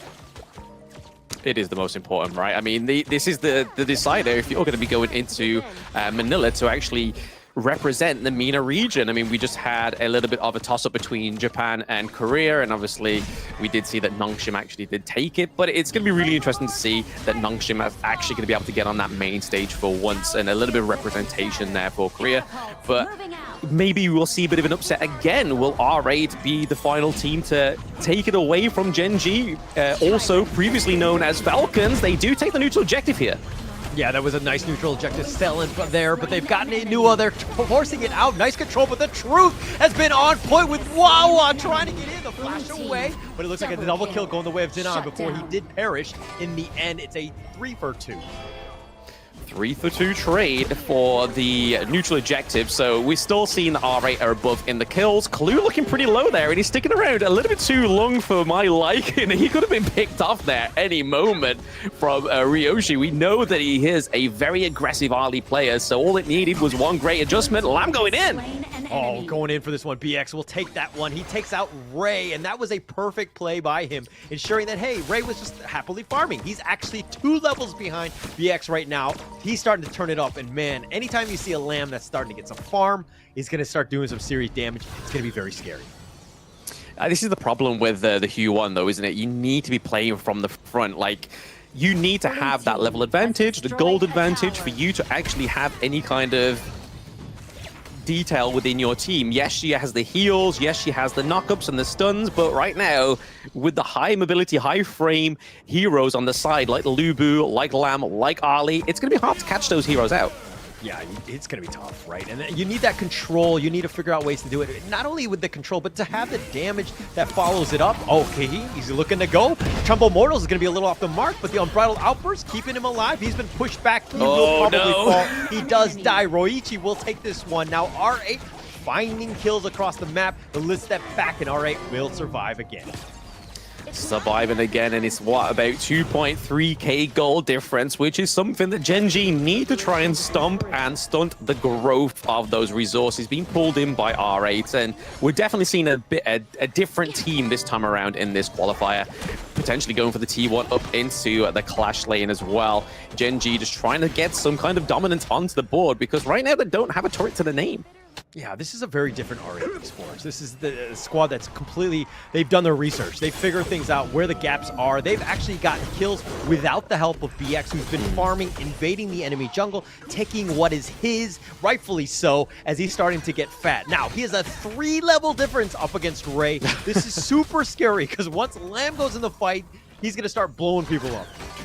Yeah, like I say, I did say in the draft, the Hue 1's not something we normally see on Ray. We did see it in the qualifier to the qualifiers, but it probably wasn't his best performance. So maybe they're just kind of putting the Hue 1 into this first game to be like, hey, we'll take it off the table for ourselves. We won't show our true colors in this game 1. But again, R8 completely dominating that farm lane and just pulling more resources into Ryushi on the early. And that's definitely not the hero you want to be giving this late game basically speed pass through. Yeah, for sure. You definitely don't want to be doing that. And I mean, it's going to be interesting, because the global ban pick, just how things work out, where maybe you don't pick your best heroes in the beginning, because then you can kind of leverage off them a little bit later and kind of put yourself in a great position. Like, you know, Nongshim, they actually saved the Augur until game 5. Really turned the tides of that one, right? Really turned it up when they needed it to. This is your backs on the wall going in, you know, to the final game. That's perfectly what you want to do. But again, this is a situation where R8 maybe have some of their best heroes. This is an interesting draft that kind of matches things up, but this BX Lamb, a bit of a surprise, at least for game 1.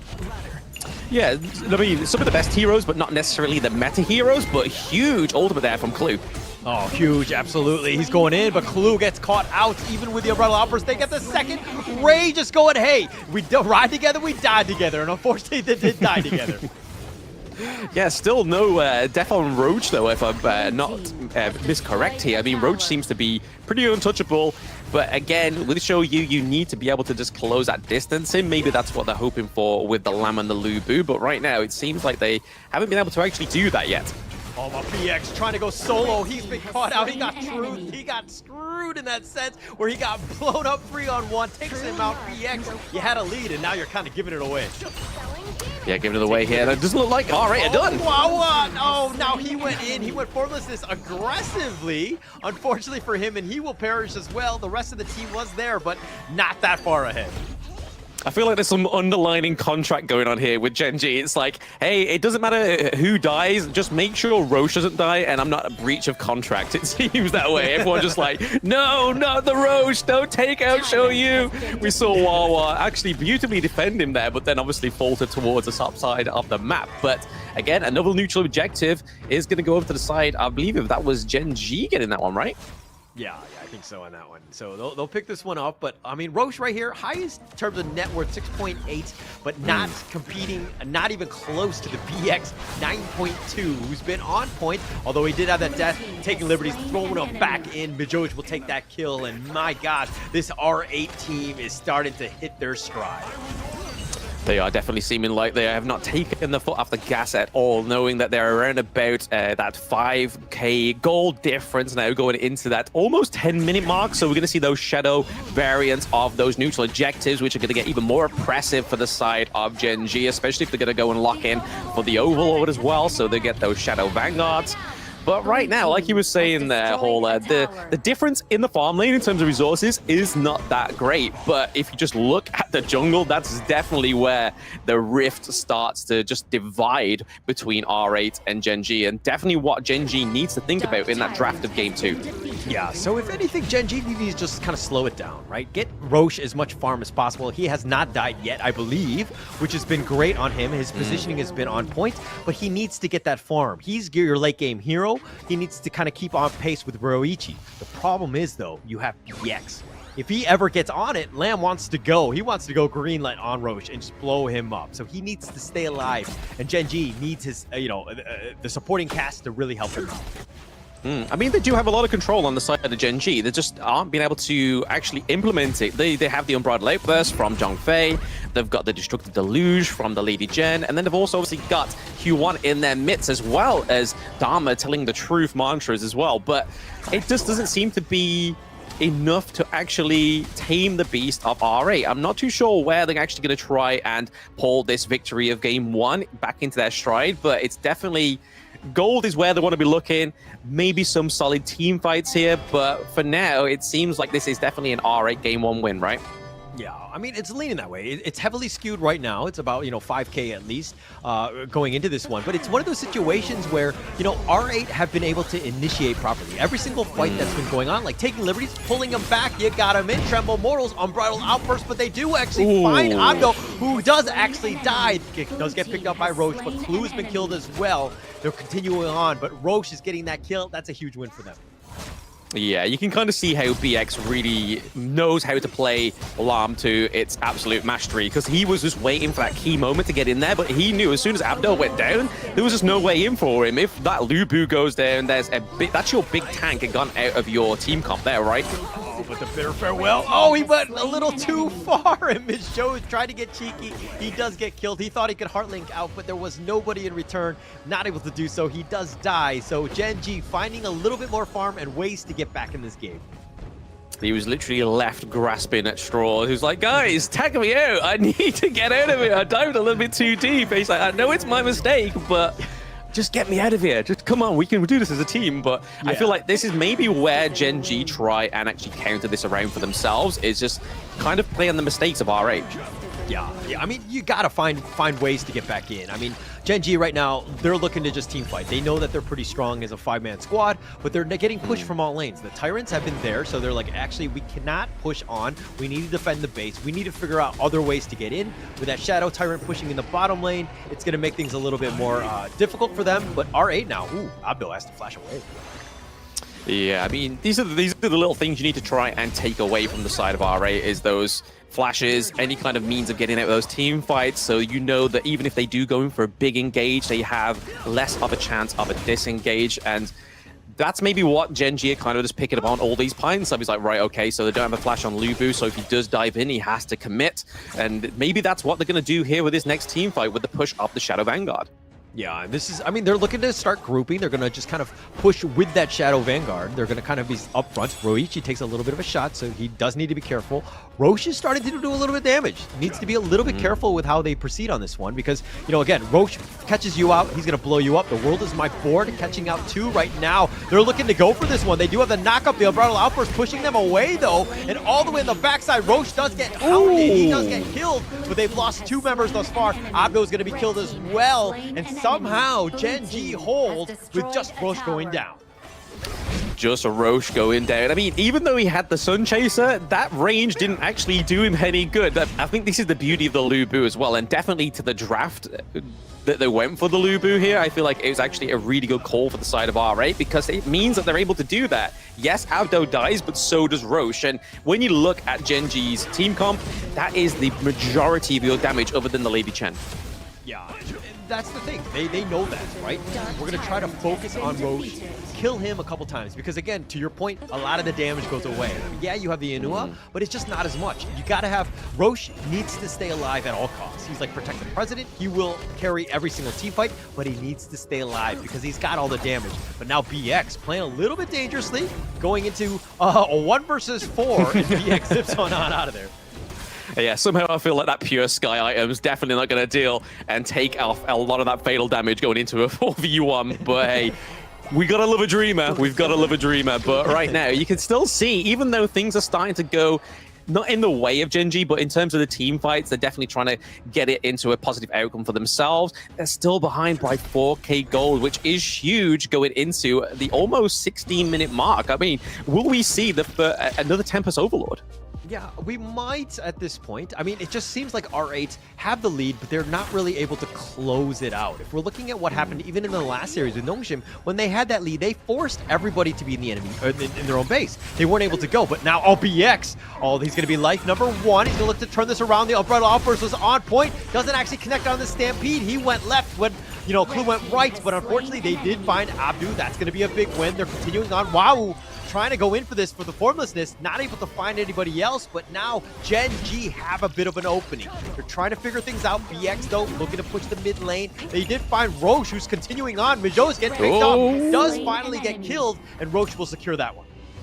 Yeah, what a nice pick-off there from Roche, able to take out Mioj, which is going to be a big deal to the side of R8. They're not going to have any healing. That Destined Counter's not going to be there for the next team fight. So you can kind of see what BX is trying to do here. He's just trying to get a bit of macro play, trying to make sure that he can get Gen.G away from this high ground turret, but it looks like it's not going to be effective enough. And it is going to be Gen.G getting the high ground turret first off in this game, which a few minutes ago, we wouldn't have thought that. Yeah, we definitely wouldn't have thought that. But again, it's the space that R8 is allowing Gen.G to kind of claw their way back in this game. They're not pushing them back. Look at how defensive. They're staying on their side of the river. They're playing scared. Even with a net worth lead, yes, these Tyrants will be pushing. But Gen.G now, I would say momentum, the shift, everything that you were talking about of just getting them back in this game, they have it. They have the recipe. It's just a matter of execution at this point. Yeah, I do like the point you make there with that. Definitely giving them room to breathe. It's definitely not what you want to do with a team like Gen.G. This is a roster that, other than Roche, have been pretty much together for beginning part of the global esports scene for Honor of Kings. So they definitely know how to play as a team. The communication, maybe in the early part of the game, wasn't the greatest, but it's because that pressure was taken off from R8. They shouldn't have never taken that foot off the pedal, and this is their direct consequence. Yeah, I mean, look, the world is my board is just kind of pushing in, but they're forcing it down. The T3 is about to go down. They did find Roche. That's a massive win. BX has not even joined the fight yet, but it looks like they're going to kind of stop there, and Gen.G get on out of there, but Roche did go down. He did go down, definitely, but again, they're able to keep that high ground turret in the mid lane alive, which I feel like is definitely a lifeline here for R8. But it does also mean that their comeback is going to be a lot greater now. They need to try and find that priority that they had in that lanes a few moments ago once again, which sometimes can be a big motivational damper for your team because they were way ahead. So now they've got to try and find another way in.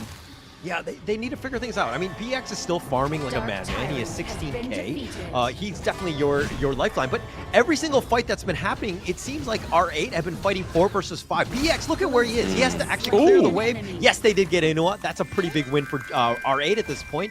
But, once we see a 5-on-5 fight, it might be very different with BX and his net worth.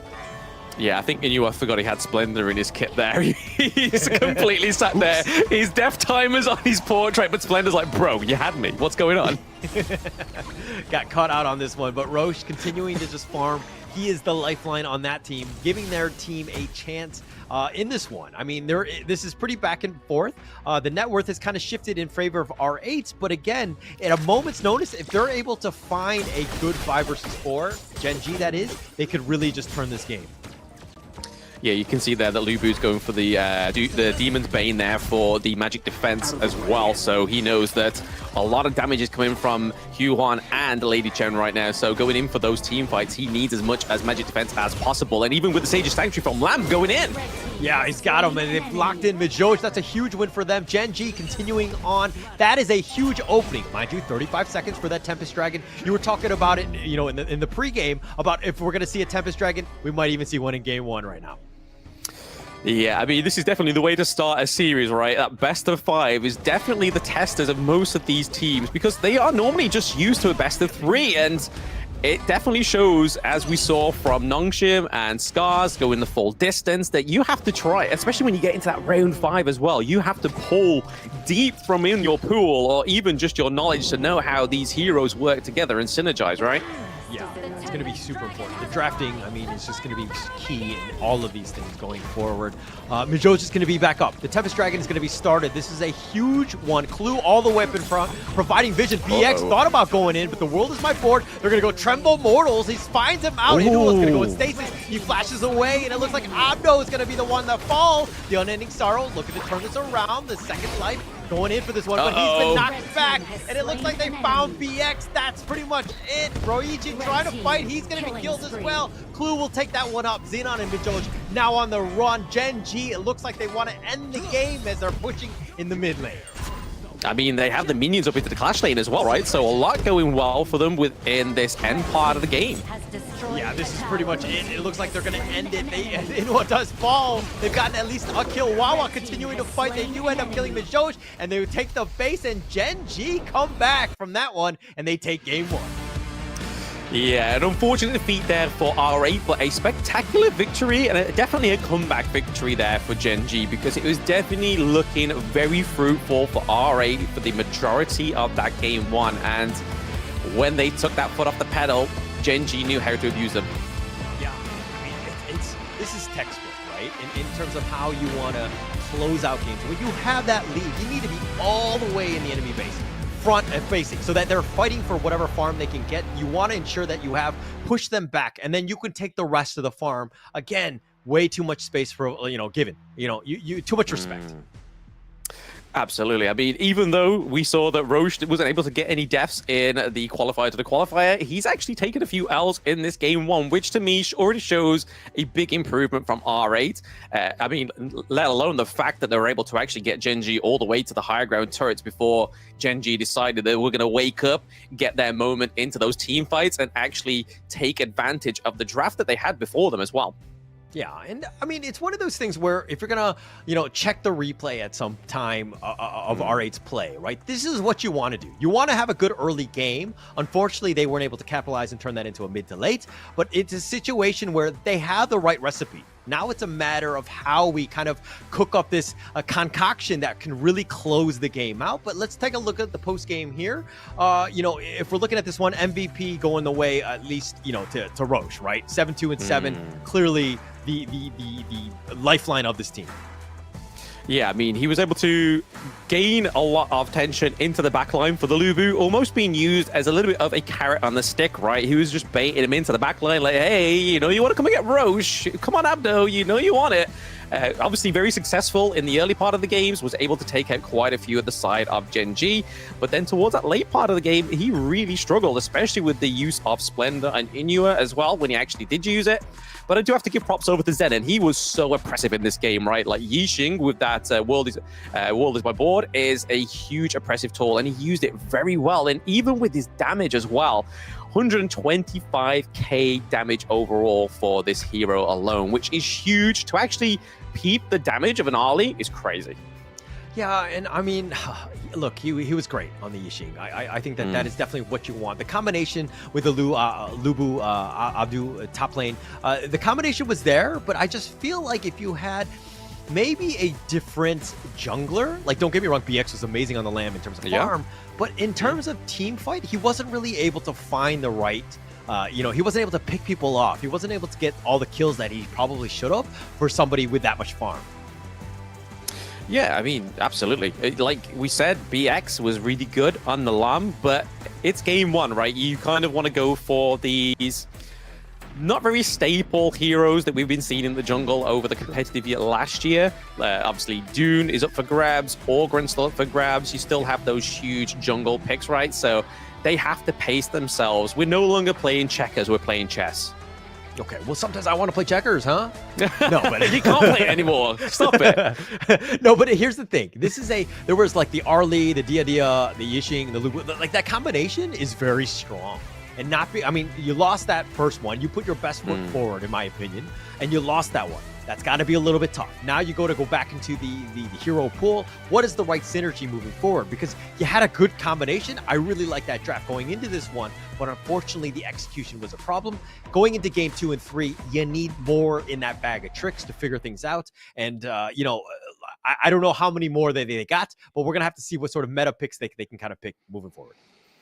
Yeah, I mean, there's a lot of promise for Zenon in the mid lane. I keep shining the light on this player because I feel like he's picked probably one of the hardest mid lanes to play, especially a mage mid lane, not to sort of like discard the Mai Shiranui or the Shangguan.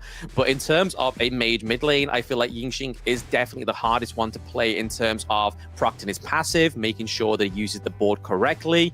And now that he has a little bit more of an ease up because Gen.G no longer have the Lady Gen, but the likes of R8 do. They have the Princess Frost as well. So 2 very oppressive heroes in that mid lane that don't need a lot of resources, but they have lost the use of the Arlie. So now they've got to try and find like an even ground. Like they know they're going to have to draft the Princess Frost or the Lady Chen, but then they've also got to make sure that Ryochi's hero pool doesn't get taken out in the ban phase, right?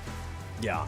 I mean, that's another strategy where like the enemy team can just kind of really focus in on you. I mean, look, I'm sure Ryochi has more than 5 hero picks that he's available to play. He's not. We'd like to think so. You know, he's going to definitely have that chance. So, I mean, let's check out the highlights on this one because again, we felt like it was a little bit more back and forth. There were some good plays by R8 to get themselves that lead.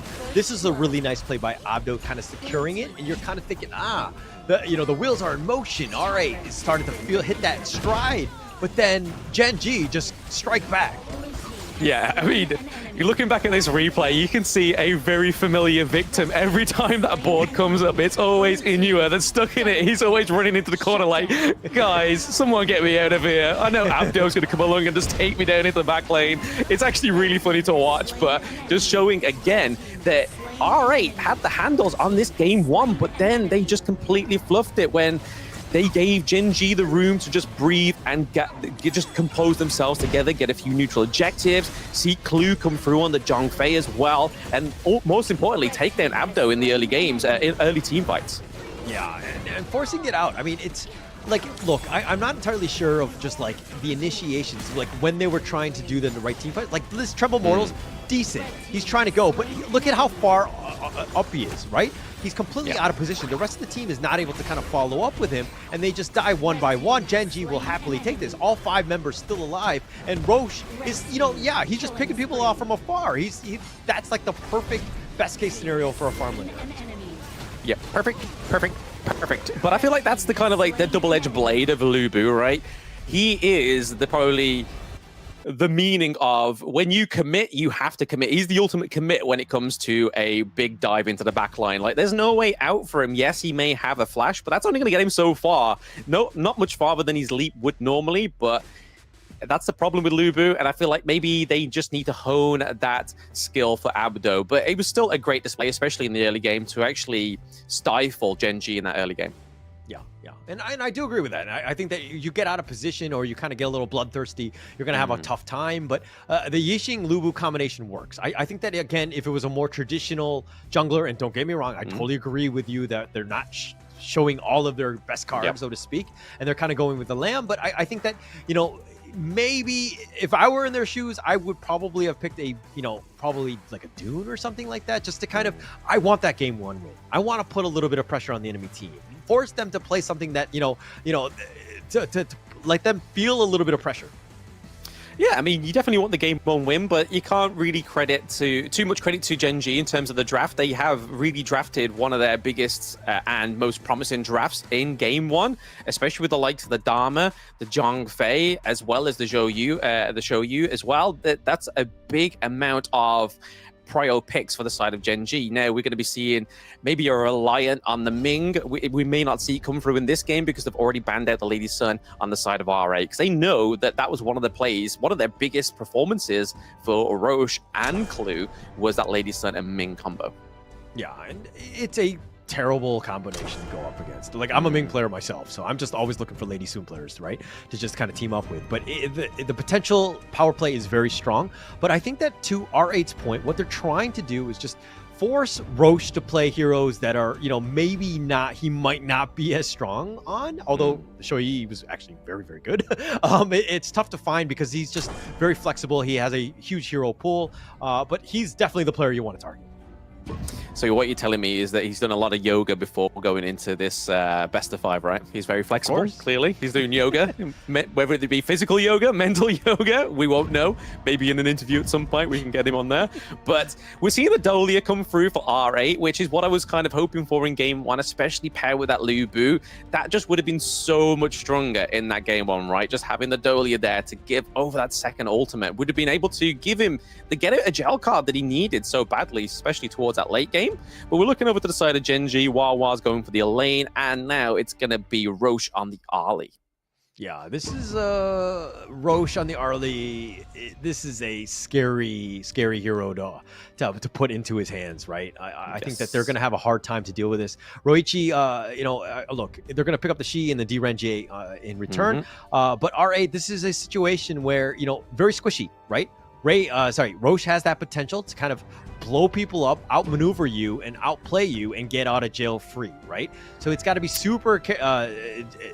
They got to be super careful with their positioning, and having Clue on the Dia also just a more benefit for Roche to kind of just pop off. Yeah, it kind of pairs the same way as the Ming does. Obviously, it doesn't empower the abilities, but definitely in terms of the heal potential and obviously the engage as well, pairing that with the Elaine could be pretty huge for the side of Gen.G. But now we're getting into that second ban phase. They're going to take off the Yi Xing. They don't want Inua to play that one. And maybe we'll see another ban into the mid lane, because obviously they can't play Lady Gen. They have the Princess Frost available. We know that Inua doesn't really play those high frames assassins in the mid lanes from what we know as of yet and all the data that I've shown previously. So he's definitely confined to the mages, right? Yeah. And I mean, I think that you don't want to change it up. You know, we saw even in the last series where SCARZ, they kind of, changed up who was playing in what role, because, we had more of like a farm type, and he would just kind of play in the, the farm laner, even though he's a jungle main. It basically just kind of shaping up to what the team really needs in that draft. Going to be super important. But Gen.G here, picking up the Ogren, that's the old tried and true. I think they're going to have a decent time, especially with the Arlie, right? Yeah, I mean, they're looking to try and close this out sooner rather than later, especially going with this pairing. I kind of foresaw maybe potentially with this Kaiser being hovered over here, especially Dolia being first picked. You're kind of trying to find that perfect hero that goes well with the Dolia. And Kaiser, we know, is a tried and tested staple combination with the Dolia, especially when we don't have the Lu Bu on the board. Maybe even the Huon, but hey, they're going for Monkey here, so trying to get into that back line, especially when you've got an Arlie on the enemy team, you've got the Diadira as well. That dream roll is going to be a dream for you. Yeah, being able to connect that would be amazing, right? And just kind of controlling it. They need some sort of protection, right? The rest of R8, aside from the Byron, is pretty much very squishy, right? And being able to just kind of protect them is going to be key for them to kind of give themselves a chance. This is going to be an interesting game, and it looks like the Nua picked up again. We've saw it twice picked in the earlier series today, and seeing it yet again going to be interesting, seeing how the MENA squads decide to play it. How do you rate the Nua? Because currently she's sitting on a 0% win rate. We knew her; she should have been better. Maybe it's like. Yeah, I'm not too sure how this kind of works. I'm not sold yet. I'm not sold. But like I was saying in that game 2 ban phase as well, they banned out the Yi Xing, they banned out Ganamo, which was arguably Inua's best performance in the qualifier to the qualifier. He actually got MVP on that hero. So it kind of left him rendered to either the Princess Frost, maybe the Angela, but I feel like they're maybe saving the likes of the Angela for when maybe R8 try and bring out a tankier team comp. Because right now, if you look at the side of their teams, like you said, it's only really Abdo on the Byron that really gets tanky. Yes, Monkey has his passive where he can get his shield up and stuff like that, but in terms of before the items, is not the tankiest hero. Yeah, for sure. And I think to me, the Nua is it looks like Abu's going to get gone on. He was just ambushed from the bushes. Oh, no. Oh, couple more. BX is just like, hey, dude, I just want to farm. But okay, Nua, let me talk a little bit about this hero. Yes, it has a 0% win rate, but it's a hero that doesn't really do well from behind, right? It is a win more type of hero. I think Gen.G has set themselves up in terms of this Oghren and the Arlie. I think that once they have that lead, the Nua will just kind of, ensure that they don't lose that lead. I think that they're going to have a good time. I don't foresee this being a problem. And to your point of just kind of saving some picks for the later games, I think that this is a perfect hero for this draft for that type of thing. True. I mean, maybe that's what they want to focus for, right? Is that mid lane, just try and get that prio huge meta pick into the mid lane towards the latter part of the series. But there's that teleport coming through from the Nua. It actually brings her up, so it's a 3v1 up into the Clash lane T1. Whether they take it or not will be a different story. They have no minion waves, so no, being able to do a lot of damage onto it. But the same was reciprocated down into the bot lane. Yeah, and it's going to be an interesting one to see exactly how they want to proceed on this. Because, again, BX continuing to farm, just being that tanky guy, but you want to limit Ray as much as possible. You want to ensure that he's just not happily free farming. So you want to be careful in that sense. Now, Abdo, been focused quite heavily in this top lane. Gen.G going in for this one, no force field suppression. He's going to give up first blood. Yep, first blood being given over to Gen.G is a little bit of a different tale here, because obviously last time it was actually R8 getting the first blood for themselves. But when you have the likes of the Oghren on there, like you were saying, Paula and the Arlie, it's kind of, you already played into such a huge picks, right? You have Oghren there, literally just, he will be wherever he needs to be with his path of passing. He can create his own ways to the enemy team and to the neutral objectives as well. But then with Roche on the Arlie, again, just another squirmy hero into the farm lane, just trying to get your hands onto the Harley, especially Roche playing the Harley as well. It's going to be a difficult task for RA, and I feel like that's probably why they're going for quite a lot of CC on their draft. Yeah, that's going to help for sure. If they're able to kind of lock down Roche, he's going to have our time. But the control and being able to time it properly and having that, just that lockdown so that the rest of the team can kind of blow him up. It's not the easiest of them to do. I mean, you have the Dream Roam, you have, the Shay with the orbs kind of potentially getting out. You have ways to get on. But Roche, I think his positioning has proven time and time again that he's kind of next tier, top tier, right? He's not going to be out of position often. So he's going to be a tough one to kind of squish, I would say. A tough cookie to squish. I mean, that's definitely not the kind of cookie you want to be putting in your mouth, right? So you definitely want it to be gooey. You want it to be tasty, delicious. You want it to be the goal that you go for. So again, that's probably what their goal is here for RA, is just to make sure that Roche doesn't actually get the growth that he needs. But if it's anything that we see from R8 from game one, even if they do get the early game lead, which right now they don't currently have in terms of gold or kills, it's making sure they don't give that room. If they do get the lead, don't give the room over to Gen.G again. Yeah, that's going to be huge. Look at Gen.G being aggressive going in. Xenon getting focused. Let's step back on out of there. Xenon does go down, and they want to continue on. I mean, Gen.G, this is the aggressive part. Now the rich get richer as it looks like they're going to pick up the Tyrant here.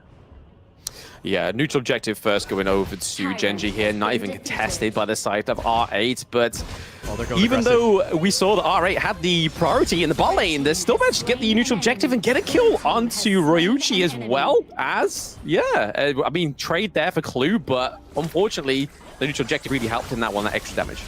Yeah, but Clue going down, I mean, roll lives don't matter. He's going to die on this one. He's going to sacrifice himself for that one. But, I mean, picking it up something is pretty huge for them. But Gen.G, again, being aggressive, not giving them any sort of space.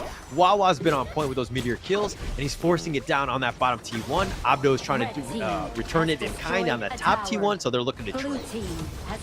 Yeah, I mean, again, just trying to play that priority lane game that we see right now going into the 5-minute mark between R8 and Gen.G. They're still behind by about 1k gold as well. They've got to make sure that that bot lane minion wave doesn't do too much damage to that T2 down into the farm lane, because that's going to open up their side of the map a lot bigger for the side of Gen.G. And right now, when they've got an Oghren, you kind of don't want to be giving over that kind of real estate to that hero, because he can just make his way anywhere he wants to, right? and you can see him building the blazing cape as well. So obviously any kind of healing that comes through is going to be mitigated for the side of R8, and the AoE damage when you're in the thick of it definitely helps claim those kills as well. Yeah, it's going to be huge, right? I mean, just the amount of damage. But, like, Roche has a lot of the focus fire, right? Like, BX taking a lot. He's the tankiest on that team, and he was starting to get whittled down. That was a little bit scary for him. But through it all, just space created. Ray, this is one of the best games. When you know that the enemy team is being very defensive, and you have more space to farm, you're in the enemy jungle. This is a perfect game for Ray on this Augur. Yeah, I feel like Clue might have been a little bit reckless there with that bit of farewell. We saw that the dream roll came through and then the bit of farewell. He was kind of like, yeah, guys, I didn't mean to kind of overstep this far, but luckily for him, he had his teammates there. He could heart link back onto them, which we can't say was the same story for MEJOJ in game one, right? Yeah, definitely not in that case. But this is a different one. I mean, in the sense that, like, you know, R8 now on the defensive. The early game has not really gone their way. They need to figure out ways to get back in. They need to find some sort of space to kind of push along. I think Abdu's done a good job of just being like, hey, we actually don't need to be team fighting. We need space. And Ray on the backside looking to go for this one. The Death and Sunset will connect, does knock up two, the Meteor kill, but Ray's a little bit low, needs to be careful. He's trying to out-heal this. BX is somehow still alive, but it looks like Roichi's going to be the first to fall. But they did get Roche, and it looks like they're going to look to turn this around. BX going in for the Dream Roam. He has the tank. He has the survivability with that bubble. He's going to stay alive, but it looks like they've gotten a 2-for-1 in favor of R8. Yeah, MEJOJ and BX, I feel like in that team fight was definitely the MVPs of that actual interaction there between these two teams, because if it weren't for the healing from MEJOJ, BX would have been out of that team fight a long time ago, but being able to pick up a double kill there was definitely the use of the Dolia healing as well. But there's a Destiny counter. Yeah, he's looking to go for this one. Ray just doing some damage, just running after him. Looks like that's going to be the end of it. Wawa thought about going in, but not able to get there in time. Didn't have the flash or anything. It's already done. Ooh. Try to get a snipe across the map there. Nua was just like, oh, we see what you're trying to do there. Abdo pretty low. Wasn't quite able to get the kill, though, and secure it. But we see a little bit 1v1 here with Wawa and Ryoshi. Is going to be going on to Wawa, maybe, but the CC Musi. Yeah, it's just not enough. Wawa times that one perfectly with that Death at Sunset. Roichi was looking for help, and the rest of the squad was a little too late. We're not able to keep him alive. That's a huge win for them, and it looks like they want to go for more. Roche all the way up in front. This steps back, just does his damage, gets on out. Yeah, luckily for him, he's able to just slip out of there, do the damage, and just go back to a safe place within this team positioning right now. And you can kind of see a little bit of a providence here for the mid lane. Oh, they've got the pullback. Clue somehow still alive. Oh, that was so close. Sorry to cut you off. It's all good. It's all good. I mean, it was we didn't know what was going to happen there. It looked fruitful. Nothing came of it. We see that Ray's trying to go into the farm now, into the enemy's farm here, try and get that Crimson Golem, but it's actually going to go over to She here. Probably not the best person, but it's probably be better to deny your enemy team getting that red buff than actually securing it themselves. Looks like there's going to be a little bit more action. Roche just being aggressive, forcing things out, pushing things along, just making it so that R8 have to be on the defensive side. They're staying on their side of the river. They're not able to kind of proceed on this one. And it looks like the Overlord freely picked up by Ray. Or was that the Tyrant? Yes, Overlord there picked up by Ray, I believe it was, yeah? Yeah. Okay, looks like they're gonna go in. Oh, no, right, dash okay. away. Roichi has to use the flash. The flash I from Inua. I don't think they know what's going on. Oh, looks like the backside. Wawa is looking to go. He's doing some damage, but not able to get the connection or the control. Gen.G are being aggressive. The Death at Sunset connecting onto 3. The Meteor kill. That's the one they want. They got Roichi and the Xenon as well. They're continuing on. They're diving the T2. They don't care. But Wawa does finally go down, so it's a 2-for-1. And Gen.G knocking on the doors as they're looking to take on this T2 mid. Yeah, speaking of doors, you can see that Wawa was literally the golden key to get into that mid lane, right? They completely bypassed the T1. They was like, no, commit. Just keep going. Let's get a few kills. We'll then go back and get the T1 and then knock that T2 down to a very small size. So next time around, when that team fight happens once again, which seems to be a little bit of an MO in this game too, right, between R8 and Gen.G, they seem very focused into that mid lane. It sometimes looks a little bit scrappy and nothing comes out of it, but then when you just have Wawa who takes the lead and is just committed, you can definitely see that it comes into fruition for themselves. Yeah, so much. I mean, just like the control and going in for this one. Oh, Death Sunset right on top. Xenon and BX, both of them blown up. Abdo is as well. That's a triple kill going the way of Ray, making a quad as they take the mid T2, and they're looking to end this game as they have the minions, all 5 members of Gen.G still standing. Still standing. It's literally just going to be the wave breakers. They're going to be the last hope here for the side of R8, but down goes the higher ground turret. It's at least 10 seconds until one of the side of R8 are back up. They're trying to take out Mijo just to make it a little bit of a perfect closer, but he's able to get out there with his life, but the crystal goes down in game 2. Victory for Gen.G once more. Just really well played, winning that team fight, closing the game out. Again, we're going back to the draft. I thought that there was a huge advantage. R8 really needed to play strong in that first 5 to 10 minutes, not able to get anything going, and they were on the defensive. And again, Nua, I love the hero, but it's a win more hero. Once they're winning, it's very tough to get back into it. Very tough indeed. I mean, at least she's able to get some kind of percentage on the board here for the win rate, but it's going to be interesting if they do actually try and take it for themselves next time for R8. But looking at what we've seen so far from R8, I feel like Nua's a little bit kind of out of reach right now in terms of impressive, well, oppressive, shall I say. It can be quite impressive in terms of plays, but I feel like it was definitely... I still want more from this hero, right? I feel like there's more to be seen from Nua. I can't be like, whoa, they got Nua. That means it's going to be a complete win for him. I feel like the Orgren and the Ali, especially Wawa on the Elaine as well, definitely aided this victory in game 2. Yeah, for sure, for sure. The Ogren Arlie combination was just way too much, right? I don't think they died. I think the Ogren Ray died in the end. It was one of those situations where, you know, like you've already got the game, but the control that they had to get themselves into this one. If we're looking at the post game alone, Ray 5-1-4, absolute monster. But Wawa on this lane made some serious plays. What a well played game by Wawa. Like I said, he was the key to open that door in that mid lane, right? And he definitely deserves that MVP. 1 death. He was always there dictating those engages, because when the team fight was absent of Wawa, we saw that there was a little bit of like, do we go? Do we commit? Do we go? Do we commit? Like a lot of kind of like not too, like very unsure performance from Gen.G when Wawa's missing. So it's clear that he's definitely kind of like the spearhead of the side of Gen.G, it seems. Yeah, for sure. I mean, just made his way. He was always up front, making it super uncomfortable for Roichi, right?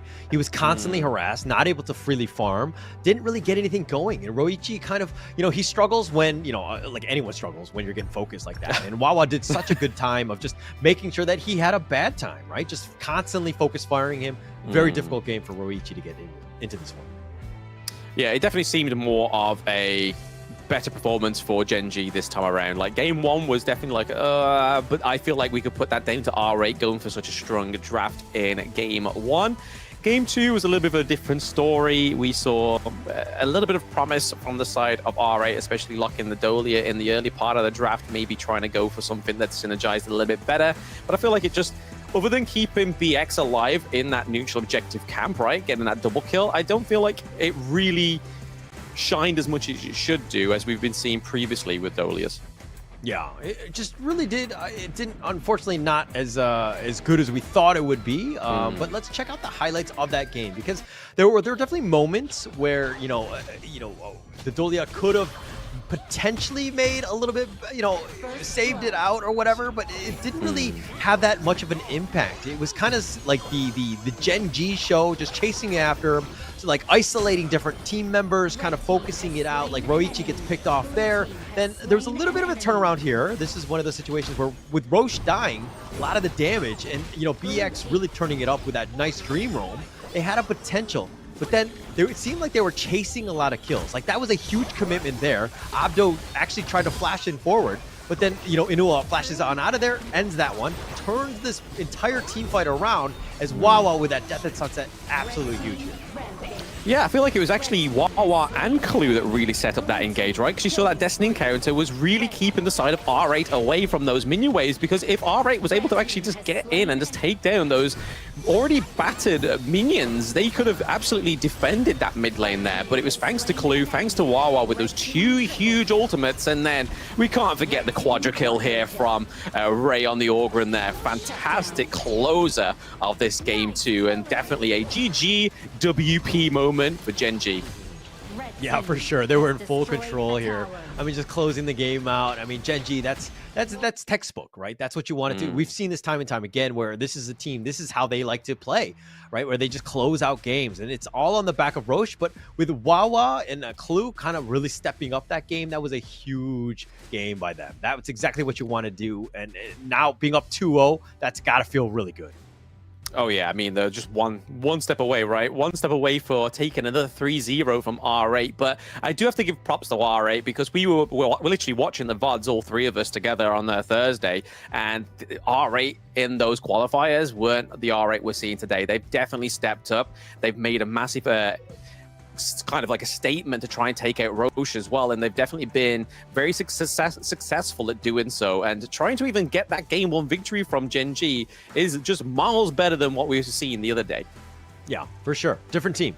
And this is, they brought their A game, right? Unfortunately, it showed up more in game 1 more than anything else, but they probably should have pulled that one out. That's got to be a little bit heartbreaking, but now they're 0-2. They need to kind of just shrug things off. Look at this as just simple best of ones. Just look at them just small, steady. Let's make some progress. Let's figure out how to get back into this game because, again, you can't be thinking of being down 0-2 because that is really demoralizing. Oh, absolutely. I mean, you've got to pace yourself in these best of fives, especially with the introduction of global ban as well. You got to just know that your enemy team has definitely kind of drained their pool of heroes a little bit further every game, and then you've just got to make sure that you're kind of picking the best of the bunch that you can have now that's left within your hero pool, and just know to execute it properly. And I think that's the main goal for R8 in this game 3, is just making sure that they draw probably the better part of the remainder of the hero pool that they have, and just execute it even better going into game 3. Yeah, I think game 3, everything's on the line, right? As R8, pick your best heroes. It really doesn't matter. I mean, you might be screwing yourself over in like 4 and 5, but at this point, you just got to do what you can. Get yourself back in the game because you need a little bit of momentum. You need something in the win column to give yourself a real chance and to kind of really help out the psyche of the team. Yeah, I mean, this is the thing. Like, yes, we see that these team player kind of games that you need. Victory is obviously the end goal, but motivation is definitely one of those key factors that you need to keep high, and morale as well. So, like you said there, yes, they might be shooting themselves in the foot if they go for some of their best draft in game 3, but if they can take a point, they can then maybe use that motivation, use that morale boost to kind of formulate a not as good, but a great backup plan for game 4. But even if they lose game 4, they know they took a point from Gen.G, which is a bigger improvement from the qualifiers to this qualifying match right now. And I feel like that's what R8 should definitely do. If they're watching this, listen to Coach Haller, not Coach Blam, Coach Haller. No, I think that was Coach Blam. Make sure that you do listen to that one, and they can find you at Blam Mobile. Am I correct on social media? No. It's at Kindofu. Kindofu. Oh gosh, don't plug in. Nonetheless, I think that this is one of those moments, right? This is a true test to the team. Getting yourself in, go for the reverse sweep. Do what you can to get yourself that first win. I don't think it was a huge draft issue or anything like that. I think there's a little bit of execution. Just got to play to your strengths, man. Just get yourself back in this game. Yeah, I mean, the interesting thing is going to be what they do in terms of where they're actually going to ban, because we've already seen that Roche has already used the Ali, is used to show you as well. So they need to be starting to ban out the Lady Sun still, maybe, if they don't want to see the Lady Sun Min combo, because I feel like if that combo does come through in game 3, I feel like it's already written in the stars for Gen.G at that point. Yeah, but I'm pretty sure they've done their research. They're going to continue to ban at least one of the two. Probably the Lady Soon. I think that she has a lot more potential to just kind of carry from Roche, so it's going to be a little bit scary in that sense. But, this is a tough situation because it's like, who do we attack in terms of the draft? How do we make sure that they have a bad time so that we can kind of put our team in a best position to win? It's going to be tough. Yeah, very tough, very tough. But I mean, they still, on the side of R8, they still have very staple picks like Dune as well. So maybe locking in the Dune in the early part of the draft might be a good thing for the side of R8. But there we go. There's the Lady Sun. Even my voice broke at the surprise, but I actually weren't very surprised. It was me trying to act. It was me trying to act surprised. It was the break in the voice when you can tell that somebody's lying that they were surprised, but clearly I wasn't there. They were definitely going for Roche's hero pool. Yeah, that's the one you want to attack. You have to ensure that you try to get him out. I mean, the Lady Soon is next level, so you got to ensure that he has the worst potential chances. So that's a good ban there to try to attack him as much as possible, especially with the Loom. But looks like R8 going to go start off with the Ganon Mo. Now, what do you think about this as our first pick? I mean, Prio Blue pick is a little bit strange, but it kind of makes sense, like I was saying in Game 2 draft, because we saw that Inua had his best performance on the Ganon Mo. So maybe they were thinking, because Gen.G are on red side, that because they have the first 2 picks, that Ganon Mo could have potentially been one of their Prio picks for themselves, so they had to take it for themselves on R8. Maybe playing into Gen.G's hands a little bit too much here, but we see a massive combo come through here. The Dolia and the Dune pick up as well. So he already has a quick cooldown on his Unruly Blade. Now it's going to be even quicker. Who doesn't like double Ds, right? The Dolia, the Dune. This is a nice little combination that's very strong. I mean, they have that like a lot of potential, just like control, the tanking, everything that you really want, right? And to kind of round it off, they've kind of got that first phase with the Yixing, a little bit more board control, a lot of map control in that sense as well, and damage. So it could be very scary, but R8's now Musashi and the Liu Bang. Ooh, interesting. Yep, double DY we see already coming through here for Gen.G with the Yixing going for themselves. It was R8 that locked in game 1, so it does mean that Gen.G still have this hero in their grasp, and they are drawing from it. But we're going to be seeing the Liu Bang and the Musashi come through as well, so we could see quite a bit of synergy with the Duel at Death as well as the Battleground Command as well. So that could be a huge combo for the side of R8. And the good thing about going for Liu Bang, I think, in the middle part of the draft is it could be drafted into the support role. We don't see it much in the roam role, mainly in the clash lane, but it could still potentially be there. Yeah. And to be honest, I kind of feel like he's better in the clash laner. I think his impact is definitely there. Obviously, you just don't want a single hero just for the battlefield command. I think that it's kind of wasted opportunity. He has a lot of potential to be a tank. Obviously, the Duel of the Death, as you rightly mentioned, great, but the thing is that now you've kind of hooked on to, you know, maybe the Duel of the Death, but now you have the World is My Board that kind of controls that can make things very awkward for them. So a nice counter pick by Gen.G. I think that it's going to be super interesting how they kind of round out this draft and deal with the Yixing, because they need to figure out ways to get on top of this guy. Yeah, and you can kind of see Gen.G here maybe trying to force the Liu Bang into the support role here, especially with bans like the Modsu as well as the Zhongfei, because really in terms of the support role, it's going to be interesting that if they go for some Bin or maybe even like the Taiyan or something like that, I feel like that's the only thing they can really go for, unless they go for Kin's favorite pick. I mean, Coach Kin is definitely watching this. Maybe they got a Gaigutsu as well. We know he loves to mention this pick. It would be great for engages, turning the whole team invisible as well, going for ganks, but we'll have to wait and see what they do draft into that support role, unless they do take that Liu Bang into the bot lane. Yeah, and could be. Whoa, okay. They show you the picks are very hot and heavy, and just moving along here. The Lian Po, and they show you just both of those guys. Kind of, you know, I like this combination, right? You have the Duel of the Death or the potential Tremor Smash combination, whichever one wants to initiate. All good, depending on, you know, how they're grouped up and things like that. But you have the Battlefield Command on top of that, and then you have the Ganon Mo, and they show you just kind of doing damage from afar. Perfectly balanced lineup. It's kind of lacking a little bit for me in more the control, but you know, as long as you can find that target, I think you're going to have a good time. But Gen.G picking up the Guan Yu, or they're highlighting maybe the Byron, they're flashing between the two. It's going to be an interesting pick on this one. The very interesting pick. I mean, with the likes of R8's draft, it's going to be super interesting for the Guan Yu to actually work here, because they do have the staple thing, the staple pick of the Dune, right? Going in with the Unruly Blade, able to soak up a lot of damage with the Benedict's Addiction as well, Gel's Benediction, sorry. Be able to soak up a lot of damage, get the HP regen. But then the Guan Yu is going to struggle because he's got Lian Po, he's got the Musashi with the Duel at Death. Yeah.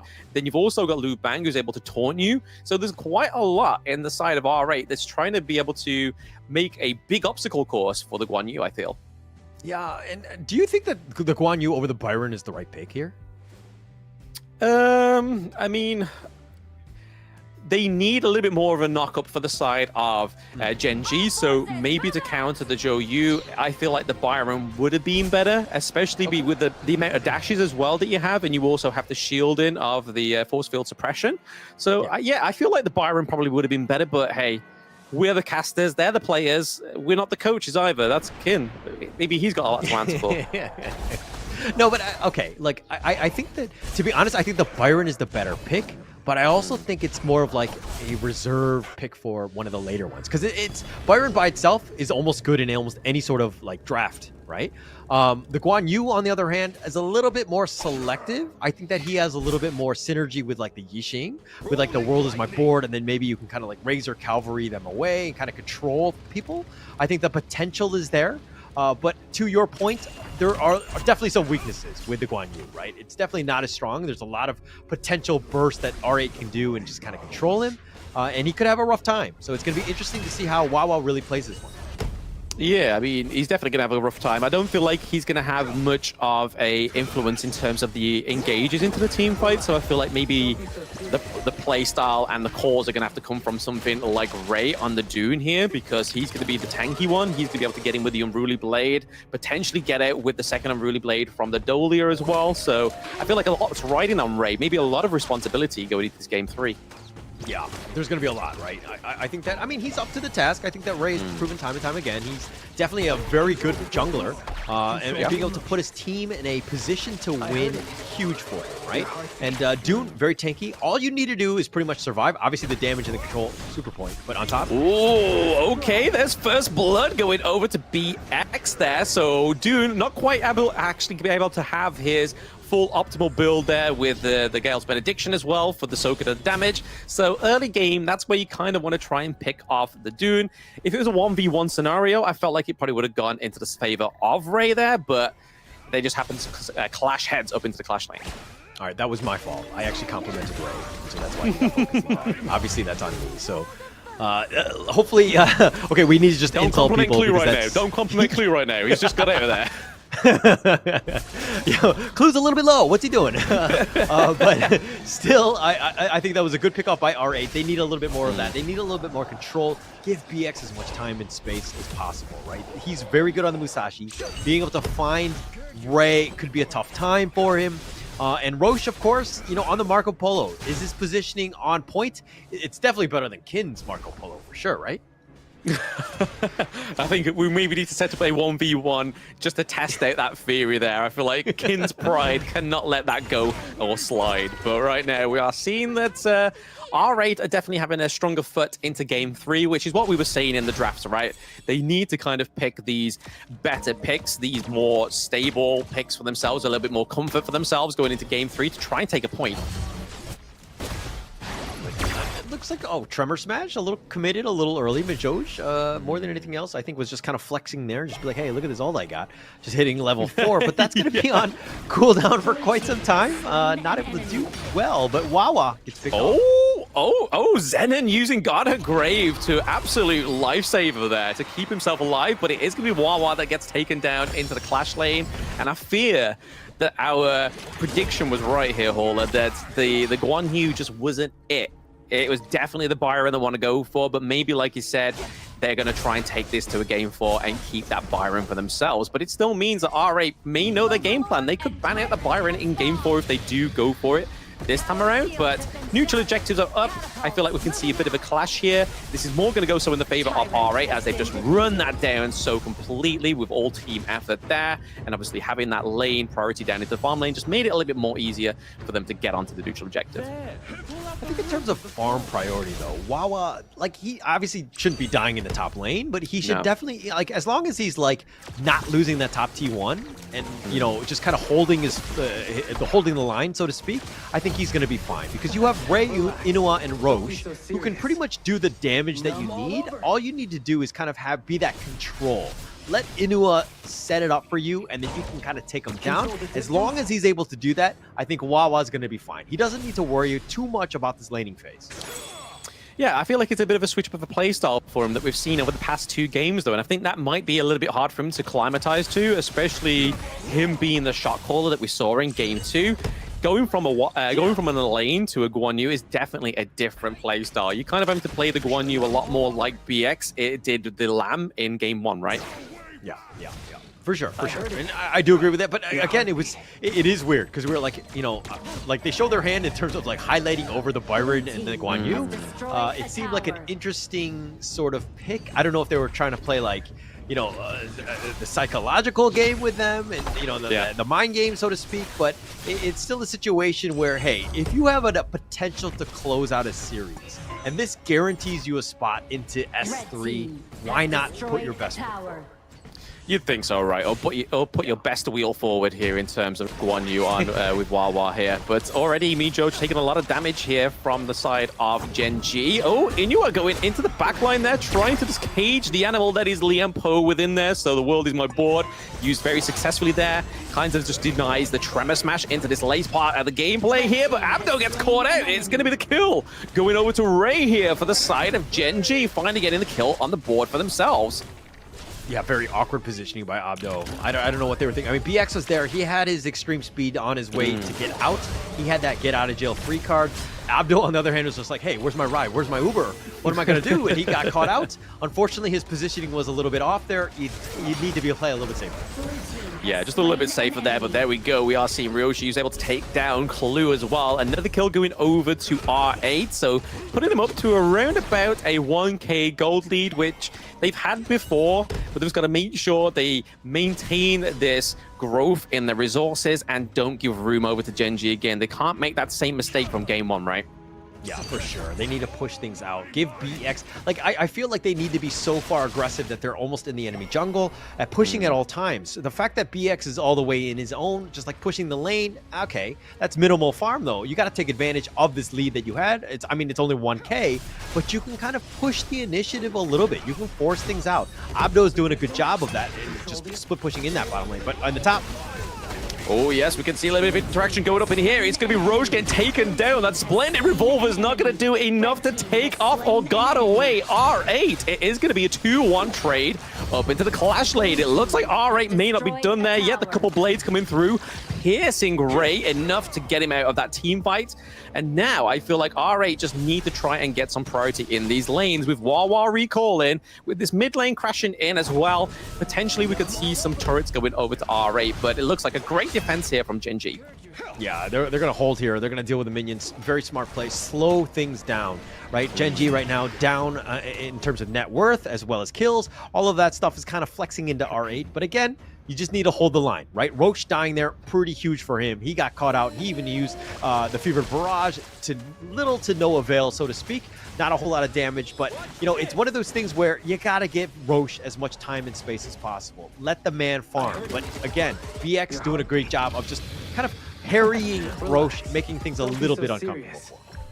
Yeah, I feel like he's got to put the pressure on, and I feel like he's probably the right candidate to do that. Either that or the Liam Po, because Liam Po has great CC, just shut down any kind of immunity that he has. He has to use the ultimate out of there as well, so that's a real shiner here for the side of Gen.G. Yes, they have Dolia, but taking out the Dolia, that was a nice play by R8, completely denying a second ultimate going over to Roche there, which would have been almost catastrophic for them, because that would have been a lot of damage over to R8. They take a T2 as well, so a lot has been traded in that Clash lane. Yeah, actually huge right now. And R8 doing a great job of taking the space that's been given. Ray? Ooh. Zenon with his guard her grave, man. He's so clean with it. But okay, Razor Cavalry maybe coming through here. We are seeing that Wawa is trying to commit. We do have a neutral objective going over to the side of R8 as well, whilst we see this tip attack going on in their jungle, but nothing's going to come of it. Gen.G are struggling to claim some kills. Yeah, not able to get the kills, which is a little worrying, right? I mean, Gen.G needs to figure out how to get the right pick off. I mean, R8 aren't even grouped up at this point, so they're making plays and they're doing it without a full squad. That's huge advantage for R8, being able to provide value, plus the fact that you're kind of, split pushing and you're just kind of getting more farm across the map, extending that lead, which is actually very good for R8.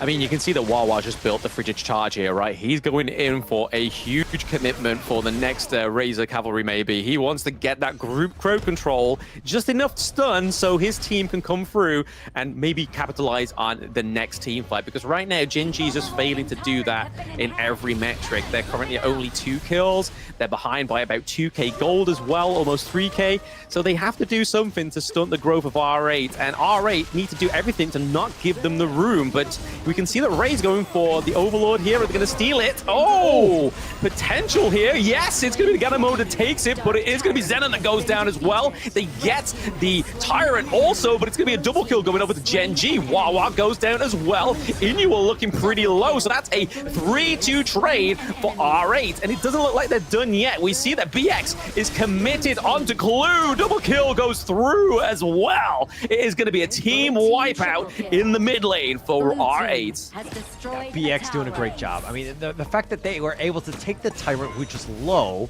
they actually get the pick off, and then he had the right angle of attack to get into the heart of the enemy team. Abdo with a nice battlefield command, keeping him alive. Let BX cook. This is the man that you want to get in and doing all that damage, controlling it, doing all that, and there's a reason why they got a team wipe and grown this lead to about 7k at this point, because BX is so far ahead. Yeah, at this rate, I feel like they should just rename BX to Gordon Ramsay, because he's definitely the cook of the team, right? He's able to just do everything that they need to do to try and actually get a victory within this best of 5. And right now, it's actually looking really hopeful for R8. Not just BX. I mean, yes, he's been pretty much the staple means of this, but they need to make sure that they keep the foot on the pedal. Just make sure they stifle any growth from Gen.G, man. Yeah, for sure. And they've done it. They've been more aggressive. This is what we wanted to see in game 1. R8 not playing scared. All the way up in front, in your face. Now where does Gen.G have to go? Back to their base. They have no farm. They have their own minions that are being pushed to them. So they're basically fed whatever prison food that they're given. This is a great situation for R8 to be in. Absolutely. I mean, they have the Vanguards here as well as they try and rock up. We can see that Roche is trying to do enough just to keep him away from that high ground turret, but it is going to be Abdo into the backline there with Mijoj as well. They take down the high ground turret into the farm lane. This is looking pretty huge for R8. They need to get some kills on the board. Clue looking pretty low, having to use the Unriley Blade out of there is going to be doomed. So Ray having to be forfeited out of that team fight there, as well as BX just trying to put pressure onto Wawa. They've taken the higher ground turret into the mid lane. Everything is lining up here for R8. They just need to execute. Press execute now. No more going back. They have to just go forward. Yeah, they need to go forward, but they just need to wait for the minion wave, right? That one's going to be coming here. And BX has been in the top. There was really nothing that Wawa could do. He'd been completely outclassed. BX is just a monster with his damage, and they need to be careful. Oh, yes, they need to be careful. The Fever Barrage into the backline there. It was just enough to take out one of the side of R8. Zenon goes down, but it looks like it's going to be a clean sweep here for the side of R8. Wawa goes down. Ray is the only one alive, keeping that crystal from takedown. He does have the help of Clue right now, but is it going to be enough? Is the Wave Breaker really going to be enough to take these minions away from this higher ground for the crystal? They have no higher ground turrets anymore. Gen.G truly backed towards the wall with minions in all 3 lanes coming through. The duel to death onto Clue is going to be enough to take him down. R8 are taking a point from Gen.G. Yeah, that was a great game by R8, being able to just force themselves, like basically they strongholded this game, right? They were understanding how to figure out like how to get back in, how to control the game, and get ourselves a lead, right? And R8 played very well. They learned from their mistakes from that game 1 loss. This is a much better game by R8, being able to close that one out. Gen.G looked a little befuddled. They were really not on the same page on this one. Yeah, the only thing that comes to mind with the side of Gen.G is that meme with the guy that's sweating and he's got the big red buttons between him. It was like the choice between Byron and Guan Yu, and that's going to be the thing that really haunts him going into this game 4, is they knew they should have gone for the Byron, but it seems like it's just playing into your narrative here, though, Hauler. Maybe they were just holding the Byron out for game 4, just giving a little bit of hope over to R8. Yeah, but why? Why give anyone hope? Why give me hope? Why give you hope? Like, this is one of those things. Close it out. Get into S3. Pat yourselves on the back. Go home. Get dinner. Get food. Whatever, right? This is a situation where, you know, I'm hoping, like, look, I want to see all of the series go the distance. I think that that's the best, just to see the, you know, Honor of King Esports at its finest and teams really fighting back. I think the potential is there for that one. But anytime you have an advantage, you gotta take it. You got to take it, but I mean, taking that MVP is the well-deserved BX in that game 3, right? He was absolutely oppressive in this one. Yeah, so it looks like, I mean, look at this. BX 7-1-6, turning it up. RÜYA just like complimenting him very well as well. He was like, what, 5-1-8? Had so much damage. This is exactly what you want to do. Roche doing what he could with his 81,000 damage, really turning it on. That's exactly how you want to do it. Yeah, so if we're looking at this one also, I mean, Xenon, he survived so many times with his guard is great, right? His positioning was on point. He stayed alive. That's exactly what you want to do as Gan and Mo. Abdo was actually really good with the battlefield commands. That's kind of what you want. And this net worth lead just grew and grew. It took a little bit of time for R8 to really get their wheels moving in this one, but they were able to take it off, close the game out in the late game. That's a huge win for them. Don't give Gen.G any sort of way to get back in this game. They did a great job in terms of just like pushing things out. BX taking all the neutrals, making things very uncomfortable for Gen.G to go in because they weren't sure exactly where BX was at most times. These are situations that you want to close out games. And R8, you know, again, top tier team. If you want to be at the best level, you got to know how to close out games when you're leading, right? So R8 doing a good job on that one. Gold, everything, kills, everything was in their favor. That's exactly how you want to play this one. Gen.G, on the other hand, they need to go back to the drawing board. I think that's having Wawa on that Guan Yu a little bit of an issue. I kind of not the, you know, we talked about the fact that maybe they should have gone with a Byron instead. And you kind of saw exactly why things just weren't great, right? They needed to have closed that game out. And I'm hoping that this doesn't bite them in the butt, so to speak, because it could potentially happen. But again, we're going to see a game 4. Is Gen.G able to bounce back on this one? R8 seem to have found a winning situation. Their hero pool seemed to be pretty deep. Going into this one, game 4, where, you know, 15 heroes are automatically banned, going to be pretty huge for them. But Clue, I just kind of felt like Clue on the Dolia, not as much of an impact, not to call him out. But him and Roche didn't really have the greatest of times. Marco Polo really needs that space, not able to do it. So again, I think that it's more of like an execution issue more than anything else, especially since RÜYA and BX were able to just kind of controlling the game. But let's check out the highlights on that game to see exactly what R8 did well.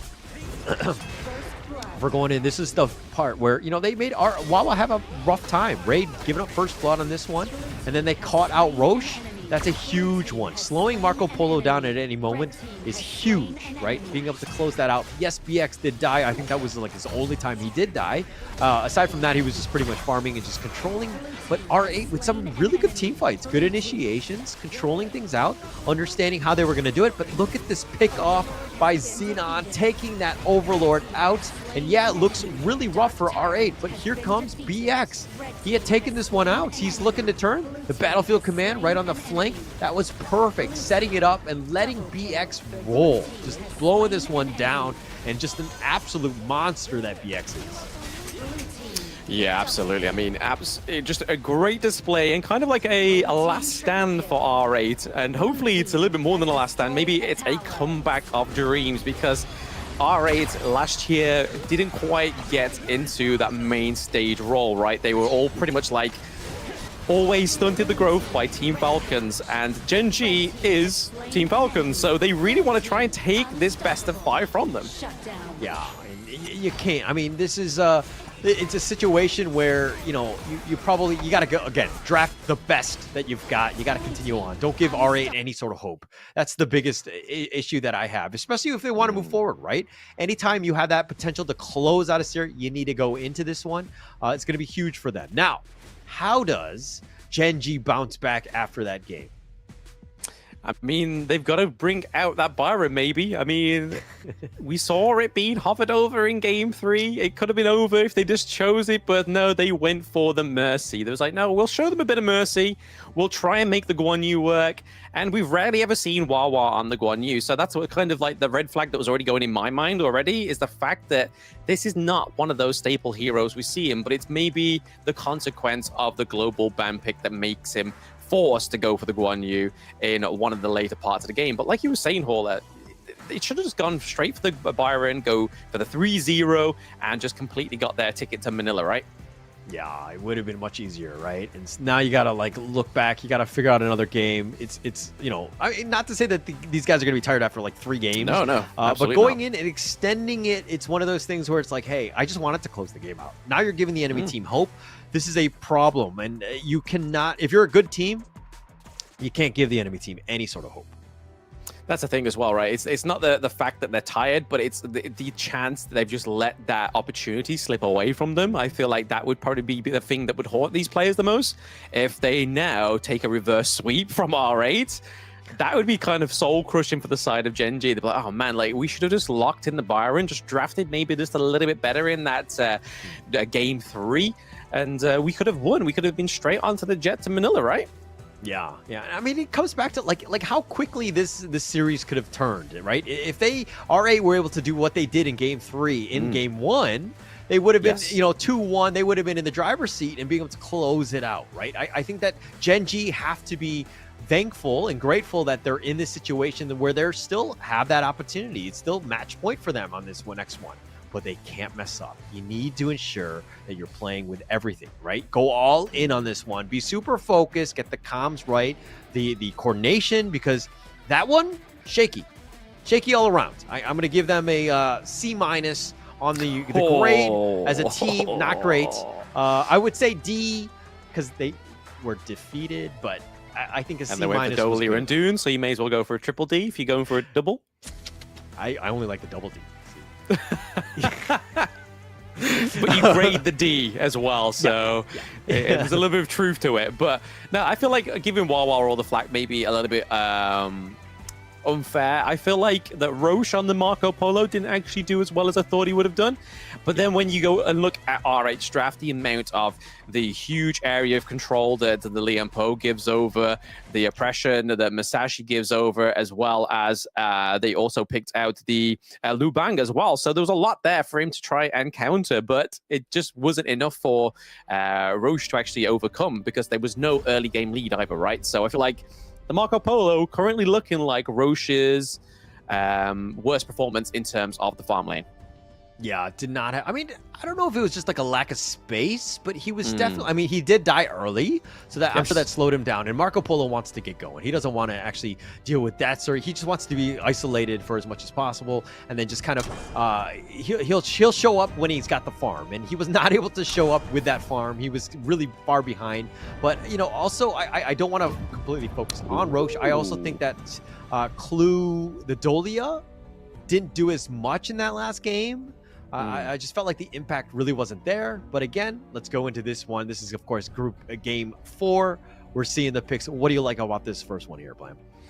I mean, I'm unsure about that My Shiranui. I don't know if that's actually going to be the pick or not, but we'll get back to the draft in a moment. But I do want to go back on the point there about the Dolia. Like, I feel like Mijoji's Dolia was definitely better performed by Mijoj and it was Clue, especially with the synergy of the monkey as well, right? Where we saw that double kill come through. There was nothing that was really claimed or made apparent from Clue on the Dolia. There was just no kind of like clutch survival. There was no playmaking. There was nothing like that. Whereas with when Mijoj had it, it was quite big. It was pretty huge. But back to the draft, it is going to be Gen.G actually going for the Mai Shiranui in the mid lane. So Inua actually going on an assassin here. This is going to be really interesting. Yeah, I mean, Assassin, also you're going to pick up the Musashi here. They're just going to want to run at you, the Zhuangju, to kind of provide a little bit of control in terms of the CCs and all that. It's kind of like to get rid of it. So the potential is there. But on the other side, let's talk a little bit about this, the R8 lineup thus far. I mean, Zenon going for the Liang here. I mean, it's more likely going to be MEJOJ on it because we have the Angela coming through as well. So Angela down into the mid lane. We'll have we'll have MEJOJ on the Liang. And I feel like this is a great counter for any of these high frame heroes. You can just suppress the heck out of them. And then you have the likes of Abdo on the Dharma as well that can get in with the Truth Mantra. And if that misses, you've got the Blazing Brilliance. You can really just lock down these high frame heroes. Yeah, I like the fact that, I mean, R8 are kind of like, hey, we can't really deal with the Musashi straight on. We need some ways to control him. You have that, you know, the Liang just looking to just lock him down. He's going to be target number one, focusing him in. But here's the thing. You've got the Mai as well. So it's like, pick your poison. Like, which one do you want to go for? Who can you control? Yeah, you can maybe potentially burst one down, but then you got the other that could be just like cleaning up. You got to be super careful because R8 right now, looking on the squishier side. Yeah, maybe Gen.G going for a bit of a trick of the light. Like, hey, you can kind of see us here, but you didn't see this one coming. But what we didn't see coming is the Consort U. But again, the pool of the farm lane is getting pretty low right now, but I feel like the Consort U kind of fits into this draft pretty well, right? Because the physical immunity that she gives over to herself, and obviously to get out of the jail card with her ultimate that's able to lock them down in a spot, it also sets up MEJOJ to kind of get them suppressed as well. So there's a lot of kind of setup going on elsewhere within RA. It's not just all reliant on Liang, and I really like that. But then over to the side of Gen.G, the Zhuangzi is going to be really interesting because any of that minor kind of CC is going to get cleansed by his ultimate, right? And then that big use of the shield is going to be crazy. But they don't actually lock in the Byron in game 4. They go for the Sunset, which, again, I feel like it's a good call card for Wawa. Yeah, I think it's good, right? Because you can set sail on out of there. If you do get locked down, you have ways to kind of save your team. Plus, you can just kind of engage. If you can get to that back line, again, all of these things, it's like free food. You're like Pac-Man, just eating those stars, just kind of going in, just hitting those dots. And like just get on the back line, just hitting as many people as possible. I think you're going to have a good time. And it's really going to come back to this BX Kaiser, right? Are you able to control and to kind of protect everybody else, be that bodyguard that you really need to be? Because, you know, they might just ignore you, but at the same time, BX, you know, he's gonna have to protect everybody. He's going to have to protect everybody. I mean, they needed a tank on their team, so that's why he kind of had to be forced into that role in a way. And from what we've seen so far in terms of tank-wise, he hasn't probably had his best performance. Obviously, Lamb in the first game was fantastic, but he kind of went a lot more attack damage than tankiness. And then, obviously, Monkey in game 2, he had, obviously, that double kill, but that was probably the only shining moment that was really propped up by MEJOJ. And then Musashi in game 3, he definitely set the pace for R8 to take that victory from Gen.G. So I feel like maybe the Kaiser is going to be a little bit interesting here for the side of R8 to see how it works. But he's had his recent changes. You can go a little bit more attack damage with him now, deal a little bit more damage, but I feel like he needs to go full tank in this one.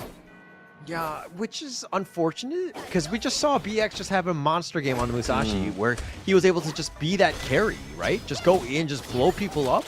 And I think that's kind of where I thought they were going to go, but the draft was just like, oh, squishy, squishy, squishy. And so they had no choice, right? They had to kind of get that tank.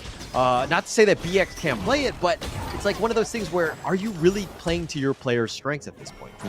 Yeah, I mean, the draft kind of was forced, like I said earlier, they kind of forced the hand to go into the Kaiser pickup, unfortunately. But hey, I feel like R8 may be able to make it shine here. It might not be the best performance for BX, but it may just be the utility that they need for these team fights, right? Just be able to set up those big stuns from the Dharma, as well as obviously locking down those heroes into place so that Consort U can use those bolts and just poke from a very far, very safe distance. But only time will tell right now. But it is looking like Gen.G are just a little bit faster farming right now in terms of the gold resources. Yeah, slight advantage, nothing to kind of, you know, worry about right now if you're an R8 Esports fan. But okay, if we're going to talk about like which player from each team really needs to shine.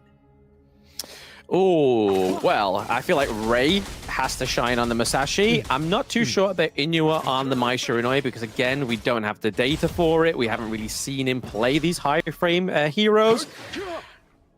I feel like it's definitely on Ray and Wawa in this one. Okay, okay, all right. No, okay. That's for the Gen.G side. What about R8? R8. Oh, I feel like it's all coming down to the lockdowns from MEJOJ. Ryoshi is going to have a bit of a hard time here getting out of these high frame distance of these heroes like Sunset. He's got the knock-up as well. You've then got Masashi's extreme speed. You've then got the Mai Shiranui as well with the knock-up. It's a lot that he has to contest with, and the physical immunity only lasts so long. So I feel like Mijoj and maybe BX is probably going to be those two staple ones, right? Okay. No, I do agree with you. I think that it's... I mean, at the same time, R8, if you're one of those squishier guys, you got to be playing a little bit scared. You got to be a little worried where Inua is, Ray is at any moment, because they can just jump you, right? And catch you out and just blow you up, really not give you a chance. So I think that the potential for them is to ensure that they have vision, and so that they're not caught off guard. Also, just constantly ready, you know? Mijoj needs to be on point to save whoever gets jumped on, right? Give your team a chance, so to speak. Yeah, in terms of giving teams a chance, I mean, this tournament is definitely about giving new teams a chance, because the top 3 teams in 2024 Honor of Kings Championship didn't enter the Season 3 Invitational. So this represents the immense vitality and potential of Honor of Kings. So it is a true moment for everyone, Hall. Like, I was shocked watching the Malaysian qualifiers. I was shocked watching the Indonesian qualifiers as well. And this is seeming to be, it's scratching up to be a little bit like that as well, but going in with the truth mantras, so the truth hurting on those top 3, is it going to be enough to take the first blood? No, it's going to be Gen.G that takes it from the side of R8, but it is going to be a 2-1 trade for now. The set sail comes through for Wawa, hitting the wall, but not hitting a hero. Yeah, Wawa just did a set sail like I do all my set sails, right? I just slammed right into that wall. But, you know, look, Ray was completely jumped on. He was kind of getting jumped, but he went all in, duel to the death, ensured that he got first blood on the Xenon before he died. A pretty big win for them, just being able to turn that one around a bit. Ray with a heads-up play. Yeah, he did die, but still, he came out a little bit on top. Just a little bit. I mean, they are ahead of gold as well. It's almost around about 2k gold, so they have to just make sure that Gen.G just keep that momentum going for them. Not give over another round for R8. Again, that would be at a detriment of their morale and their motivations in this best of 5. And it really shows the true color of some of these teams. And to be honest, some of these teams last year didn't actually get to experience a best of 5 on the big stage. So it's really interesting to see them actually go head-to-head in a best of 5 to see literally do a full stress test on these teams, right? Yeah, for sure. Almost all the qualifiers have been in best of 5s. It's been interesting, right? And especially with global ban pick, like you need the reps against other top tier teams, because it's one thing to play against them and to kind of be like, hey, get a feel for that, but to do it and then being able to kind of draft you know, a synergistic team on the fly while the enemy team is trying to prevent what you're trying to do is just like a whole nother, you know, 4D chess in that sense. There's so much more at play, getting yourselves a chance, because again, drafts don't win 100% of the games, but they put you in a pretty good spot. Yeah, they set you up, right? But it's then the execution, and that execution that set sail once more was into the wall, but it was maybe enough just to push Abdo into the main part of the team fight. So Abdo goes down, and potentially the T1 into the mid lane as well. So this is where Gen.G are really being surgical and opening up the side of R8. Yeah, doing a good job here. Just taking whatever the enemy gives them, forcing them out. Abdo down for another 3 seconds. This is a free blue buff going the way of Gen.G. They've done such a good job of just pushing their initiative. Again, all of the heroes, they want to be aggressive. They want to be in your face. And R8 really haven't had an answer thus far. No, yeah, and I feel like it is literally down to the point you were making earlier. It's about the draft. It doesn't win games sometimes. It's about the execution, but unfortunately they were forced into just drafting a tank into the jungle, because obviously Liang came through, and at that point, there's no, and they've already got the Dharma, so they had no real way to put a tank anywhere else. We're not going to see some new meta come through, because it's definitely not going to work in the mid lane. It's definitely not going to work as an ADC, so they had to go for it in the jungle. So at that point, Gen.G knew that they had control. Yeah, they definitely have control, and they know it, right? They're just forcing it out. They're pushing things along, and like R8 have stuck together. It took 3 people to take out their own Crimson Golem, right? It's because they're not playing. They don't feel safe. They need you know, the buddy system. They've been pushed back, and that T1 is taking a little bit more chip damage. And Burning Sun Arrow, yeah, the physical immunity really showing its merits there, keeping Ryochi alive, but I feel like Consort Yu hasn't had her moment to shine yet, and even Zenon seems very off pace with this Angela. It seems like maybe something he's not as comfortable with, or it's not the play setup potential that he really is used to. Blue team Yeah, has and destroyed to be a honest, I'm tower. kind of thinking like, you know, the modes pick. Oh my gosh, the set sail doing donuts in the parking lot, and Abdu does survive. He even had a passenger on board as well. There was no baby on board. It was Musashi just waiting to come out with a duel at death, but it is going to be Mijo who gets taken out, so there is going to be no suppression for Ray, but it is going to be a takedown for Ryochi as well. The physical immunity isn't going to be enough because the magic damage comes through from the Mai Shiranui, picking off Ryochi as well. So that's a 2-1 trade for Gen.G once more. Putting up again. 4K gold difference. They are really owning this map, but they can't let it open up for R8. What a great game thus far by Gen.G, right? Just forcing it out, just running at you, doing it out. I mean, yeah, Ray died, but you got the kills and then turned those things, you converted them into objectives. You've taken the mid T1, huge win for them. Roche is continuing to farm, and it looks like he has to actually flash back. Oh yes, getting caught out there. Abdel once more. This is definitely not like the Dharma expectations we get from Wawa, right? Wawa on the Dharma is huge, and even more, the setups from the Sunset is even huger than what we've been seeing from the Truth Mantras from Wawa's Dharma. So again, this Sunset is playing dividends. This pick has been pretty huge, so clearly saving this for Game 4 rather than the Byron was probably a good call, but they could have probably finished Game 3 off with the Byron and even had Sunset in the tank as well. Yeah, stop talking about the past, man. Let it go. No, Let it go. No, but Gen.G have done such a good job. This is a really good draft. Yes. Wawa on the Sunset has really been paying dividends. Yeah, he missed a couple set sales, but it's not game changing in that sense. Hitting that last one on Xenon really gonna hold him back. He's gonna have a hard time, and this is what we were talking about with R8.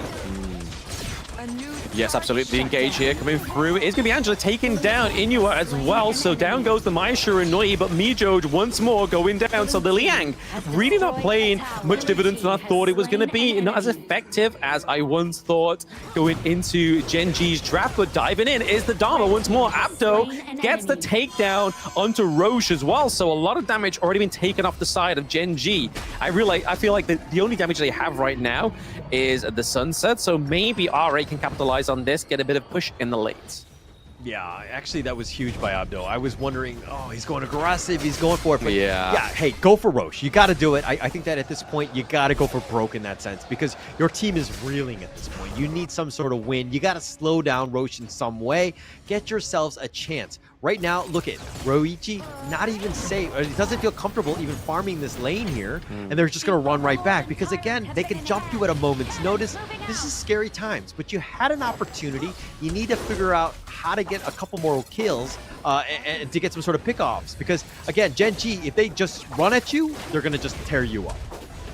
Yeah, it seems like it here. Maybe they're trying to bait a bit of a team fight here for the Overlord, but it is going to be the Sunset into the back line here. The test drive has come through. Abdo goes down. It's going to be Ray picking up Abdo. It's not quite finished there yet. We do see the extreme speed come through. Physical immunity from the Ryoshi there, but it's not going to be enough. Roach comes through, dealing so much damage, especially with the help of that Crimson buff as well. High ground turret number 2 looking like it's going to be on the cards for Gen.G. Are they going to be able to open up and finish this best of 5 between themselves and R8? The set cell goes through, not giving the backline enough time to react. There it is. It's going to be Gen.G going to Manila, representing MENA.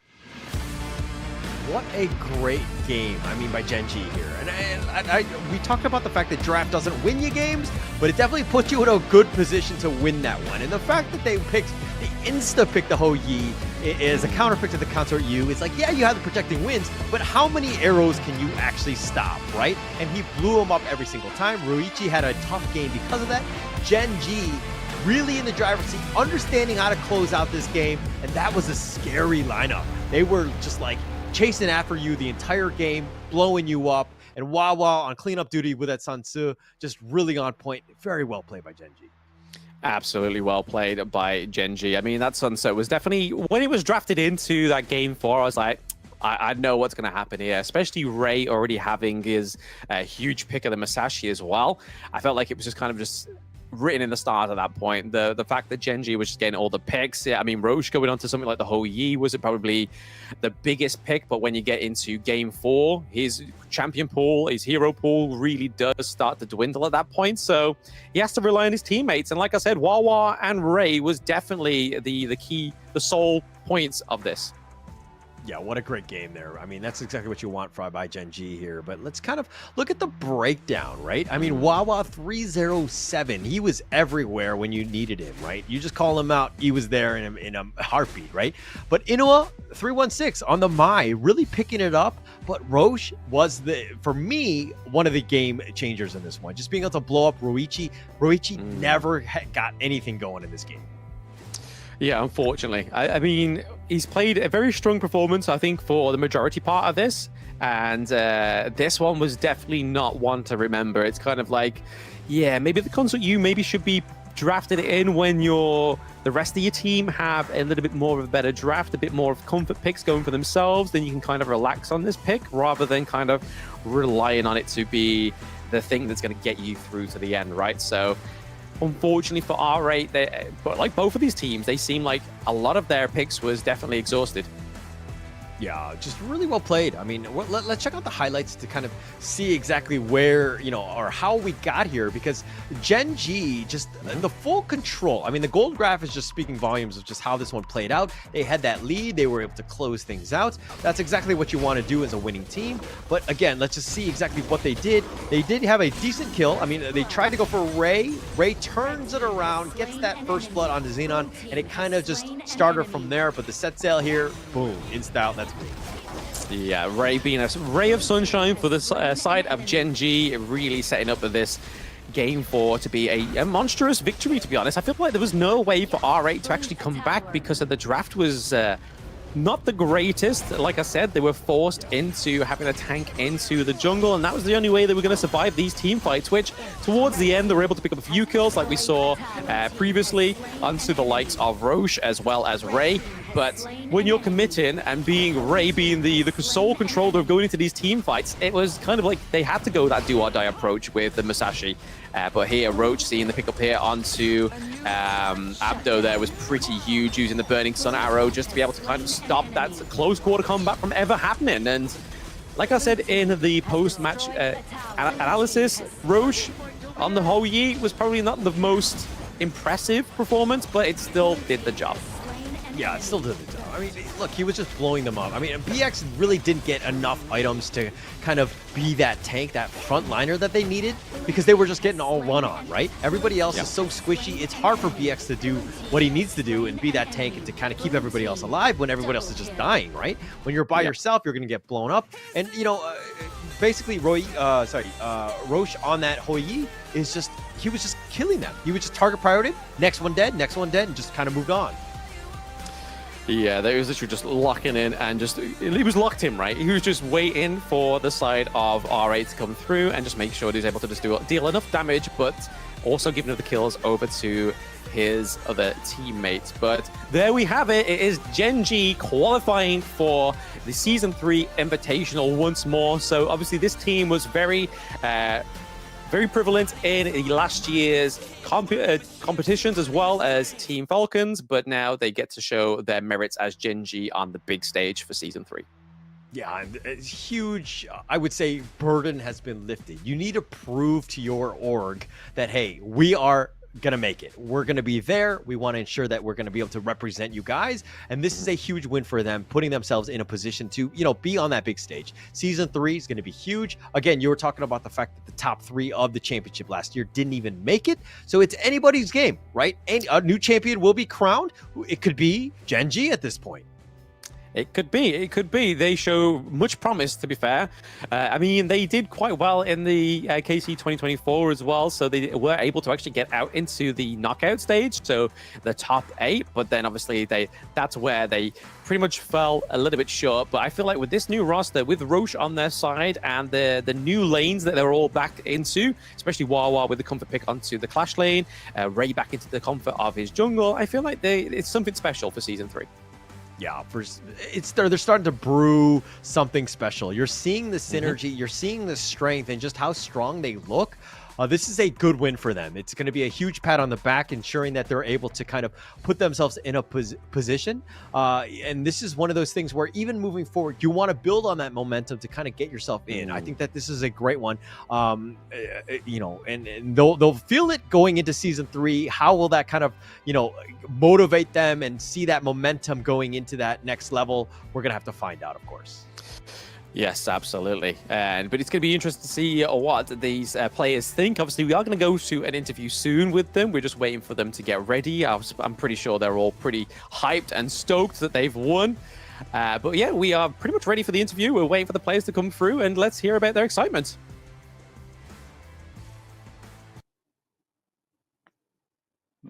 How's it going, Ray? Yeah, well done. Can you hear us? Can you hear? I don't know if you can see us. I'm pretty sure he's. He looks a little bit confused. He looks a lot more confident on the gorge than he does with the camera. Yeah. Hello. Hi. Can you hear us? I'm guessing that's a no. I'm guessing that's a no. Yeah. Whilst he's figuring that out, we'll probably speak of the performance of Gen.G over this best of 5. I mean, the only thing that was problem was probably the game 3, right? I mean, was it the draft? Was it what were you thinking, Hola? Yeah, I to be honest, that's kind of what I wanted to just kind of ask about, right? I wanted to see exactly just what their thoughts were on that game 3. At this point, it'll be interesting, right? Because again, just kind of see when you had a 2-0 and then going in. Hey, sorry, Ray, can you hear us? Hello. Hello. Can you hear? Can you hear?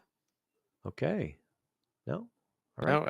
I think the tilt of the head's a universal sign that he may not be able to hear. All right. Yeah. Okay. All right. Hello. Hello. No. All right. Oh. Okay. Yeah, Why did the lights go out? He's gonna get ganked. He's gonna get ganked in real life. Yeah. Yeah. All right. Yeah, Well, no I mean, worries. as we think about it, I think that it's going to be like, again, going into season 3 under a different banner. You know, how are they going to feel just going into this one, going from Falcons to Gen.G now? Like, is it more confidence with Roche? We're gonna have to see, right? Absolutely, yeah, we'll definitely have to see, to be honest. And the thing as well is that they will meet some familiar faces, and then obviously some teams that they've never faced before as well. And I think that's going to be the most exciting thing about season 3 as well. Hi, Ray, are you there? Hello, Ray. Can you hear us?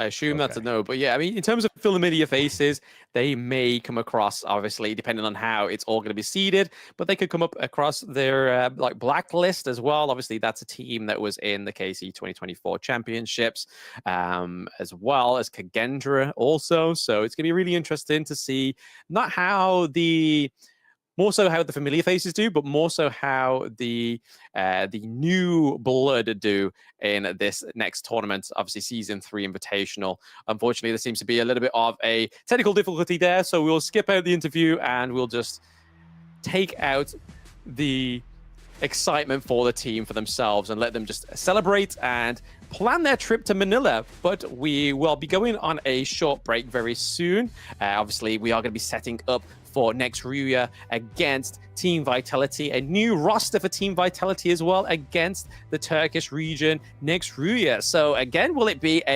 will this be the 3-0 or will this be another best of 5? Make sure you don't go anywhere. Stay tuned.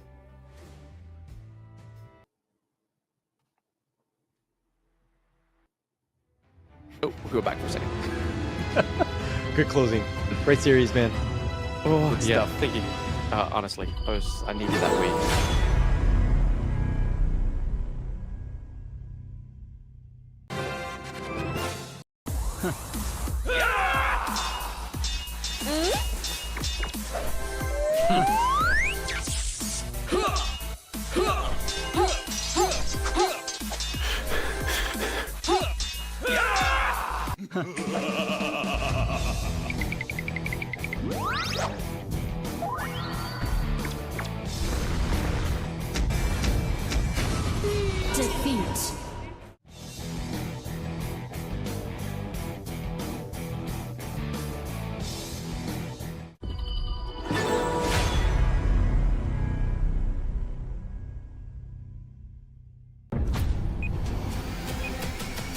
snip! I found it! The real wire! Don't snip the real wire! Hurry up!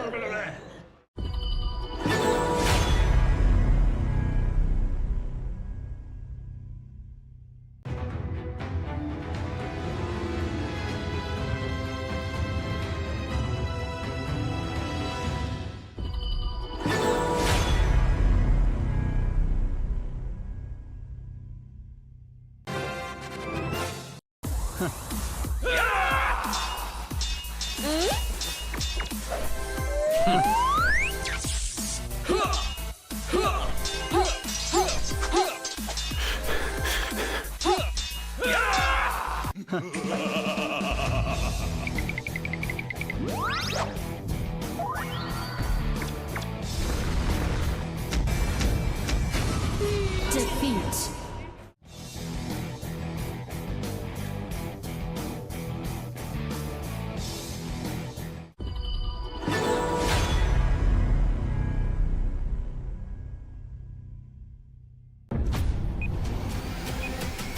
just asleep. I found it. The RÜYA. Don't need the RÜYA.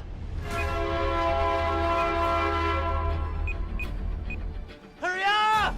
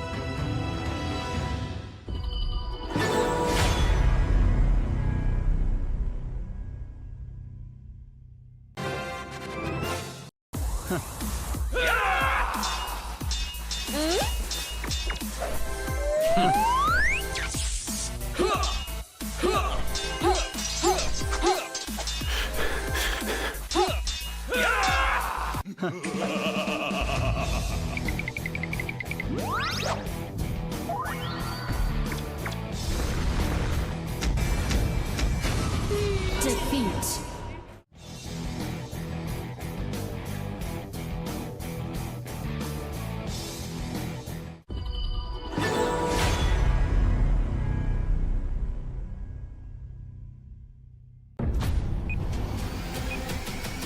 sleep. I found it. The RÜYA. Don't sniff the RÜYA.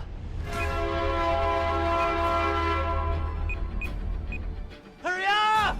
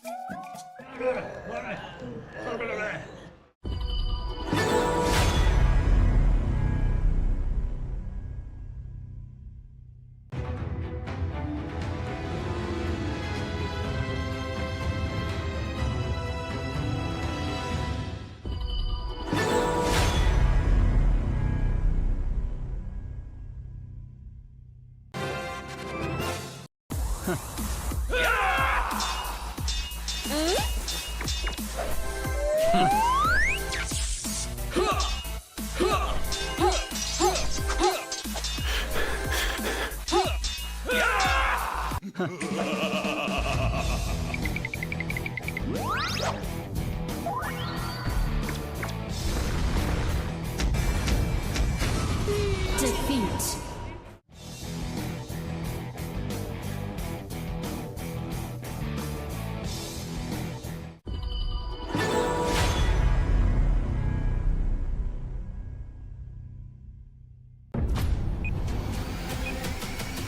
sleep. I found it. The RÜYA. Don't need the RÜYA.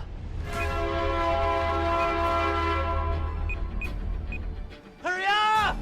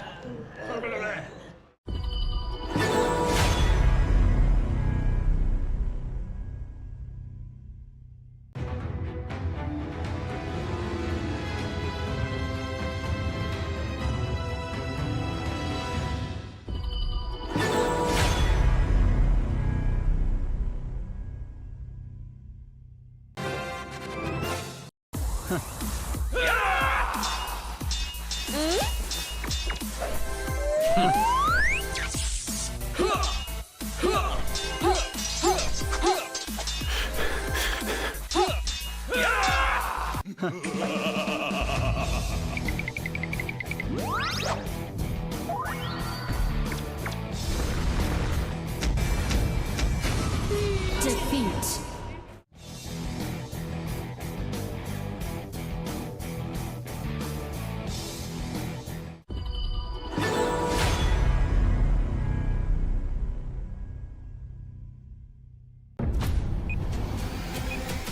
Which is the snake? I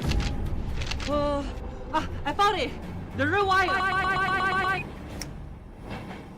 Don't snip the RÜYA! Hurry up!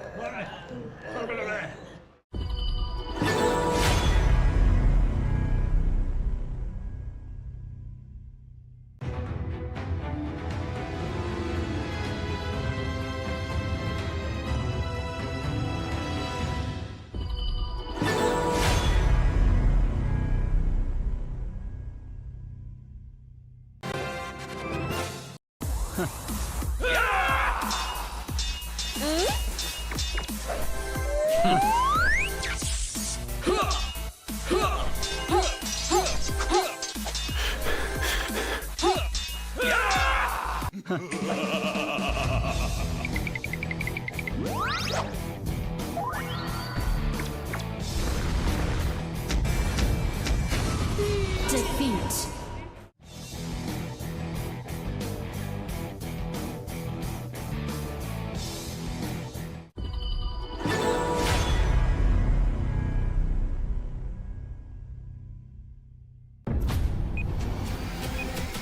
chance to sleep. I found it. The RÜYA. Don't sniff the RÜYA.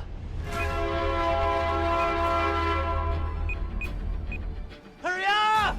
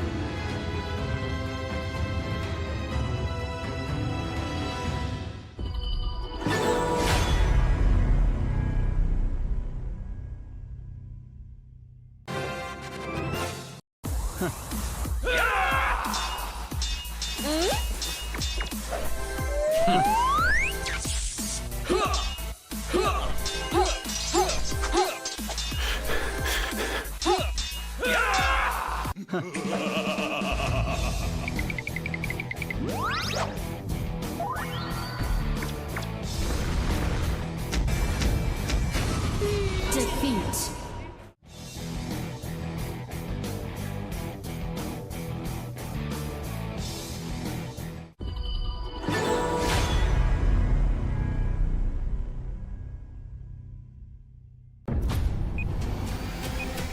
Which is the snip? I found it!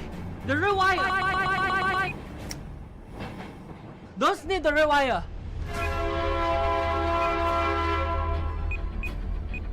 Hurry up!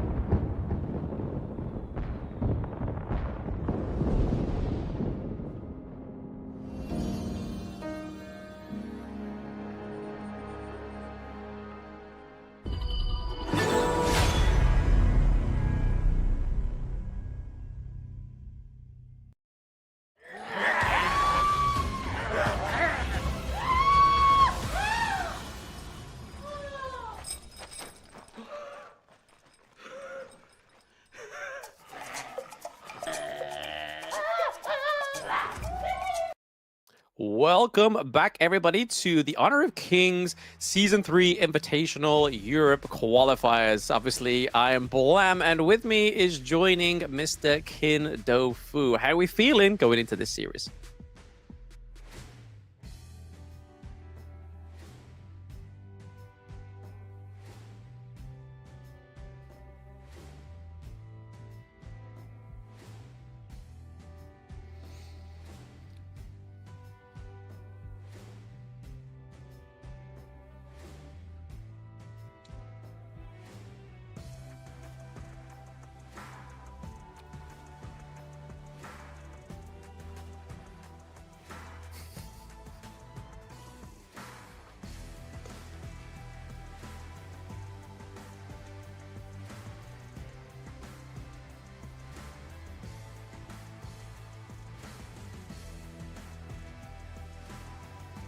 I mean, it's a completely different team. I mean, you said there's some changes. I feel like it's the side of the moon. The previous Team Vitality was the side of the moon we've seen every night, but this Team Vitality is like the dark side of the moon. This is a completely different roster, and especially with the addition of Dao Dao as well. I mean, I'm expecting huge things from Team Vitality.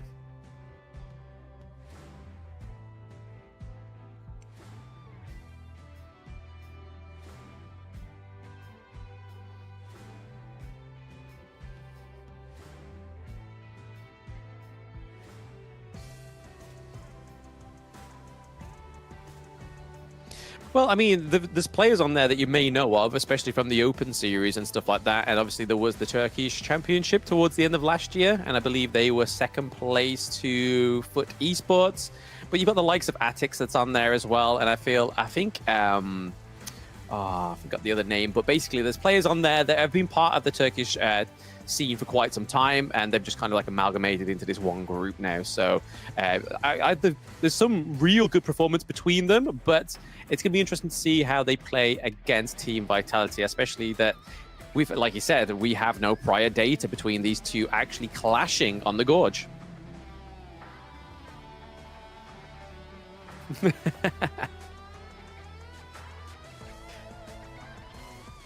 Mm-hmm.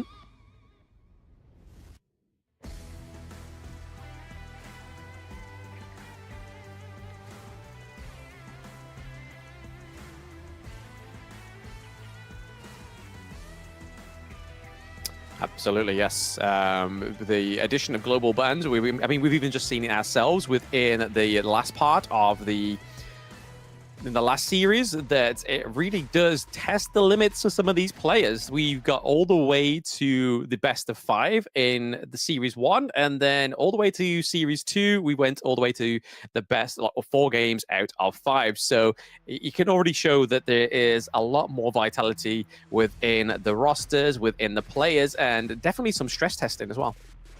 Oh yeah, for sure. So let's head on into the matches today. This is going to be the last match of today, and best of 5. I don't think this is going to be a very quick series. Let's see how this runs down. Blam, what is your expectation of what's happening for this last best of 5 series for today?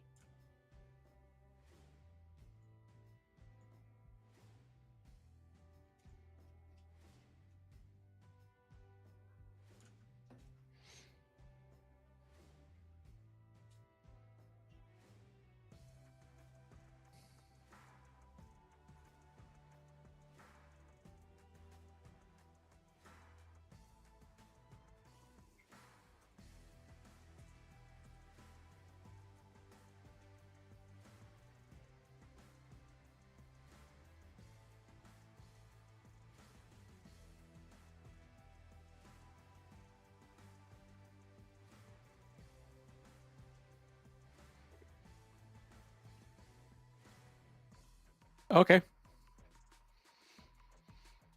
Right, so just a little bit of a pause there, just to sort out some technical issues, but we will be getting straight into the games very soon. But as you just saw there, that was the scores back of the previous series of the day, for those that didn't catch it, because especially in my time zone, it started pretty early, Ken. Oh yeah, it's a little late on my end. I think it's a completely different time zone for sure. It is, I think, close to 9. Not that late, right? The night is still young, so we're ready for a lot of action as well. And any expectations going in for this match? Is it going to be a big, clean sweep, or are we expecting a full-on fist fight between these two? Well, I mean, there's one big factor, especially on the screens for those at home, that could make it go to a best of 5, and it's the addition of Kindo Fu on the broadcaster desk. So that could be the potential of bringing it to a full best of 5 game. So let's see how that goes. Yeah, I think it's a long-standing tradition, and seems like that's the case. It does seem like the case. It does seem like the case, to be honest. But we'll have to wait and see if RÜYA have some surprises in their sleeves, up their sleeves as well, to see if they can actually go up against Team Vitality, especially the new Team Vitality that we've been not used to. But like you said, we have the addition of Dao that we have quite a bit of experience about, and seen him in the KC 2024 Championships. Absolutely put some respect on his name in the jungle. Oh yeah, for sure. I think if you take a look at the history that Dao has shown us in Open Series, even in the Indonesia Championships, he has flexed quite a few jungle heroes, right? We have the Tun, we have the Musashi, the ever long-standing Yu Huan. Spectacular performance so far from Dao. Now, I'm just curious to see what kind of heroes he's going to bring up now. Because of global bans, we definitely need a bigger hero pool as a professional player. Yeah, I mean, it was nice to see like the addition of Lamb in the past 2 series as well. Obviously, R8 played it, and then we had Nongxin play as well. So there's definitely you can kind of see it start to surface of like what's going on with the global bans and how it's affecting these players. But I feel like the biggest affected players is definitely jungle. We have the farm lane as well, because obviously the pool of heroes anyway in the farm lane is pretty short anyway. Oh yeah, for sure. I think that's definitely going to be one thing they need to consider on both ends, actually. Another thing is, I think we've seen, you know, a couple of Nuas, couple of Yixings as well. Yixing seems to have a better win rate or better execution rate compared to our friend in yellow for the Lady of the Now, right? So I'm curious to see if Nua is going to be picked in this game or not in this series. I think that we have kind of abandoned the Lady Gen, Princess Frost kind of meta, which is kind of sad, but I want to see, you know, more of these heroes as well. Yeah, I feel like we need to hold like a commemoration for them because it was such a big part of last year. It's just either, oh, it's Princess Frost. Oh, it's Lady Chen. Oh, Lady Chen is just a poor man's Princess Frost and all these things. And now that narrative's completely been blown out of the water. It's now Yixing is ruling in the mid lane. Nua not having the best performance just yet, but thanks to the past series, they actually got some win rate on that hero. So finally, a bit of respect for Nua.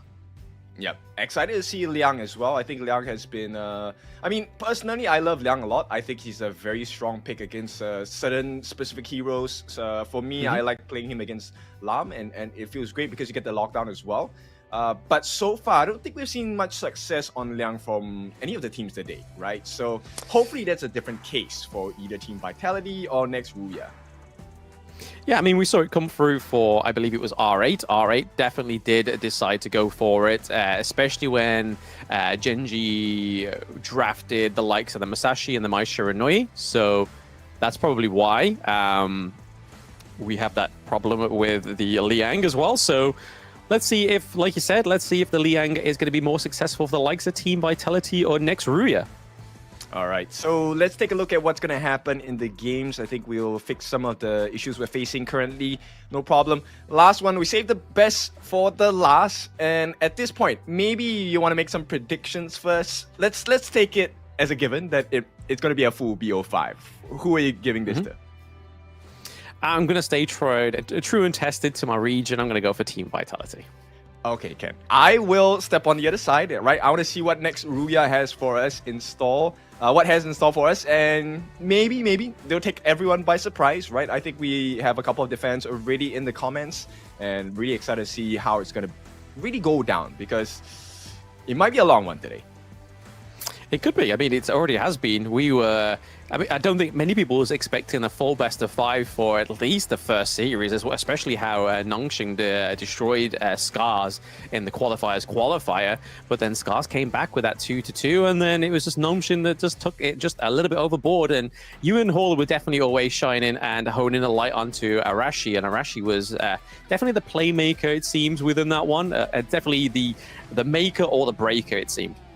Yep, I think some hearts were definitely broken. If you take a look at the various language casts we have, you know, the Japanese casters were actually quite broken by it. But hey, you know, competition, it is, we have winners and then we have learners. And I think it's a big learning curve for the side of SCARZ as well. Now, for this last series, I think there's a lot of things that I'm hoping to see. We haven't seen a lot of the new heroes that have descended down onto the Gorge as well. Now, one of the new heroes, Arc, that has been, you know, landed on the Gorge today. We have not seen that just yet. I don't think we might get to see her as well. I think that's a huge risk for any of the pro teams. So maybe that's something they won't want to try. But heroes like Xuanche, I think heroes like Yixing have already been showcased. Xuanche not yet. Maybe we'll see him today. Yeah, I mean, it'd be very interesting if Arc did come through. I feel like maybe if one of these teams were ahead by 2 points, then maybe they put like a Arc into the third game, knowing that they're already ahead by 2 points, and if they lose, it's not the be-all or end-all, but it does mean that their next roster and draft going into game 4 means that they can pull out something that would just completely decimate the other side, which is kind of like what we saw with Gen.G against R8. But yeah, it'd be interesting to see if there are going to be any kind of other picks that these teams are going to lean towards, because we saw the likes of RÜYA on Gen.G. We saw the Guan Yu that didn't actually do so well for Wawa, so definitely a poor performance for the Guan Yu. But again, I feel like it was a draft difference for R8. There was just no way for Guan Yu able to get into that back line, and that was just a little bit of a a wrong call within the draft, I would say. Yeah, I think it's a huge risk that they took, right? Because end of the day, that kind of synergy that they were expecting was that when the World is My Board was laid down, I think the expectation was that Guan Yu will be able to use his Furious Charge and Razor Cavalry to kind of push people into the box, the chessboard. It did happen once or twice, but it didn't really work out in the way that they kind of envisioned it would, right? So I can see it, but yeah, it doesn't really work out that well. It just reminds me of my rank games as a Guan Yu.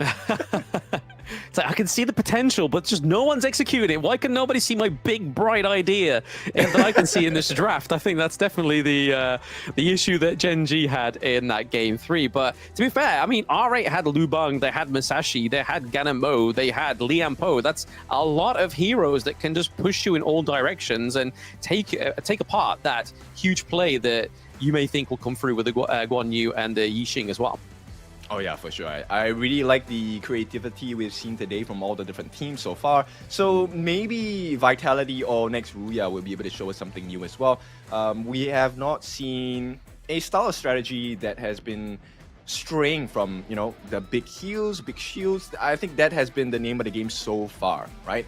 The other one was the strategy of trying to have massive control, as we've seen in the first series. I think Nongshim was 5 men. Each different member had a stun or CC of their own, and that was really hard to deal with, right? For R8, I like the idea of having the UCC to kind of pincer people into particular spaces. Maybe just an execution error. Now, I want to see some death ball compositions. I want to see some mega heal compositions. We've seen them across the world, right? Many different teams pull out very specific strategies. We could even get the... okay, for all of you watching, I know you might have experienced this from one time or another, which is going to be the poke composition, right? We have the Mozi and Lupan, people just using cannon blast, shot cannons, shooting you in the face all day. You know, I used that to win a couple of ranked games. I was very happy with myself, and then I got hated for by the opponent. Yeah, it's like, come on, just come into close range. What are you doing? Like, why are you so far away? I just want to fight you. Yeah, I can imagine that being very frustrating. Oh, not only in ranked games, but especially in competitive as well. I think that would actually cause some resentment between players. I think, like, come on, man, just fight me. Just fight me 1v1. Let's finish this game. Let's go into a custom and let's 1v1 it. Let's see how you Cannon Blast do. Yeah. Oh, okay. Hang on. That's one thing that really surprised me today. Let me know if you feel the same. The Soyue pick. I love a good Soyue, but I'm trash at it. But when a good Soyue shows up, I think it's a guaranteed win. And I think Roche was playing the Soyue phenomenally today. So I'm hoping to see someone pick up the Soyue again, and maybe we'll see another definitely deadly performance. I don't know, from either of these teams. Yeah, I mean, it was a good performance. I don't think it kind of topped the performance that we saw in the qualifier because they had Abdo on the Lubu, and that was definitely a way to shut down the Shoyu as well. I mean, they should have really paired that with a Dolia, because I feel like that was the problem within game 1, is they didn't have a way out. Okay, now I think we will be heading into the draft pretty soon. Thank you for waiting with us. You know what? I think one of the things that the teams have been very focused on is actually trying to secure the farm lane, right? I think that has been a very clear marker that, you know, farm lanes, it's not as easy to play, and that there is a lot of catch across the other roles that makes playing farm lane really difficult. Yeah, it does. I mean, it's definitely been kind of like a tester between these teams, but like we keep alluding to, especially within this qualifier and the tournaments coming forward this year, is the effectiveness of that global ban pick. The way that it actually just revitalizes Honor of Kings, because like it's no longer the issue between who's banning out the Mai Shiranui, who's banning out Lung, who gets Orgren, who gets the Dharma up into the top lane. It's all a amalgamation of who can actually take necessarily hero picks from their group B, so the ones that they're not actually too comfortable with, and actually execute them very well against some of the teams not so comfortable picks, or even comfortable picks, to create like a new meta. I feel like that's the thing that I've been really excited for, from watching the Malaysia and the Indonesia qualifiers last year, is just seeing that, and that's definitely sparked like such interest and excitement for me as a caster and a viewer, that you just never know what's going to happen. Oh yeah, for sure. It puts a lot of pressure onto your picks as well, right? And now I think this adds a layer of how you can make someone's life on the opposite end a little bit more, okay, maybe not a little bit, much more difficult, right? Because right now, even if you get the picks that you want, right? Imagine if you have the best pick. I think this was the kind of story in the previous series, right? They had what I felt was a pretty stacked draft for R8, but they couldn't pull it off. And that's it. That's the end of that strategy. You can't use it again. That's it. It's literally a one look, a charm. It's a one-way ticket to either victory or you've just pretty much completely written your history for the next part of the best of fives, best of three, best of seven, whatever you may be actually getting involved in with the team. But it's been something that's actually been in the KPL for over 6 years, and it's actually nice to see that it's introduced much earlier into our global esports as well, because I feel like another year of just kind of getting the meta picks and seeing who gets it, who gets just the stronger BP, and it doesn't matter if it's Lung 3 times in a row or you get Orgren or Dune or anything like that. It's now kind of making players think, okay, I can't be a one-trick player. I have to expand my hero pool if I want to actually be a big name within Honor of Kings. And that's, again, another thing that excites me, because we saw some great player performances last year, and now we're going to actually be looking at the narrative of which player can actually play most heroes, but to a high standard. I feel like that's kind of like the way that they're actually going to win in these future tournaments. Oh, for sure. I mean, I think as a talent group, we have also received requests from community players saying, hey, I want to turn pro, what's your advice and stuff like that. Whatever advice we have all given to you, let's add on one more. You have to increase your hero pool, right? Because right now, global ban is definitely one of the markers that you need to conquer. You can't just say, hey, I want to play one singular hero. It's going to bring me trophies. It's going to help me qualify into the big leagues, big competitions.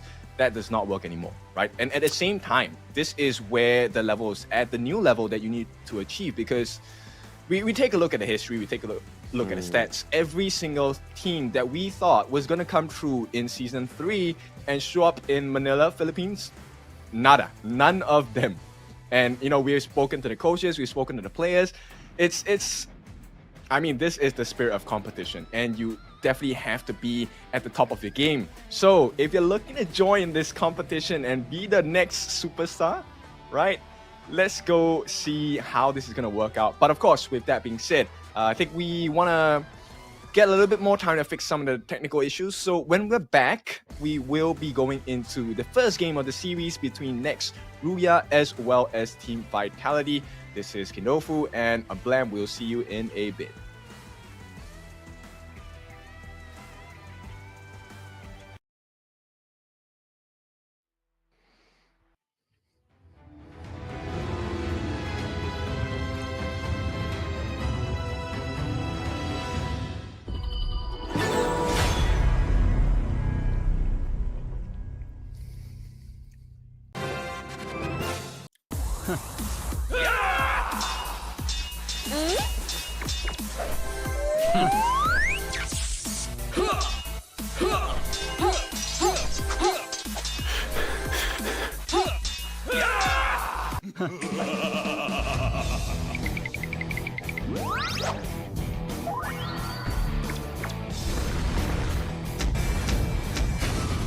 Defeat.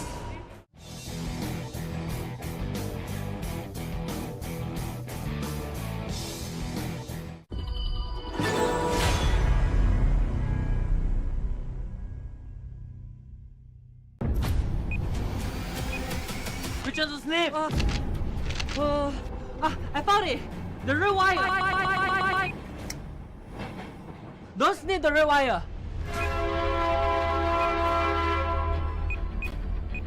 Hurry up!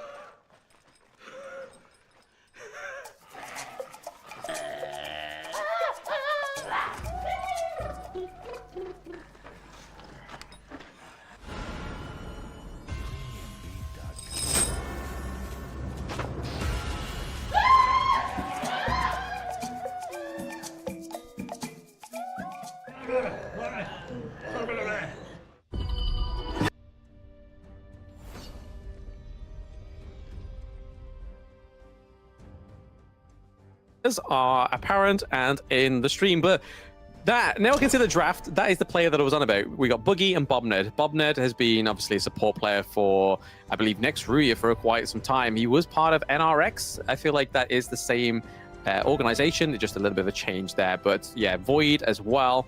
I feel like Void was on Foot Esports. So like I said, a little bit of amalgamation here of the Turkish players from the Turkish teams that we've seen all the way through last year.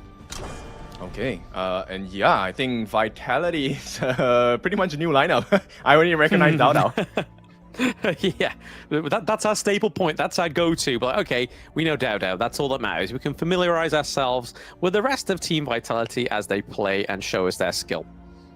Oh yeah, for sure. So prio bans right now is going to be Diadia coming out from the side of Vitality, and RX they're going to go with the My ban. Now I'm gonna be curious, are they gonna start out with the ban on Ogren and, you know, try to suffocate the junglers first? But it looks like no, RD is gonna be the farm lane of choice that's gonna be taken out by Vitality. Yeah, I feel like what I've seen so far and what I've witnessed so far with the global ban, you either get one team that goes for the Ogren to begin with to try and start the series strong, or they kind of leave it towards the latter part of the series and then finish the series off with a big Ogren bang.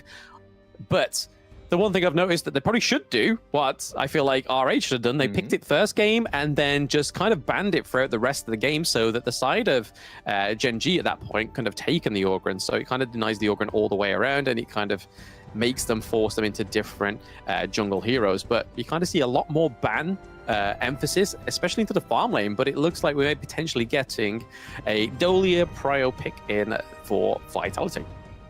Okay, so that's going to open up quite a few doors, right? So you have the option of refreshing sustainability, or do you want to refresh damage output, right? So we might see Yuhuan's coming in, we might see Gan and Mo, we might see Kaiser, might see Dune. Quite a few options to open for the side of Vitality. Now the question is, what does NRX have in mind to kind of counter this strategy, right? Because if you want to go blow for blow, you can go for a tank of your own. It looks like no, they want to prio that Lady Sun first. Yeah, I mean, Lady Sun's a big pick, especially down into the farm lane. Is it something you really want to be exhausting on your first game of the series? That's something I'm not too sure about, but it may be the thing that gets you the point on the board. So I suppose some of these teams are going to just have that desperate first run in game one, just so they can try and keep the morality high on their team. And then we can see that Atix is locking in the Masashi, which from the past two series, Masashi's was kind of very vocal in the first few games of the series in terms of bans, but looking over the Team Vitality, they're looking to stack it up as well with the Lung and the Yi Xing. Yeah, they're keeping it pretty open in terms of like jungler options, right? Right now, what I'm feeling for NRX, if we take a look at past stats, it's probably a Ming coming through, right? Or maybe a Zhang Fei, or maybe Liu Shan as well. I think those are very huge compliments to what they have been offered on the side of NRX. There's plenty of burst potential, duel to the death, rolling raid, and it looks like, okay, it will be a Zhang Fei, but whether it's going to be a Smite Zhang Fei, that's the big question.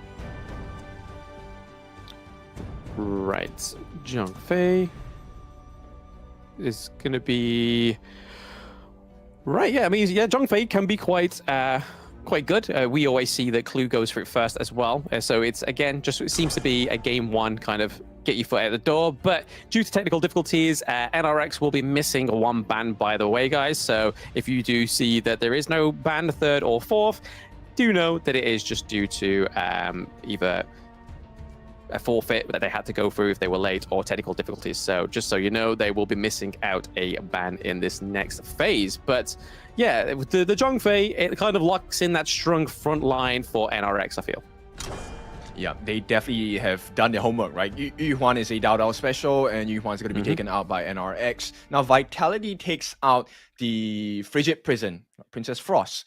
And I think it's a pretty decent pick, right? Or ban in this case, because you don't want this Lung to get locked down with a Frigid Prison. You want to allow him the option to be able to get that infinite vastness out.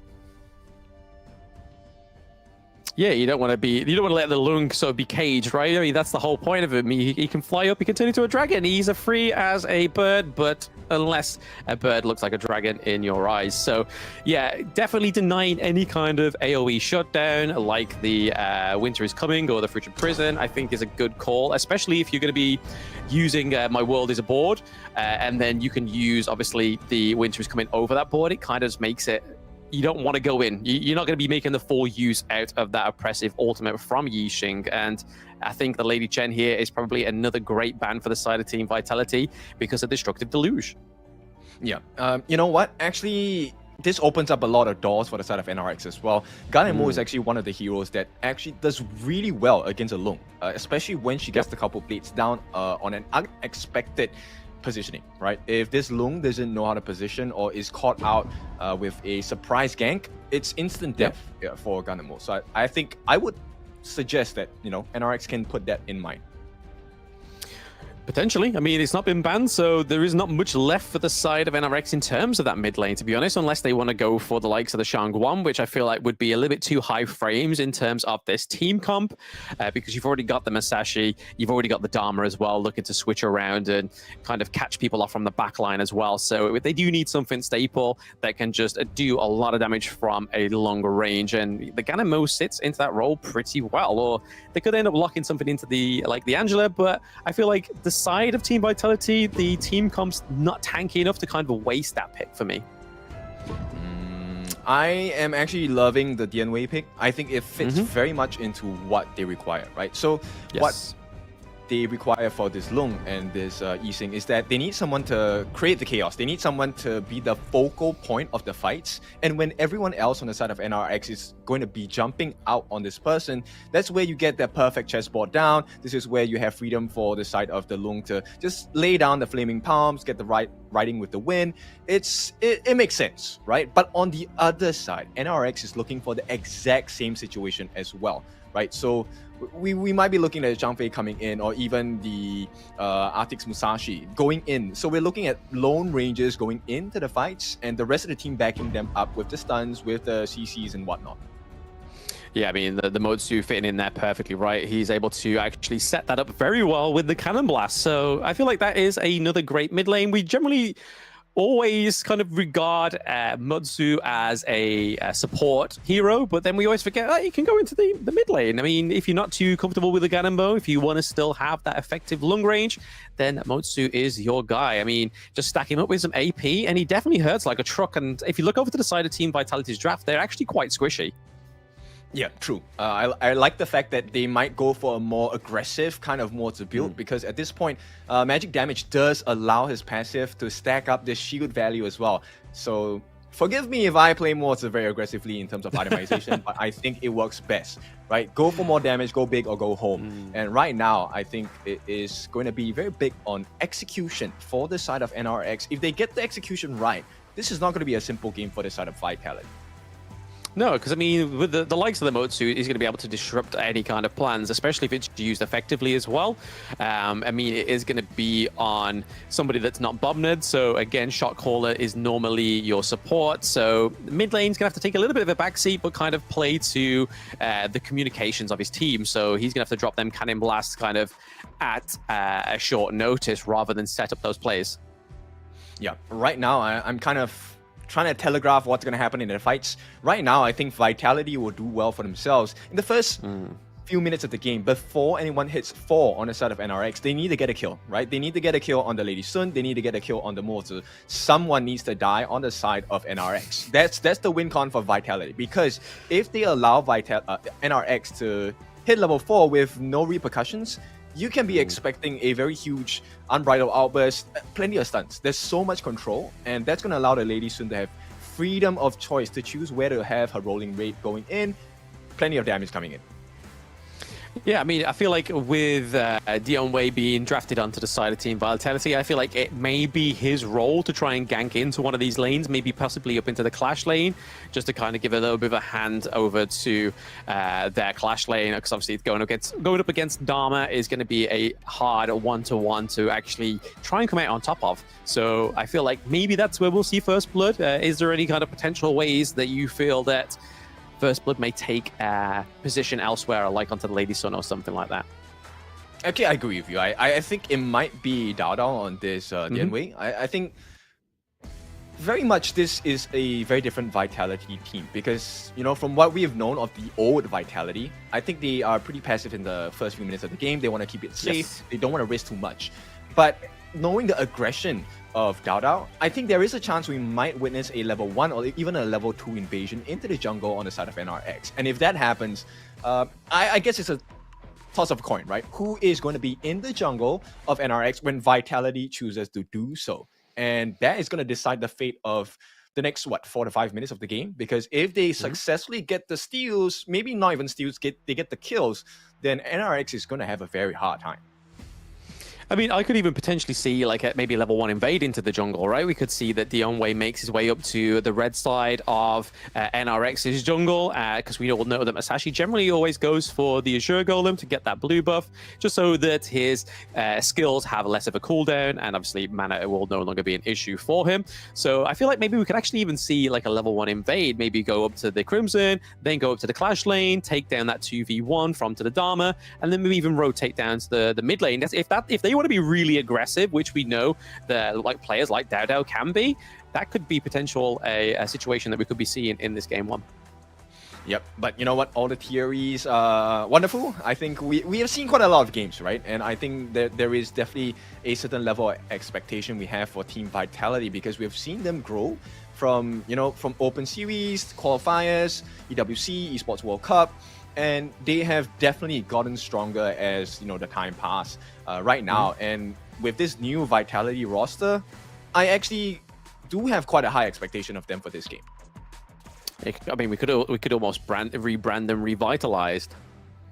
Yeah, I get it. I see what you did there.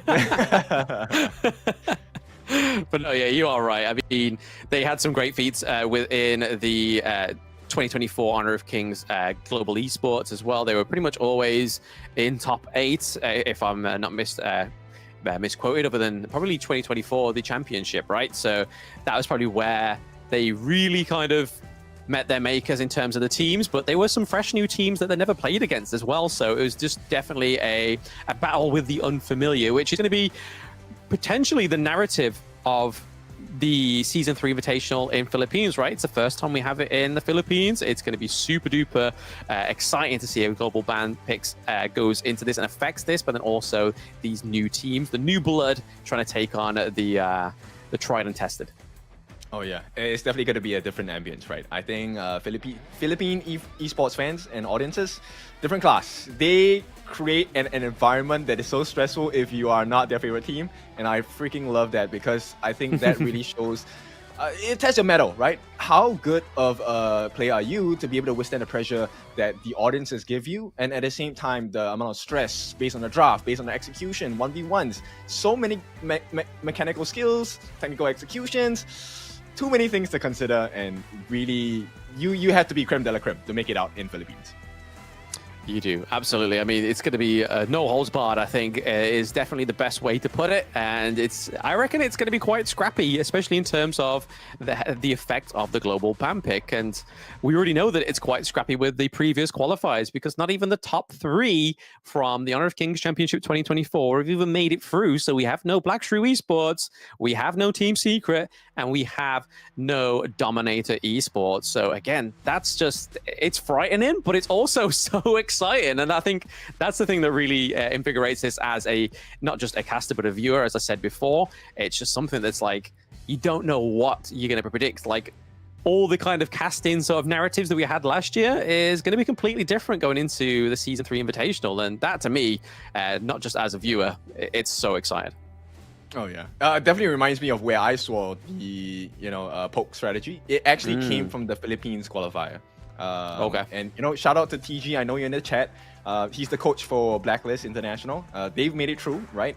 Yeah, I remember looking at Lupan and Mortal going just go ham in the farm lane, just going crazy. So you can definitely expect something of that sort. Now we have new teams coming in from the PH region as well. We have Roughwall Era, Elevate, and of course Blacklist International. These are the 3 that have made it through. Definitely caught my eye during the qualifiers as well. And now I want to see, right, how does the rest of the world fare against the Philippine hopefuls, especially when they're playing in their home ground? Yeah, I mean, it's going to be hopefully for the Philippines, the Philippine teams, that they're actually going to have that home ground advantage that we saw the likes of Dominator have as well, to get them all the way to the grand finals against Black Shrew Esports, and to once again to say that neither of the two grand finalists are going to be in season 3 is just such a trip. It's so crazy to even think that, like, going all the way back to season 1, where Brazil took the championship, and then Malaysia pretty much just ran the competition through, and now the champions of last year aren't even into season 3. It's just, I can't even comprehend it, but it's just definitely very exciting, especially with the likes of, obviously, All Gamers Global having a Malaysian roster now as well. I think that's quite cool, as well as Nova Esports, again, a team that we saw in the championships last year, looking to prove themselves as one true kings, I think, because I feel like they fell a little bit short in the 2024 championship. Oh yeah, but they came back swinging. I mean, Nova was just a different team, right, this year. The qualifiers was absolutely a big smash. I was so excited to see it. I'm not sure whether you guys have seen it, right? The reactions of the Nova cast, right? The owners and the coaches, their managers. It was a big moment for them, right? Especially having been, I think, 4th seed in Malaysia for quite a while, or at least 3rd seed, right? So it's a difficult position to be in, and this year is the year of change. So 2025, it has taken us by surprise so far, and right now, I mean, I'm just super curious how this is going to turn out. I know we're all still waiting for the game. Don't worry, we're here with you. We're waiting as well. So Vitality, I want to talk about their draft at this point, right? We have the Celestial Melody going in for the Dolia. Primarily, I think it's going to be focused onto the Lung for that Infinite Vastness. I see potential on the refresh of set sail, but I don't think it's going to be, it is very situational, right? And Ising, I don't think there's a need to kind of refresh the world is my chessboard, you know. I think it's fairly sufficient. One instance of it, they should be able to get a couple of kills. Yeah, I mean, like you said, it's either going to go into the Lung or the Sunset. I feel like that is probably the best call. There's no point really giving over to Dion Wei unless you're going to try and get those slam dunks into the team fights. So the Sunset is kind of like I reckon it's more of like a substitute for the Dolia and the Lubu combo.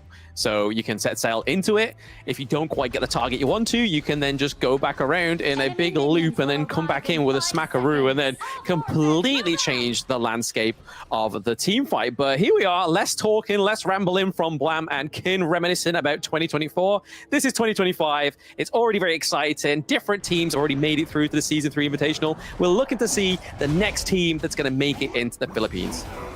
All right, let's get it started at this point. Right now, I think, you know, in terms of wave clear, both Swizz and as well as One, I don't think they have the best wave clear ability, so it's going to be a stalemate in the mid lane. But more importantly is how this bot lane is going to finish up. But right away, we have the first blood. Buggy makes a mistake against Kirka.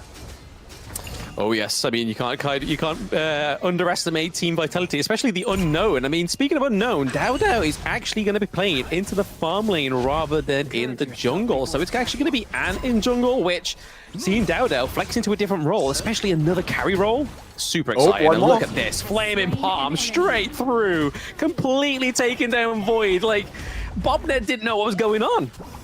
Yeah, he burns a hole in the chest of Void. And this is not the start you want if you're from NRX, right? Next, RÜYA, I think they definitely have some issues with their nerves, right? At this point. And you can't blame them because this is a very important series. And 5 games, maybe it's not the best start, but they can definitely recover from this. They need to try and stick it in a little bit more. Yeah, it's still early doors, but there's a set sail coming through, and he does have the passenger that is the Dion Wei as well, coming all the way down to the bot lane, trying to come and negate the Masashi straight in. What a phase check. I don't know if that was planned or that was just like, hey, we got a dream, guys, but there's a duel to the death straight onto the Dion Wei, but soon getting mitigated and dominated by Anne. Yep, Artix, I think he tried his best. That was a very nice duel to the death. He actually caught 2 or 3 people on the side of Team Vitality. So the idea was there, but here we go, Buggy. He's going to make a chance, but maybe gets locked in. Yeah, he gets out of there. He's able to dash out, so no getting caught into the board this time around. But it is looking very, very strong for Team Vitality. And even if you're looking at that goal lead already, 1.7k in 2 minutes is pretty frightening, kid. Oh yes, for sure. And Coco actually gets the Boots of Tranquility, so he's gonna have a much faster cooldown here. Forced to use the set seal at the current moment, right? Buggy and Artix, I think they have quite a bit of work to do. The Clash lanes, I think, is pretty straightforward when you have... Oh, hang on.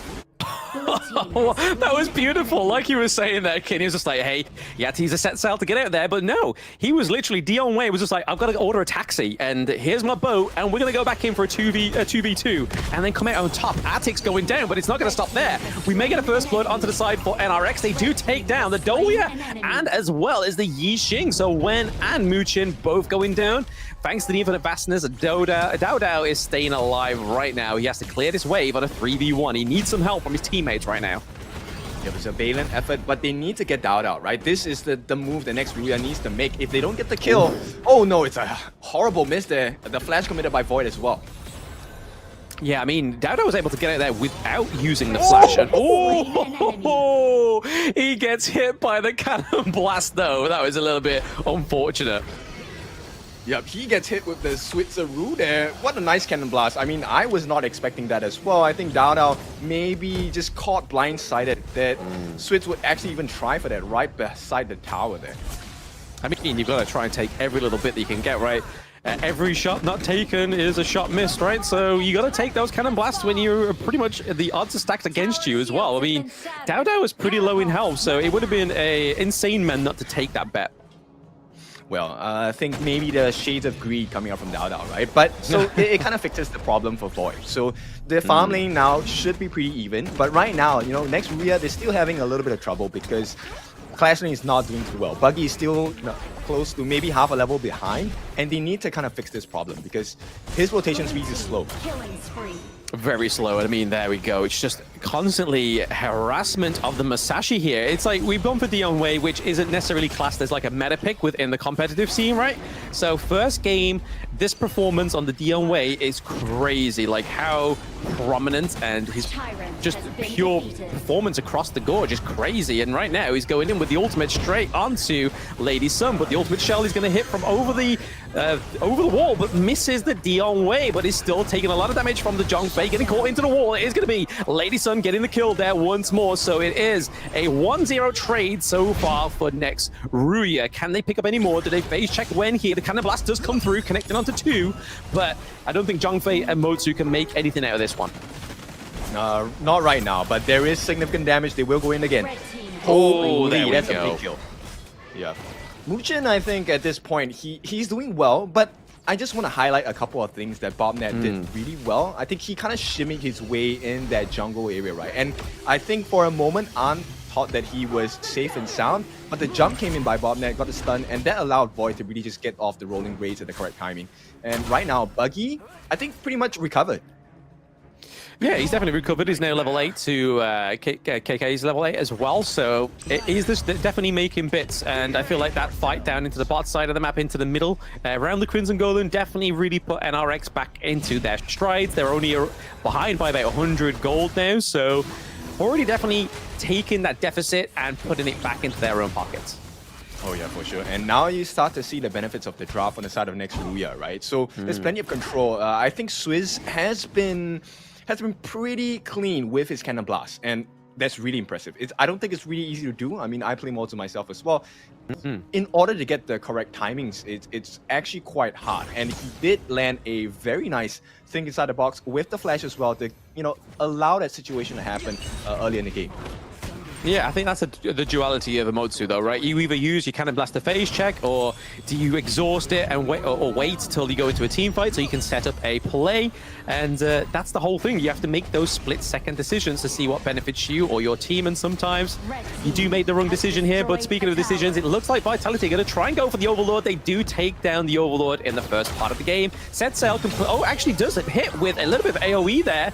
Knocks the Motsu up for a little bit. The Umbrella Light Burst from the back could be very impressive here onto the side of Vitality. It is going to be Atix taking up a kill onto KK, but Buggy is making waves down into the bot lane, takes T1 as well, and definitely damages that T2.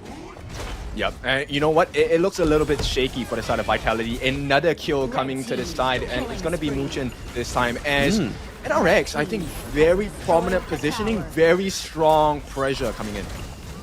Yeah, I mean, definitely the Cannon Blast is helping here, especially keeping Vitality away from NRX's vitals, but also making those plays as well. You see the Frostguard's Embrace come through onto the Masashi as well, which is going to slow down when he gets into the thick of it with the duel at death. Just trying to get those that are generally a little bit more slippier on the side of Team Vitality, sticking around for a little bit longer just so his team can get on top of them, like the Dharma as well.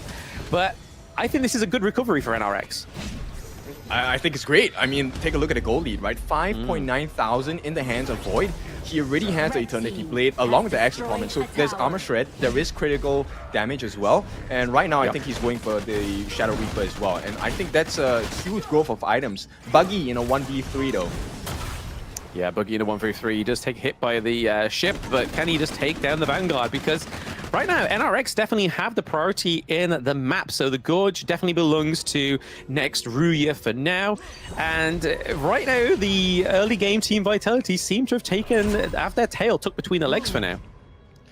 This is one of the things that really doesn't work well as a DNW. You can't be under level, and here we go. Yeah, it cannot be under level, and here is that there. They do get the 1v1 trade, though, and potential from KK is looking for a reorganizing of the set sail to dock his ship. Could it go in and land onto the Lady Sun? It does actually get Lady Sun, but there's nobody around there to actually capitalize on the knock-up. But it does mean that NRX is able to take this Tyrant scot-free because they have no smite on the enemy team. Yeah, I think the story here for next RÜYA is fool me once, you know, blames on you, but fool me twice, the blame's on yourself. And right now, next RÜYA has learned the lesson really quickly, right? They understand that the set sail is going to make one big U-turn, come in and around, and you know, NRX was definitely ready for it. Bobnet already using the Leaping Saber to try and get rid of that CC capacity coming in from Kirka.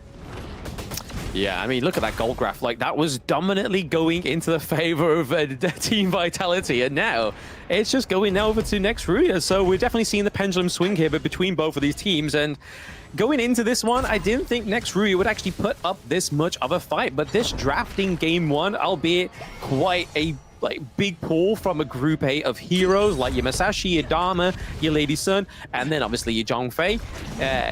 Exhausting that in game one could be a horror story for the long run, but for right now it could be a fairy tale. But speaking of that, there is the Dion Wei going straight into Switz, so we do get a takeout of the Motsu. So the shot making right now for the side of NRX has definitely taken a fall. But can they make something out of this 4v5 into the Tyrant? We are locking in onto the Dion Wei. It is going to be the Sashi that goes down as well, and they are able to take it, I believe. They get the Tyrant as well. Thanks to Lady Sun's ultimate shell, they're going in, but it means that Vitality are not leaving empty-handed. That's a 4-2 trade, and they're not done yet. The set sail is trying to seek out their next victim, and there we go. KK gets down and takes an ace.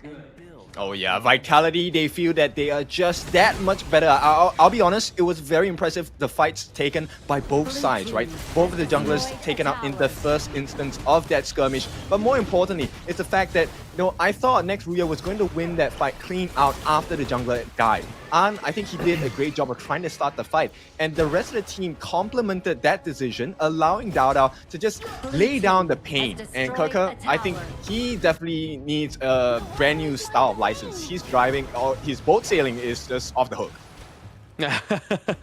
He needs to become the driving instructor of the European scene, I think. I think he needs to teach some of these Clash laners how to set sail. But yeah, you are right. But he's going for a little bit more of a macro play now. He's going for a little bit more responsibility within his Clash lane role, trying to get some of these turrets. But hey, Attic's going straight in onto Yixing. It's going to be a 1-1 trade. The Flaming Palms do connect into the backline there, making Zhongfei having to sort of scale away there. And there's a set sail, as we were saying before, Ken. It is crucial. It comes through, but it's going to be Dao Dao getting the kill onto the Zhongfei, so Bobnet going down, and that means that they can try and take the Overlord. Not going to quite use it here, they don't have the pushes, but taking that T1 into the mid lane as well is going to be very crucial for the side of Team Vitality, looking to take the T2. I don't think Switz has it in him to take a 4v1 right now.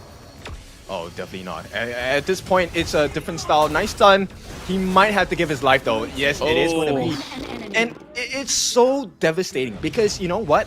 Next year they were trying to play the game in a sense where let's play the macro game, right? And Team Vitality said, screw that, I don't want to play the macro. I want to test your mechanical skills. Let's fight. And right now, Team Vitality just showing off their individual skills, and that seems to be the difference maker. Next year, I think they're a great team, but right now they can't even compare in the 1v1s. Yeah, the 1v1s are definitely taking place in the side of Team Vitality, and it's shown and evident in their kill lead, right? They've got 4 kills over the side of next RÜYA, and the gold lead is definitely pendulum swing back into the side of the team of Bs, which is Team Vitality. Taking the Shadow Overlord as well is going to mean getting these lanes is going to have a much easier effort for the side of Team Vitality. I think the next few minutes is just how it's going to be dictated on how next RÜYA actually answer the call. Oh yeah, for sure. I think, you know what, I love to have a new perspective on stuff. And right now, Moochen as well as Kirka, they have given me a whole new perspective. You know, let's not use the Celestial Melody for the Infinite Vastness. It takes too long to activate. You know, there's not many situations that require. Let's get the ship, let's get the set sail. And once again, they caught Buggy out, Lone Ranger.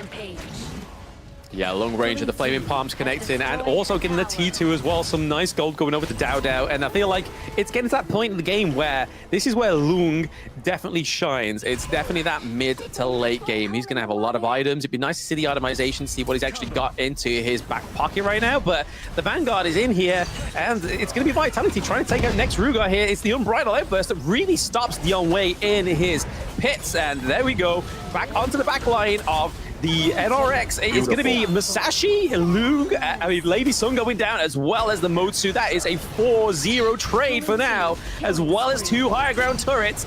It looked like a great start for Team Vitality, then a shaky mid-game, and then it's going to be a rounded out game 1 for Team Vitality. Beautiful gameplay by Team Vitality, and now we kind of get an inkling of what this team can offer. And my goodness, they do have a lot to offer at this point. This combination of the skill, the synergies, and I like the fact that they kind of abuse that Celestial Melody to just keep getting the boat ready, right? Set sail many a times has been the marker of which Team Vitality, set their wins. They put the flag on the map, and there's no missing because one just gets that chessboard down all the time successfully.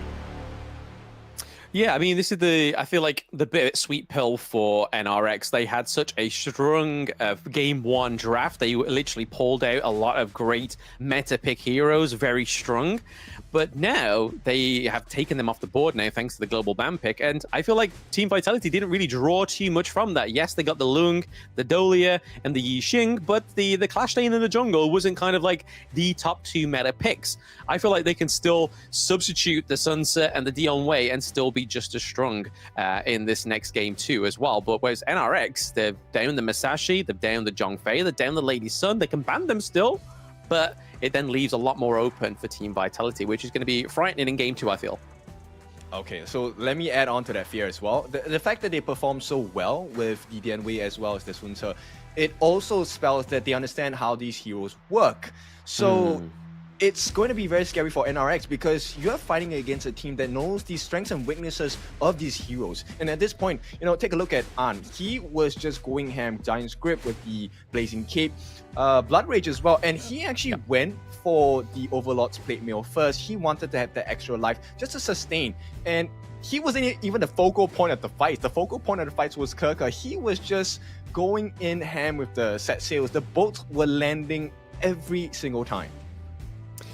Yeah, I mean, and there definitely had to be crushed so that Dao and KK could actually fly, because, I mean, between both of those players, only 2 deaths, and they were always very present within the team fight. So it just shows, like you were saying there, Kin, in the early part of the post-game analysis, that these players know the limits of these heroes, right? And that was a perfect display of how Dao knows how to play Lung and how KK knows how to play Sun Ce.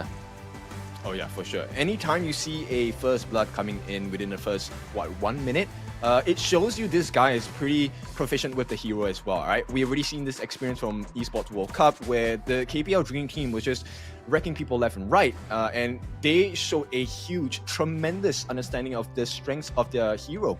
And right now, I think Keke is definitely one of the players we have to watch out for the side of Vitality. And this is the marker of a very strong team, right? Where you can't identify, hey, you know what, maybe this guy is stronger than the rest of the team. Every single member on the side of Vitality has showcased that they are a force to be reckoned with. NRX, yes, they have shown this potential as well, but not as strong as Vitality thus far. Yeah, no, definitely that. The first part of the game was, it definitely in favor of Vitality, but I feel like the draft of NRX really was able to create space for NRX to have that comeback. But then we saw towards that late game, Team Vitality especially, I feel like even though KK wasn't the MVP, he definitely deserved like at least second place, right? Just those set sales were always on point. I just remember that early game one onto Attics in the brush, like whether they were privy to that information or not, that was just beautiful. Yep, and you could see how Vitality shut down the confidence of NRX as the game went on by, right? So, I mean, you know, the Musashi, Attics was super trigger happy with his duel to the death. It worked out for them perfectly in the first part of the game. And the way that Vitality was playing was a little bit passive, which allowed the stuns to come in from Switz. And that was how NRX was able to really get a lot of team fights in their favors. And Vitality just said, you know what, we're playing too passive. We are letting them make the initiation instead. So let's flip the script, right? Keke, I'm going to give you the ship all the time. You're going to set sail, you're going to get the stuns, and then we're just going to lay the pain. And that's exactly how the story played out. Vitality, impressive performance for game number 1. Yeah, it just means I think you'd be able to maintain that impressive performance, but I still feel like they've got a lot more in the tank, right? Like I was saying in the draft and even at the end of last game, is like NRX has definitely exhausted some huge flames there. If we were talking about a trip into space, NRX is pretty much just dropped off like, I don't know, 20 gallons of energy. Now the Team Vitality is like, yeah, we've got like just 2 sort of like substitute boosters. Yeah, we don't have the lung anymore. Yeah, we don't have the Dolia, but still, we could still actually twist this around into our favor, and it may just play dividends into their hero pool. So game 2's draft's really going to excite me because you still have the likes of the Orcrin into the jungle, you have Dune into the jungle, you got Monkey, you've got Lamb that could still make an appearance as well, or we could even get a Jing. I mean, there's always something that's very exciting about having a Jing in the jungle, right? Yeah, for sure, because the burst potential is really big, and based on how Vitality has been playing, I think they really favor that early game aggression, right? We've already seen how they can take advantage of that. NRX seems to have figured out that we can kind of counter that strategy as well. But, you know, the later parts of the game, I think Vitality just shut down all options available to NRX. And I want to see, right, what else does NRX have in the tank, because it's just the first game, it's a best of 5. We'll see how this goes down. But first and foremost, let's take a look at the highlights of the game. Yeah, I mean, this is definitely going to tell us what NRX have in the tank, right? This is a replay of the Game 1 highlights, and yes, Team Vitality had a very strong start, but it did seem like NRX had the utilities within their kit to actually make that room for breathing, and they did so far. They were able to get the pendulum into their favor in terms of the gold lead, able to steal the Tyrant as well off the side of Team Vitality, but this team fight here was huge. Like, it seemed like it was going in NRX's favor. They were behind enemy lines, and then all of a sudden Vitality was like, is that all you got? Let's go in, let's scrap a little bit more. We got the likes of Lung, we have Sunset still on the cards. Let's keep scrapping, baby. Yep, Wen actually played a very phenomenal part in the fights as well. I don't think you know, many of you will be able to get this small interactions, but the sliding stones in the passive, the moment you have 2 or 3 more members within a small confined space and taking liberties hits you along with sliding stones, the damage is impeccable. Most people will underestimate the damage, and right here, perfect chessboard laid down. Yeah, it couldn't have been any more perfect, right? It was pretty much like a masterpiece of a painting. It was just like, let me lay this down on the gorge. It's going to be super duper attractive, and it's going to get us that win. And that's exactly what it did here. Taking down the crystal in game 1. There's the highlights of game 1 between Team Vitality against NRX. Now, it's setting up that narrative of game 2. What can NRX actually draft to make a strong game 2, or even a more convincing evidence that they're here to stay within this best of 5? I think they need to consider the fact of how do they deal with CC, right? How do they deal with stuns? Yes, granted, Sunse will not appear in the game anymore, at least on the side of Vitality, right? Yeah. But there are plenty of heroes who can pull off the same kind of effect. There's plenty of heroes that were able to land the stuns, maybe from afar. They don't have to commit that face-to-face combat. You know what? They could even take the Dharma. But Dharma's range is actually also insanely far. And based on how Keke has been playing, I think it fits him perfectly. And NRX, I think they're actually in a very precarious position right now because they cannot afford to lose this second game. If they do, it's a lot of unnecessary pressure on their heads. Yeah, I'm going to say I can go as even far to say it may not appear in game 2, but maybe in game 3, Team Vitality takes the Motsu for themselves. We see that KK goes for something like the Guan Yu, so again, laying down the smackdown with the Cannonball Blast, and then just getting Guan Yu just to have those Razor Cavalries and just completely shunt the team fight into whatever favor Team Vitality may have. So I feel like there may be a part of this best of 5, if it does go the 4-way, that we could see the Motsu actually being adopted over to the side of Team Vitality. Yep, and based on how we see it, I think there's a potential of Zoe coming into the scene as well. I think he is very good at wave clear, and based on how fast Vitality rotates, I think Zoe is a perfect pick for him for the side of Vitality. Next, RÜYA, I think at this point, I like the fact that they have very good combinations, so they might want to pick heroes that have very good AoE synergies within their draft to try and just catch out the singularities, because based on what's happening, I think An does have the tendency to kind of step out on his own for a little bit. Maybe it's just because he's playing the DN way, who knows? But if he does play like that again, I think next RÜYA can definitely take advantage of the fact that we can take fights in a 4v5 situation. Let An step out a little bit of his comfort zone, punish him, and maybe they win the big team fights. Yeah, I mean, if you are able to take that jungler off the table very early within a team fight, or even just pick him off in like a 3v1, and then say, for example, the neutral objectives have just spawned, it then makes it even easier for NRX to take dominance in that kind of perspective, where they are able to take the increased damage from the Tyrant, or even the lane priority from the Overlord. So yeah, that could actually also be a realistic point of this game too, is that they just focus on and then just make their way from there, just kind of snowball from that respect, just make sure to make the most out of Team Vitality's mistakes. I feel is probably the best way that NRX can kind of show the chinks in their armor. Oh yeah, for sure. I'm actually also pretty impressed with Artix and Switz. I think they have been playing pretty well. It's just that they couldn't handle the explosive growth on the side of Vitality, right? And Buggy is kind of shaky to me, at least. I think there are some nerves playing for sure on his end. So maybe if Buggy recovers a little bit faster, this game 2 could prove to be a slightly different result coming in.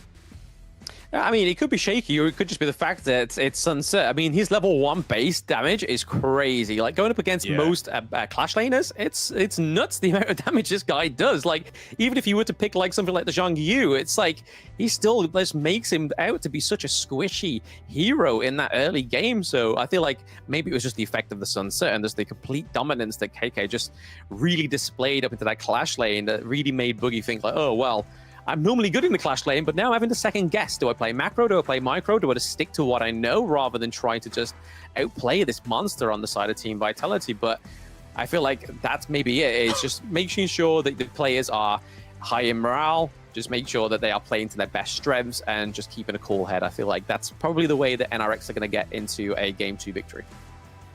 Right. So, I mean, we can take a look at the comments on social media as well. I think we have quite a few supporters for Vitality. So, what do you guys think, right? This new roster, is this the strongest version of Vitality just yet? And also, what do you think about next RÜYA? I think they're a pretty good team, right? Maybe they haven't found that perfect synergy yet. But what happens when they do, right? That's the big question here. Is the best version of next RÜYA good enough to go against the current version of Team Vitality? I mean, you'd like to hope so, right? I mean, that's definitely what they're here to play for, is they're here to try and get into the Season 3 Invitational. So they definitely have to bring their best foot forward into Game 2, because if they don't, then they're 2 games behind. And at that point, I mean, I'm not a player, but if I was like part of any team, that it's kind of that's at the point that it's like the point of no return, or that's the point where you kind of feel like, right, okay, let's get our head stuck into the game, let's lock in, and let's do a Silver Scrapes, let's do a reverse sweep. And you kind of don't want to get to that point, but sometimes that's what it takes to get these players activated and kind of fired up to stay in the competition, because there's a lot at stake here.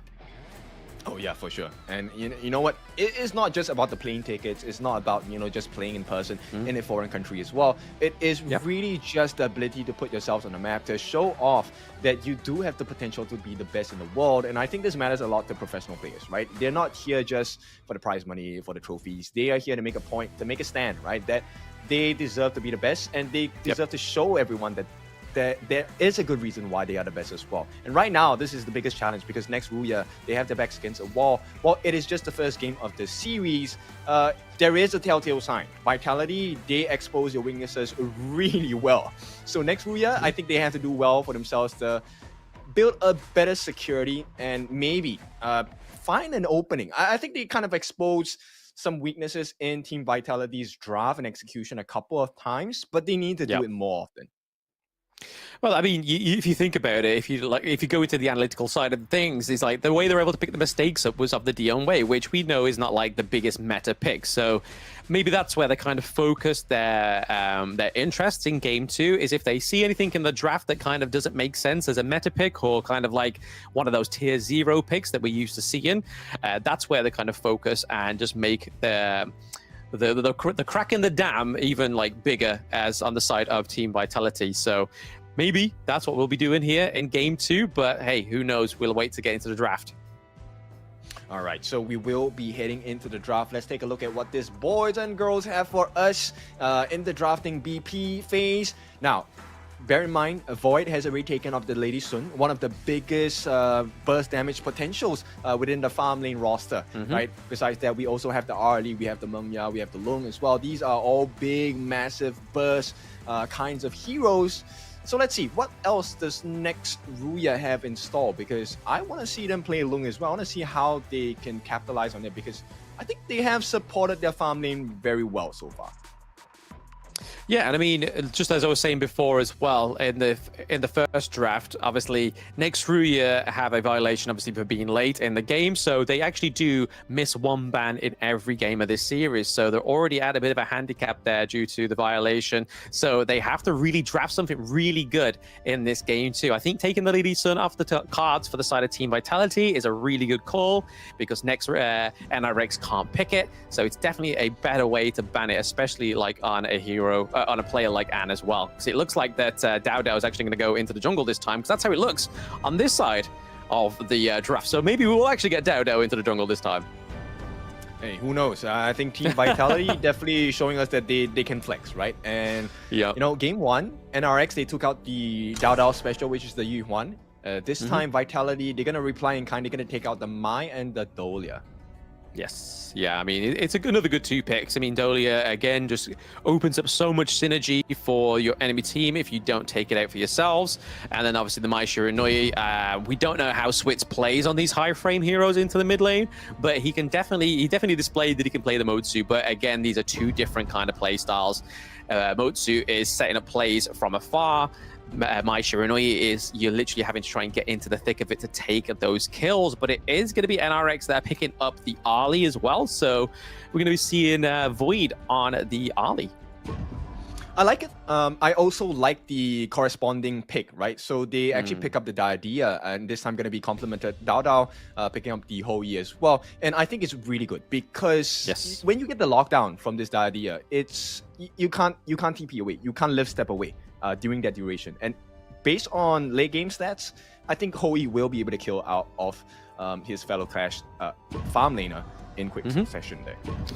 Yeah, absolutely. I mean, we saw a great performance from the Diadea from Clue in the previous series, like using that destined encounter to kind of just like drive the enemy team away from a minion wave so you can try and take those T1s and then go into a big team fight between those 2 turrets is pretty huge utility from this hero. But we're actually going to get the Dharma over to the side of Team Vitality. So KK's like, hey, let me show you how you play Dharma. Let me show you that I don't need to be on a boat to get up and down at the gorge. But we'll look over to the side of NRX. We're seeing the Liam Poe come through. So maybe down into the support role here. Maybe that's kind of Bob Ned's safety net, is the fact that he likes these tankier heroes in the support role. Oh, I love the fact that Vitality, they ban out the Guan Yu in the lane. They want to make sure that the backline is safe, right? So no Razor Yeah. Cavalries, there's no Death at Sunset. I think it's a pretty good strategy to kind of protect the integrity of their positions on the backline as well. But now I'm curious, on the side of NRX, does this Lianpo go into the roam, or is he going to be in the clash lane? Because I would very much favor a healer, someone who's able to help sustain your farm lane in lane. Because if not, it's a simple win in the farm lane for the side of Vitality. Yeah, I mean, if he does decide to go up into the clash lane, you could see something like the Yarria come through, obviously shield, as well as the 1 second CC. That's going to be really helpful for something like the Arlie, just being able to kind of get somebody stuck into place. I mean, Hou Yi against an Arlie isn't probably the best matchup. I would always favor the Arlie over the Hou Yi in a 1v1, just because she can slip around. He's a lot more kind of stationary out of a lot of the hero pool in the farm lane, so I feel like the idea needs to kind of be stuck to the Hou Yi, unless if they don't do that, then I feel like Hou Yi is going to be a bit of a sit-in duck when it comes to that 1v1 into the farm lane. But hey, there we go. Dao gets his Hue on. Okay, so I think at this point, there is the potential of outplay, right? Void, he has taken Frenzy. So in the event that who is the support, Muchen, if Muchen does not stay around Dao, there is a chance that Void can have the outplay. There is a huge burst. And I love this. Sun Ce and Luna, this is a very big draft here. And it looks like, okay, they will go with Bombnet into the roam position with the Lianpo as well. Not the biggest fan on my end, but I think it works. It does work, but I feel like here is definitely where they need to draft the Angela, or maybe even the Lady Chen here, because the Angela is going to be great against the likes of the Lianpo and even the Sunset. Because if you try and focus a set sail onto the Angela, if you start popping that Blazing Brilliance, you've got that CC immunity. You're pretty much locked into place. Yeah, fully agree as well. And I think, yes, there are potential win conditions. I can kind of see how NRX draft works, but it really puts a lot of pressure on Artix. Artix needs to cause as much chaos as he can with the Crescent Slice, with the New Moon. It falls a lot on the jungler on the side of next RÜYA. So Artix is going to have to play the game of his life here. Oh, absolutely. I mean, anybody on the Luna has to play the game of their life, to be honest. She's a very high frame, high risk, high reward hero, and she's just been given a ranged auto attack on her kit as well. So I feel like that kind of helps her kind of not get too stuck into the thick of it. But hey, going into game 2, Team Vitality against NRX. NRX on the blue side, Vitality taking the red side. So how are we feeling about this draft? Who takes the cake here for you? Who is the winning draft here for you, Ken? I think it's easier to execute Team Vitality's draft, but I think next RÜYA has better potential. Okay. I get that. I mean, if they can get the Lady Sun into the late game, absolutely. As well as if they're able to capitalize on Luna, make sure they don't drop a lot of the Azure Golem buffs as well, because that's another heavy reliant hero onto something that exists on the map. And if Team Vitality takes pure dominance of the map, then that kind of key vital resource that the Luna needs becomes non-existent. Yep, and you know what? It happens for both sides as well, right? Dao on his G1, yes, it's his specialty, but he can't do as much if he doesn't have that Azure buff as well. So it looks like Artix is gonna try for the 1v2. Doesn't really work out in his favor. There's a lot of burst damage coming out from Dao. The Tragic Beauty is one of the most underrated skills out of the kit on the side of E1, because the amount of damage he does, especially against a squishy hero like Artix Luna, it's gonna be monstrous later on. Yeah, absolutely. I mean, into this draft of NRX, do you reckon that the She is going to be good into this one? Do you reckon her Silk Imprint as well as a Silk Beauty combo where she can pull them away or push them away, do you think that's going to actually hold any play potential for the side of NRX? I think it matters very little, because unless the initiation is by Switz, it's not going to matter at all. I mean, right. Silky Beauty, I love that skill if you're on my team, right? You get to have the CC, you get the control as well. But everyone else, I think, is able to get out of it. And the only probable target you're looking at is Muchen. But why would you want to catch Muchen? You know, you want to catch someone else. You want to catch Dao. Yeah, I mean, they probably could, and potential catch out Arn as well. Because I mean, we were saying about it in the draft here that the Hou-Yi is pretty stationary, and here's the Liempo with the Magma Slam as well, trying to keep him in place. But Void taking too much damage. It actually is going to be the bitter farewell from the Diadea that takes down the Ali. So that's first blood going over to Team Vitality. Not quite going over to Hou-Yi, but hey, it's an overall gold at the moment that is definitely in the favor of Team Vitality. Yep, they're going to try and freeze the lane as well. Right now, next RÜYA, this is not the best position to be in. You know, of all the farm they give, they have to give it over to the farm lane. Yes, it's not in the hands of An, but still, it's a net worth advantage. And itemization definitely going to be earlier, which means defensive capabilities coming out from Mugen is going to help Team Vitality win the next few fights. Yeah, like I was saying, like the idea has so many great utilities. She can not only single target CC, she has the healing potential, but then I feel like her greatest potential comes from a Destiny encounter, especially how she can kind of zone the enemy team, but then also heal your team to just aid a better engage that you maybe put off the back foot of a bad engage and then just go back in for a re-engage. But it looks like there's a lot of pressure going down to the side of the farm lane here. We do see the Void able to take out An into the bot side of the map, so NRX are not down and definitely not out. Right, that is what is supposed to happen, right? So Void is supposed to get this wins, stock standard, finally they even out the lane. And here's the big thing, Void actually gets the kill. So there is gold being funneled into the inventory of Void, and this is a good situation. So next RÜYA, once again, they've recovered. I like this idea. And Burning Sun Arrow not going to hit the mark at this point. We'll see how this game progresses, right? Yeah, definitely a blind one. Definitely a blind Burning Sun Arrow from downtown. Well, sometimes it does hit the mark. Hang on. But speaking of the Blazing Brilliance, actually the damage over time from Diadea gets the kill onto the She there.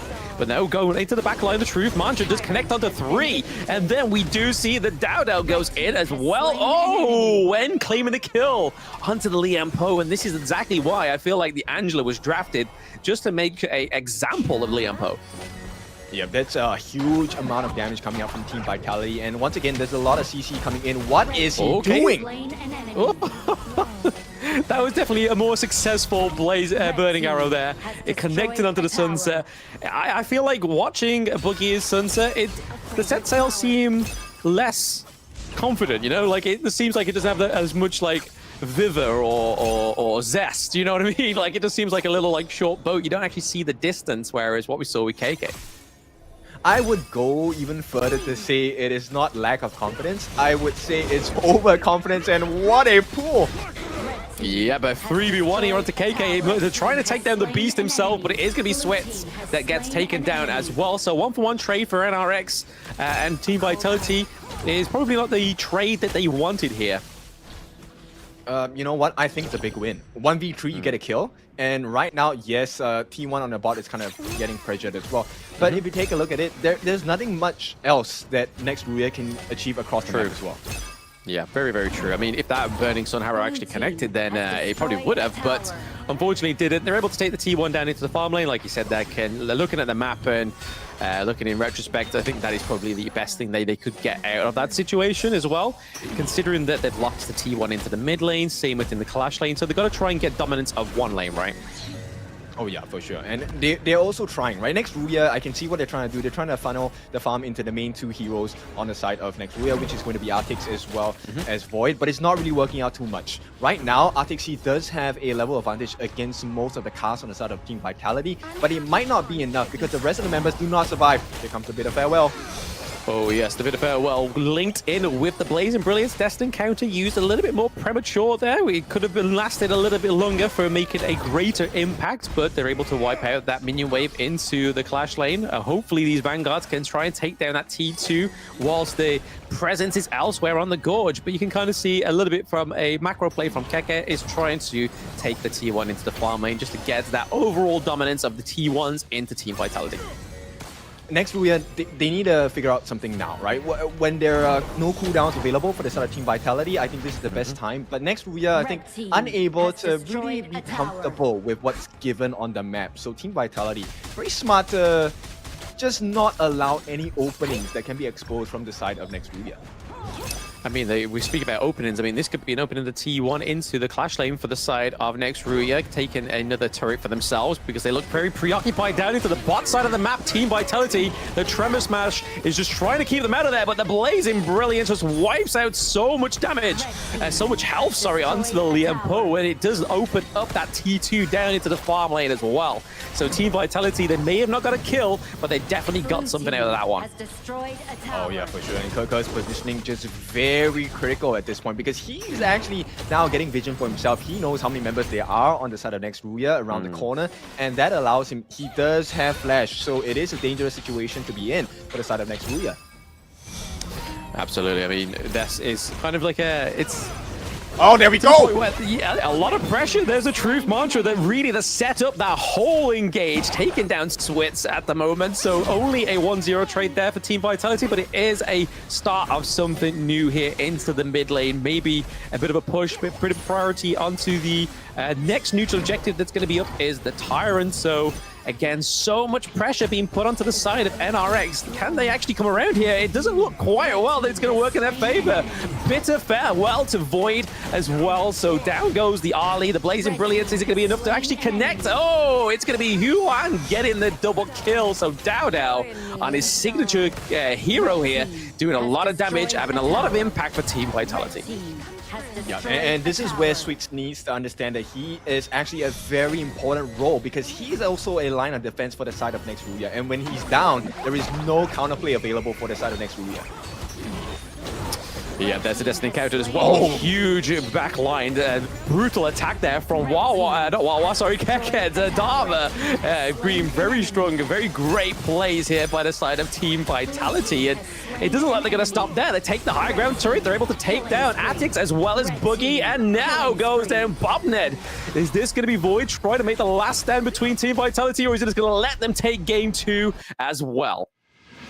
Clean work from the side of Team Vitality. Stuns after stuns, it was really hard to manage, and Artix did not appear in this game at all. I mean, Luna is a smart pick. I like the idea of executing a Luna into the lineup of Team Vitality, but he just could not get the growth he was looking for in this game. That's the thing about the Luna though, right? Like, you have to kind of make a strong performance and a solid start in these games, right? You have to make sure that your presence is known when you pick a Luna. But like you said, unfortunately for the side of NRX, it didn't seem like Atix was pretty much in attendance at all. Yeah, you know what? At the start of the game, we were kind of worried about, hey, maybe the Azure Golem is going to be at risk. No, it's your entire jungle. We're going to take everything. And, you know, at this point, Team Vitality, I think I like the notion of how their draft works because it was always layered. So it's stuns after stuns. You get the stun from the Truth Mantra, sure, but they get the Bitter Farewell. And after 6 seconds of stun, suddenly the cooldowns are ready again, and you get stunned again. So there was no option for the side of next RÜYA to really get any openings into the fight itself. Exactly. I mean, again, I feel like they're just probably a victim to the global ban pick here as well, because it doesn't stop the side of Team Vitality. They lock in the Dharma. They had Sunset in game 1, and same for the switch up in the role of the support as well. So they had Dolia in game 1. They gone for Diadeer in game 2. There's still quite a bit of strong picks into the support role as well. They're going to completely switch up their playstyle, because obviously they could either go for the Sunbin to stay with the same kind of playstyle, or they're going to lock in the likes of Zhongfei. All right, let's take a look at the itemization. I think we're going to see a very stark difference here. Most of the items, like, weren't actually just forego the Scepter Reverberation, went straight for the Tomb of Wisdom there. And that's a lot of damage. Yeah, so much damage. I mean, it was a short game, so 39k in the respect of time is probably a lot bigger if the game was to go the whole 9 yards. But you're looking at here, even Diadeer, pretty much creme de la creme in terms of the damage, so 40.2k. That is pretty huge. And considering the team fight participation as well, 91%, she was pretty much stuck to the hip of Ho Yi, which is what we were kind of saying in the draft as well. Oh yeah, and her Destined Encounters, I think they were pretty much on point, right? She made sure, even with the Glacial Buckler, the extra 20% cooldown, to make sure that the skills were always available for the side of Team Vitality. So at this point, we're reaching a state where I just want to say it's the starting of the outclass, right? Team Vitality showing off that they have that much more experience, but also the level of execution from these members on the side of Team Vitality has been very clinical so far. Oh, absolutely. Like, super duper clinical. Like, there's been no room for NRX to breathe. Like, they had a brief glimmer of hope, as you can kind of see on that gold graph there, where it was kind of going to go back into their favor, but it was then back at that point where you can see that between the mid game and that little pyramid on the side of Team Vitality, they was like, no, we're going to take it back again from you. And then from the mid game onwards, they tried to come back there, but then it was just an absolute domination from Team Vitality. And you can tell by the access of the neutral objectives, there was no Shadow variant, so it didn't even go the full 10 minutes to get to that point to get the Shadow Vanguards. But there's the first blood from Diadea. So that really set the pace of this game 2 between Team Vitality and NRX. Yep, I think next RÜYA really kind of underestimated the potential of Muchen on this Diadea as a hero as well, right? They didn't expect the damage, which is why Void took that 1v1 against Ahn early in the game, and you could see it spelled the disaster. Okay, here's a funny thing though. Ahn did not hit most of his Burning Sun arrows, but nonetheless, the team did much of the work. Kerker here, he did so much work, pulling away 3 different members on the side of RÜYA, which is why I feel like that was a win. Even though he died, they got so much off the map. And the fact that when Switch dies, you see there is no counterplay available. There is no CC to stop any of the members of Vitality to go in. And with the Unending Sorrow, there is so much heals. He didn't even go for the Melody of Peace option. He just wanted to get the heals and damage in. And here comes stun after stun, variation after variation. The cooldowns work in great synergy for the side of Team Vitality. Yeah, I mean, absolutely. I mean, I feel like game 2 was even was a bigger stomp than game 1. Like, there was at least like a little bit of a comeback for NRX in game 1, but game 2, 12 kills to 3, and not even getting to the 10-minute mark was a bitter pill to swallow for the side of NRX, I think. But here's the hard reality of competition, right? We are looking for the best teams across all the different regions. Team Vitality definitely showing us that not only are they one of the best, they have improved from the high standards they've already set since last year. And looking at the growth from Open Series qualifiers coming into the Esports World Cup, 2025 might be a year that Vitality is going to come up very strong. I mean, hopefully, I mean, this is what they're here to prove, right? I mean, Season 3, they definitely need to make a mark for their name if they can get this last point on the board, because it's not just over yet for NRX. They could potentially come back here with another, with their first win on the board. We've seen it already from R8. They were able to get one from the side of Gen.G, which was way more than they did in the qualifier, and I could say the exact same for SCARZ. So you can see that some of these teams that were necessarily not coming into this one as the not so strong team have definitely proved themselves today, I feel. Yep. So of course there is still a chance, there is still a hope. I'm not saying that next RÜYA is not gonna make it out, but based on we talk about facts. Based on the stats and the facts, it looks like next RÜYA is not gonna have a good third game. But we'll see, right? With every game that goes up in the series, your hero pool is shortened down. It is kind of squeezed out as well. But based on what we know of the Vitality players, I think they can pretty much be confident in saying they have a very deep hero pool as well. I can imagine so. I mean, we see some of these players and how they mastered the heroes that they displayed so far. It definitely shows more of an inkling that they have a bigger hero pool than, say, for example, NRX. Because right now, even if you just look down at Bobned, he's gone for 2 tanky support heroes in the past 2 games. So that kind of already shows to me that maybe he's not as proactive or as confident with the Enchantress kind of supports like Dolia, like the Diadea as well. So maybe that's probably one of the problems here for the side of NRX, but they've already shortened down their hero pool even further into the farm lane as well, because down goes the Lady Sun, down goes Arlie as well. So they either ban out the Lady Sun and the Arlie, or they end up giving over either of these huge heroes in the farm lane to Team Vitality. Yep, and these are one of the most impactful farm lanes, right? Because there's a huge amount of burst damage they offer right straight into the mid game as well. Now, we are left with heroes like the Marco Polo, we have Lung as well that Vitality definitely can explore. And I think that might be the killer blow. So NRX, they need to figure something out. They need to figure out how do we deal with the potential very tanky drafts coming out from Vitality, because let's be honest, a lot of the drafts we have seen in the first 2 games, they haven't been the tankiest of heroes. And you still have Kaiser, you still have Doom. These are all picks that Vitality can definitely open up.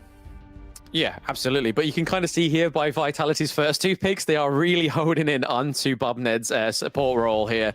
They take out the Dolia, they take out the Diadea. So really, effectively, all they really have open, they can't even go in for the Motsu now into the support role because it was played in the mid.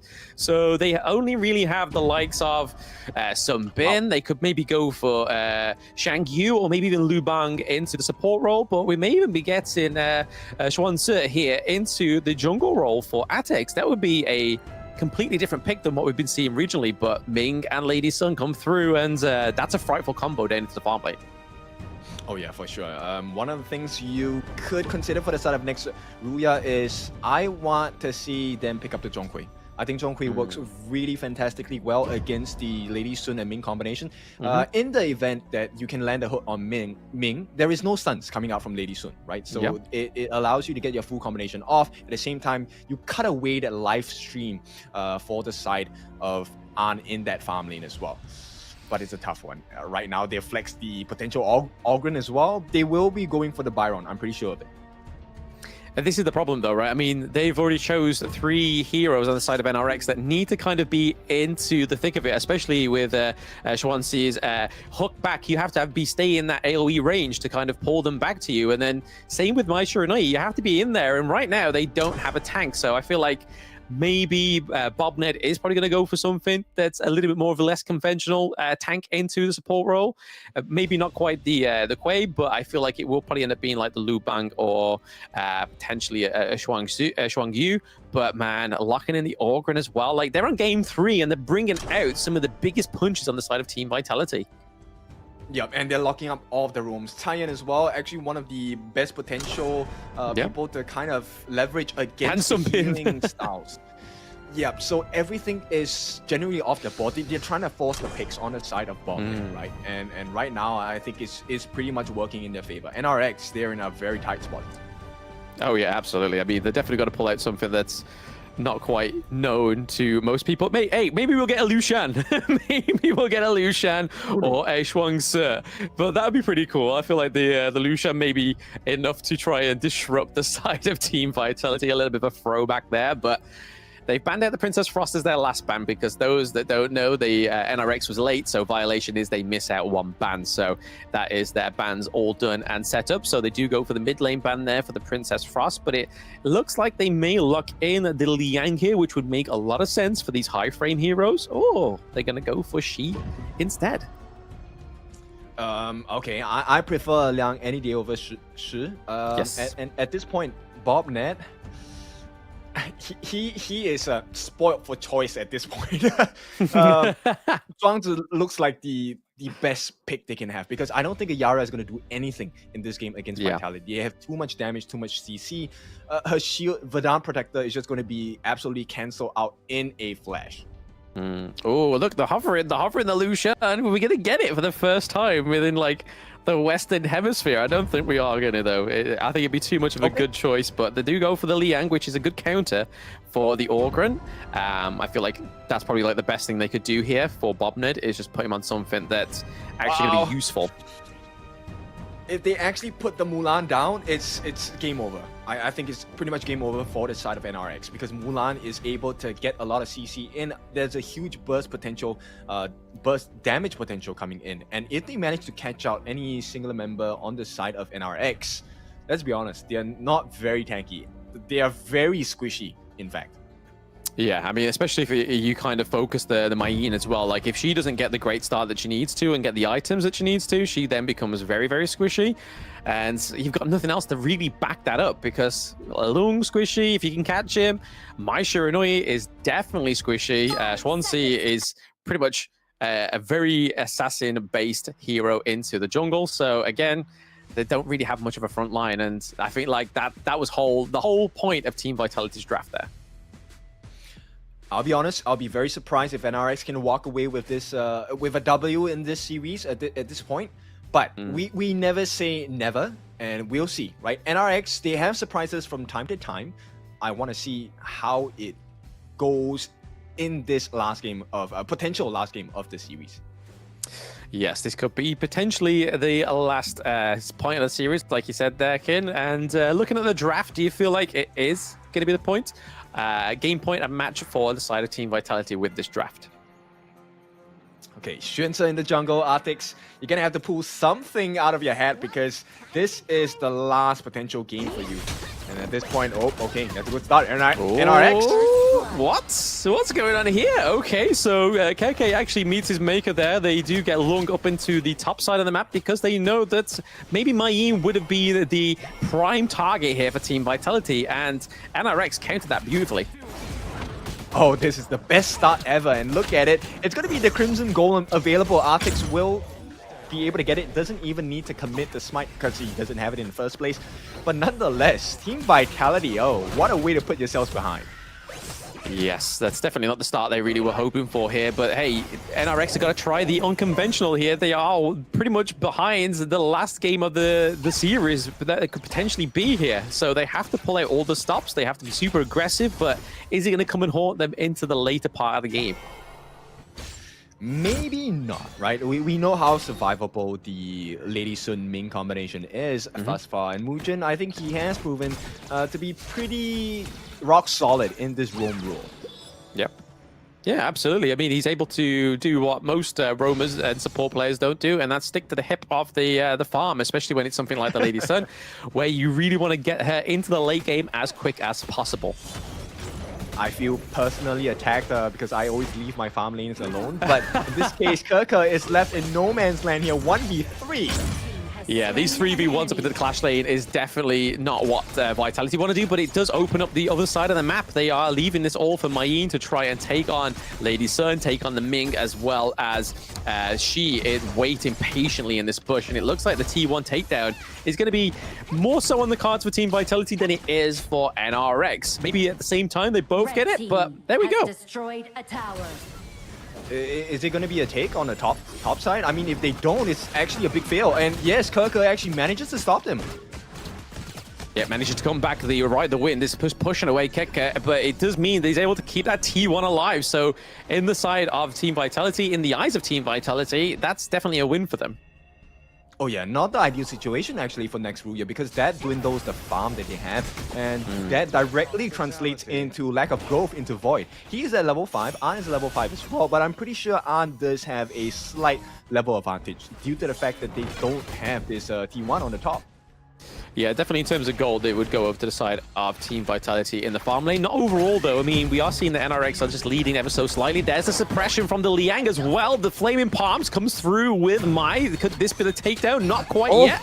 Wan coming through with the Silk Imprint as well. Oh, it's going to be a kill going over to Keke there into the clash lane onto the botnet there. So Liang actually out of the competition with so far, but it's now going to be the Orgrim putting a bit of pressure here. But Schwanzer's actually coming through, taking down the Ming, and we see a lot of clashes going on here. We are seeing a bit of a last stand for NRX in this game 3. Yep, Arn and Artix playing with fire, but right now Arn is dead. Oh, there we go. Another takedown for NRX, putting them up to 5-1 right now, which is definitely the morality boost that they need going into this game 3, because if they don't, if they come in this inflated, they definitely lose. But Infinite Vastness going to save Void there for now. Let me be clear, this is a miracle that's happening right in front of your eyes. Next RÜYA, I think right now, I mean, my morale would be crushed going up against a potential last game of the series, but somehow they're pulling so many tricks out of their bag. But at the same time, you have to give props to Team Vitality because they have managed to kind of hold the fort right now. T1 at the top is still open, right? It has not been taken yet. Kerker going up one-on-one against Void. Yeah, Void almost losing himself there. It's not going to actually be enough for him to get taken down. But right now, we're still seeing that the gold lead is just ever so slightly over to the favor of NRX. We see a bit of an effort here for Orgren. Dao just to get a bit of a push into the mid lane, or at least negate it. But it seems like a lot of the action is going on down into the farm lane. Yeah, so far, I think it's a good decision by Vitality, right? Yes, they get the Overlord, but at this point, 2-2 constantly being pressured by the side of Team Vitality is going to be actually quite detrimental to the side of next RÜYA. I don't know how I'm feeling about this next statement here, Kim, but I feel like Keke has just been used as a carrot on a stick here for the side of NRX. Maybe he's just a little bit of a pawn here, because you're seeing that the domination of the bottom side of the map now for Vitality could be the big opener up here for them. They're able to get the Tyrant, they're able to get chip away that T2 into the farm lane, and Keke's just taking like L's left and right, but maybe that's the whole strategy. Yep, I don't think that's too far off. In fact, I concur with your statement here. I think he really is the bait. And so far, next RÜYA, they haven't been able to capitalize. KeKe has not died that many times. You know, in fact, he has defended T1 long enough for Team Vitality to even potentially get a comeback. Look at that. Yeah, we do see Mayin go straight onto the Ming, but it is going to be saved by Shi as well. We did, and actually got taken down there by, I feel like it was Boogie, but we missed that kill. But yeah, I mean, it doesn't seem like the farthest stretch that farthest reach that I've ever done, but I feel like Atix is really fitting into this G pick here as well. Like, he's definitely playing it very well, way better than I actually expected. Yeah, right now it's all about the Nightmare hooks, right? We want that full combination with the Crimson Blur, maybe getting that surprise pull. We haven't seen him do it yet, but if that situation comes up in the mid to late game, that person is dead. Right, so Team Vitality, they have to be really careful about their positioning, especially for An, because he does not have an escape mechanism besides the use of Flash. No, yeah, we're seeing the Death Precipice being used there to try and push away the side of NRX. There is a bit of a try to character engage to the back line. Liang was trying to go for the suppress, but it's Shi that gets the takedown onto Bobnet. But now, using the Infinite Fastness, we do see that Void is able to escape there, but gets stuck into it. It's going to be this one sis. So Atix, as we praise him, gets taken down as well as Switz into the mid lane. All they need is a minion wave, and down goes that T1. Yep, it was all going so well. Take a look at the kill score. It's 8-5. They have the advantage, and now the map is completely out of control for the side of next RÜYA. They will get this T1 for free, no problem. In fact, not even free. They have it at discount because they get some freebies along with the life of Artix and Switz. Yeah, definitely at a discounted rate it was for the T1 there. But I feel like NRX, they're still at the T2s. They still have, they're not at the last line of defense, which is that high ground turret, right? They still have a means to protect themselves. But now, their jungle's wide open, and this is exactly the problem when the T1s do go down. It means that Team Vitality can overreach. Yeah, the overextension doesn't even matter at this point, right? KeKe, you know what? It doesn't even matter if he picked Mulan or this Byron pick, right? Because in any case, he would have just wrecked them right away. And at this point, I think the game is going to be just that much harder for the side of Void because there is no way he's surviving any of the huge burst potentials. KeKe is an instant kill, and if one gets the Silky Beauty, you can definitely expect Void not to be able to survive. Yeah, I mean, from past few team fights, I mean, that's definitely evident here for the side of Team Vitality. They're definitely working on making sure that Void has some kind of Hercules heel right now. It's definitely what's been displayed in these team fights, but you can kind of see that the Master Sword just being built there for Schwanzer, trying to get a little bit more damage onto the board here. But I feel like Orgren's definitely not been the focus here for Team next RÜYA, which could be at their detriment. I mean, there's too many targets to take a look at, right? They go for the correct target, but they will get the life. Passing the Depth's Precipice as well, straight into the T2. The ultimate shell does connect as well. Double kill going over to Dowdell on the Ogre. Triple kill. Can he match that quadra kill from Ray? No, it's going to be actually put to a stop by Void there, getting the double kill, but it is a 4-2 trade, and he is able to get the quadra kill as well. Team Vitality looking to push the higher ground turrets for the side of NRX, but I don't feel like they can finish it here. The minion wave is not as strong, and obviously with the slow movement buff here, as they've taken the high ground turret, I feel like just going back, saving that T1 in the mid lane just gives them a little bit more of a leash going into this late game. Yep, very good situational awareness, knowing about the stats of the game as well, right? So with the slow on the creeps and the minions, they won't be able to get the ending on the game. I mean, it was, what, 15 seconds left before the revival of the multiple members on the side of next RÜYA. And bear in mind, like 20 seconds more, there's going to be that Shadow version battle, right? We're going to have the Shadow Overlord, Shadow Tyrant as well. And this probably could be the nail in the coffin for the side of next RÜYA. I mean, let's be clear, they did a massive win in the early parts of the game, but right now, the control has just been spiraling out of control. It is a 5,000 goal lead for this side of Team Vitality, and I don't see how they're going to lose this lead. I mean, that's the problem, right? You can have the greatest early game role for any of these teams, but if you've got the likes of the Lady Sun that's still able to farm up and get to that late game a little bit earlier, same with Orgren, get those core items that he needs, like the Burning Cape, the Blazing Cape, the Eye of the Phoenix, everything like that, the Blood Rage as well. It just makes the early game part, it just stunts the growth of that, especially if you don't do anything with it and just keep putting the pressure on. But you can kind of see Mayeen into the back line here, waiting for the prime moment for Boogie to intercept the side of Team Vitality, but it looks like they're going to be able to take a higher ground turret before she even gets the chance. But it is going to be Dowdow taking a kill onto Bobnet. Down goes Boogie as well as Switz. That is a double kill going over Dowdow as well. The crystal's wide open up. Are they going to go for a team takedown? Once more, it's Void. Look at this crystal going bye-bye for the last time as Team Vitality book their tickets to Manila. Yep, it's a big win, and congratulations this time to Team Vitality. We will have an interview with them in a short moment as well after we take a look at the items and whatnot. But yeah, it was pretty clean. That last play, desperation from next RÜYA, I think they've shown great potential, but Team Vitality just ousted them in every single aspect of this entire series.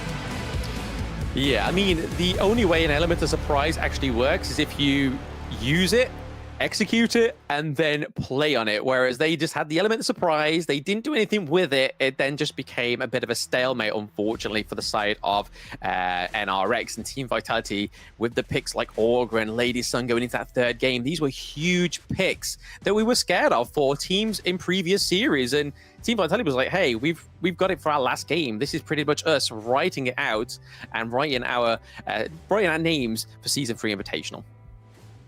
Yep, you have to give props to next RÜYA as well. They did try to go for that lane swap, right? Actually enabled them to get that first blood into the game, and you know, kind of gave them a good start into the mid game as well. But let's take a look at the itemizations right here. I mean, they were just so far apart. Dowdow not even dropping a single time here. Just got the Patrol Axe, didn't even complete the Giant's Grip here, and more than enough sustenance. Interestingly, he did not go for Blazing Cape. He just got the Energy Core, and he complemented that with the Blood Rage as well as the Eye of the Phoenix and the Overlord's Plate Mail. Yeah, well, I mean, in terms of the side of NRX, you don't really need that big optimal kind of anti-heal when you're going against the heroes on the side of NRX. I feel like the Blood Rage and the Eye of Phoenix, the things that give utility to Orgren's survivability, is probably a lot better to kind of rush there and complete their items, especially going for the extra health with the Plate Mail towards the end as well. So, but we speak about Dowdow going 6-0, but it's actually going to be she that gets the MVP. So when getting the 2-0-9, being super effective mid lane here, and I think this is probably like the best performance I've seen of she in these qualifiers. But I mean, correct me if I'm wrong, but I feel like that is probably the best one we've seen.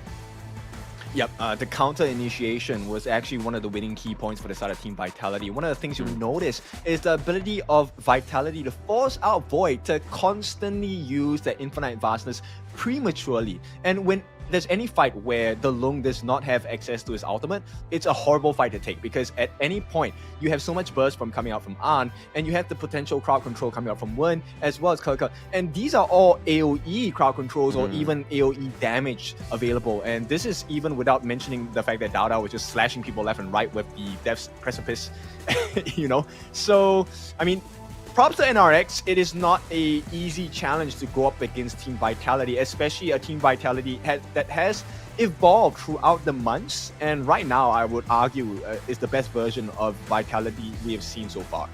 Yeah, they're definitely the best version themselves with this new roster, and like you said there, it's clearly displayed for everybody to see, and for their future opponents going into Season 3 Invitational as well. Like, they now know that Vitality is not here to mess around, especially with the addition of Dowdow and his new team here with Wen and Ruchin and Keke. Like, they are a force to be unstoppable.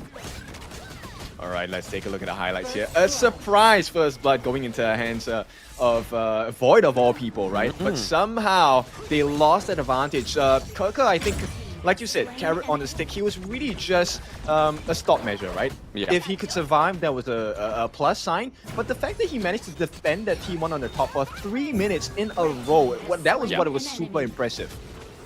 Yeah, no, I definitely wouldn't be able to do that myself. I mean, I've been in that situation many a times, and I can tell you, I have definitely been the victim rather than the victor more times than I care to say. But right here, you can see the power of Orgren. Dao, just the fact that it allowed the Orgren to come through into Game 3 was a bit of a mistake, I feel, for next RÜYA in the draft. There's nothing scarier than an Orgren in the jungle. Yeah, and to add on to that, I think Bobnet, I think Liang was a good pick, but I think Bobnet felt very pressured because there was really not much initiation coming in from the start of the next RÜYA. I think if you leave it open, there's a lot of damage that next RÜYA's draft can give, but there's not a lot of initiation value. Yeah, unfortunately, I mean, I bet he was saying to his teammates, hey, can I build him tank? Can I just build him tank and then just use the suppression? Is that okay? But hey, it didn't work. He was able to get a few catch-offs, able to kind of stunt the growth of Team Vitality, getting them into that 10-minute mark, which they weren't able to do into the second game. But Game 3 was definitely absolute monster of a game for Team Vitality after that early game. Yep, too many things to consider for the side of next RÜYA because the heals coming in from Orgren just alone was enough to deal a lot of detriment to the side of next RÜYA. And, you know, besides that, they had to deal with the Ming longevity, giving over to An on that Lady Sun.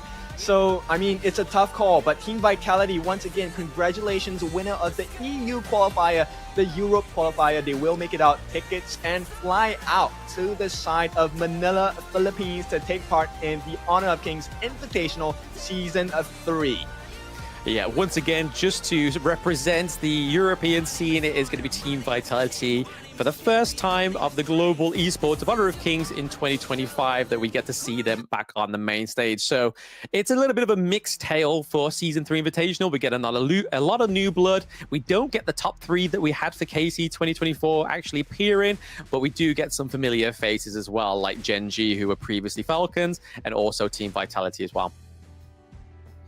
All right, so with that being said, I think we have an interview queued up with our winners here for Team Vitality. I'm not sure who we're going to be speaking to, but I do have quite a lot of questions, right? Because this is a brand new team technically. Absolutely. I mean, we'll probably get to hear from them and the excitement that they're actually going to make it to the Season 3 Invitational. So we are going to go for an interview with one of the members of Team Vitality. How's it going? How does it feel to win and qualify to the playoffs? Can you hear us? We can't hear him. Can't hear.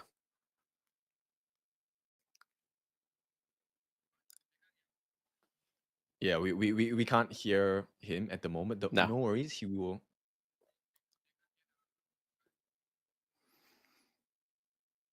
Yep. It's all So good. no It's all worries, good. we will let him, Too much excitement, we'll let him clearly. fix the issues first, and then I mean, yeah. Can we test again?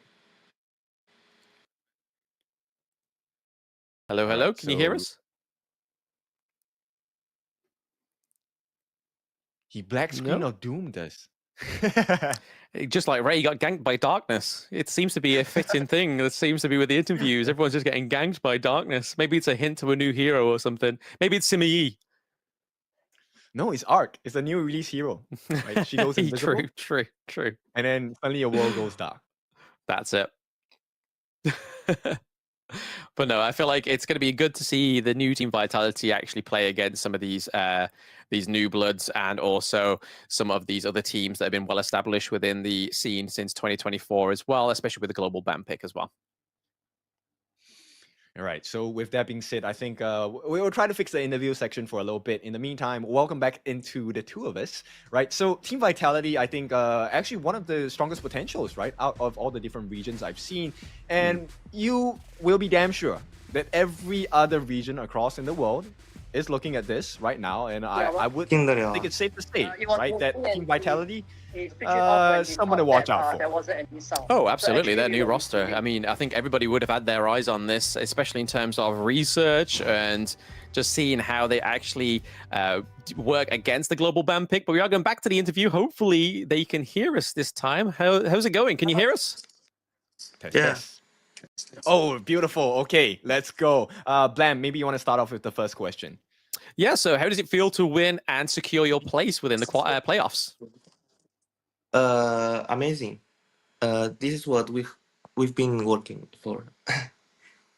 Okay, that's great. I think every team puts in a lot of effort. Now that you've qualified into season 3 of the Invitationals, is there any team you're gonna be looking out specifically for?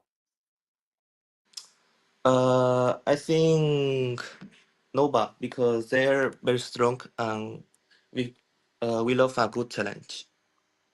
Okay, so a good challenge indeed. Nova is probably right at the top based on my own personal standings. Blam, what about you? Yeah, I mean, is there anything you want to say to your fans out there, some of the Team Vitality fans that have been clearly in the chat and supporting your win for the 3-0 against next RÜYA?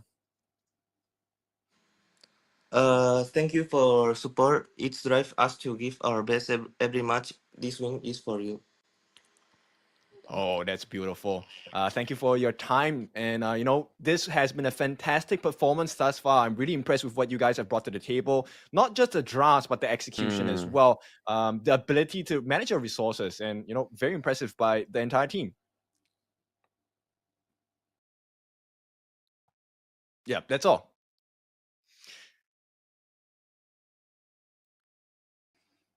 Yeah, so thank you, Team Vitality, for that interview. A short one, quick one, short and sweet. And I think we all are on the same page here. I think there are going to be what I thought was high expectations clearly blown out of the water. Team Vitality can achieve so much more. I'm excited to see how they're going to be performing in Manila, Philippines as well.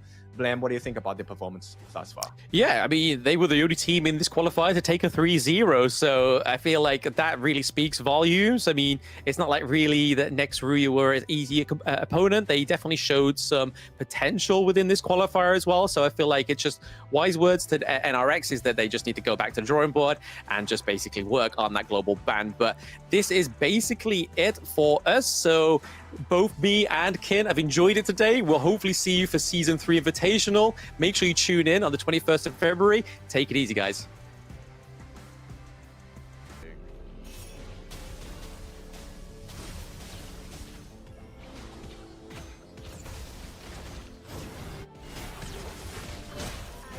Dark Tyrant has been defeated. Red team has slain an enemy. Red team has slain an enemy. Red team has destroyed a tower. Red team has slain an enemy. Red team has slain an enemy.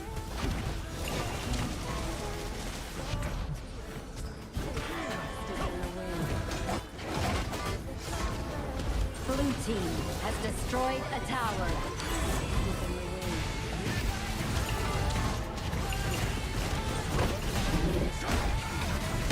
Blood. Fabulous. Blue team has slain an enemy. Blue team has slain an enemy. Blue team double. Red team has slain an enemy. Gird yourself before attacking.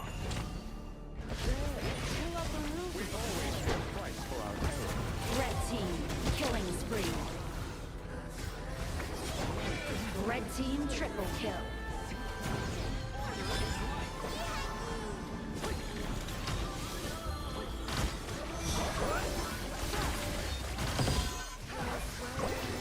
True love can go far. Red team rampage. Red team has slain an enemy. Blue team killing spree. Red Overlord has been defeated. Red team has slain an enemy. Dark Tyrant has been defeated. Red team has slain an enemy. Blue team has slain an enemy. Blue team double kill. Blue team has slain an enemy. Blue team double kill.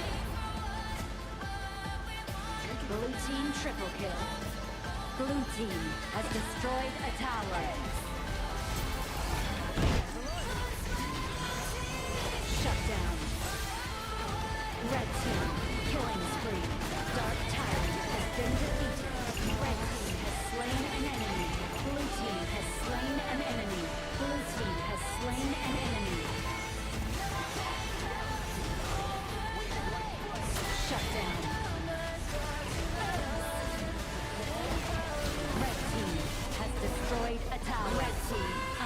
Unstoppable. Red team has slain an enemy. Red team has slain an enemy. Red team has slain an enemy.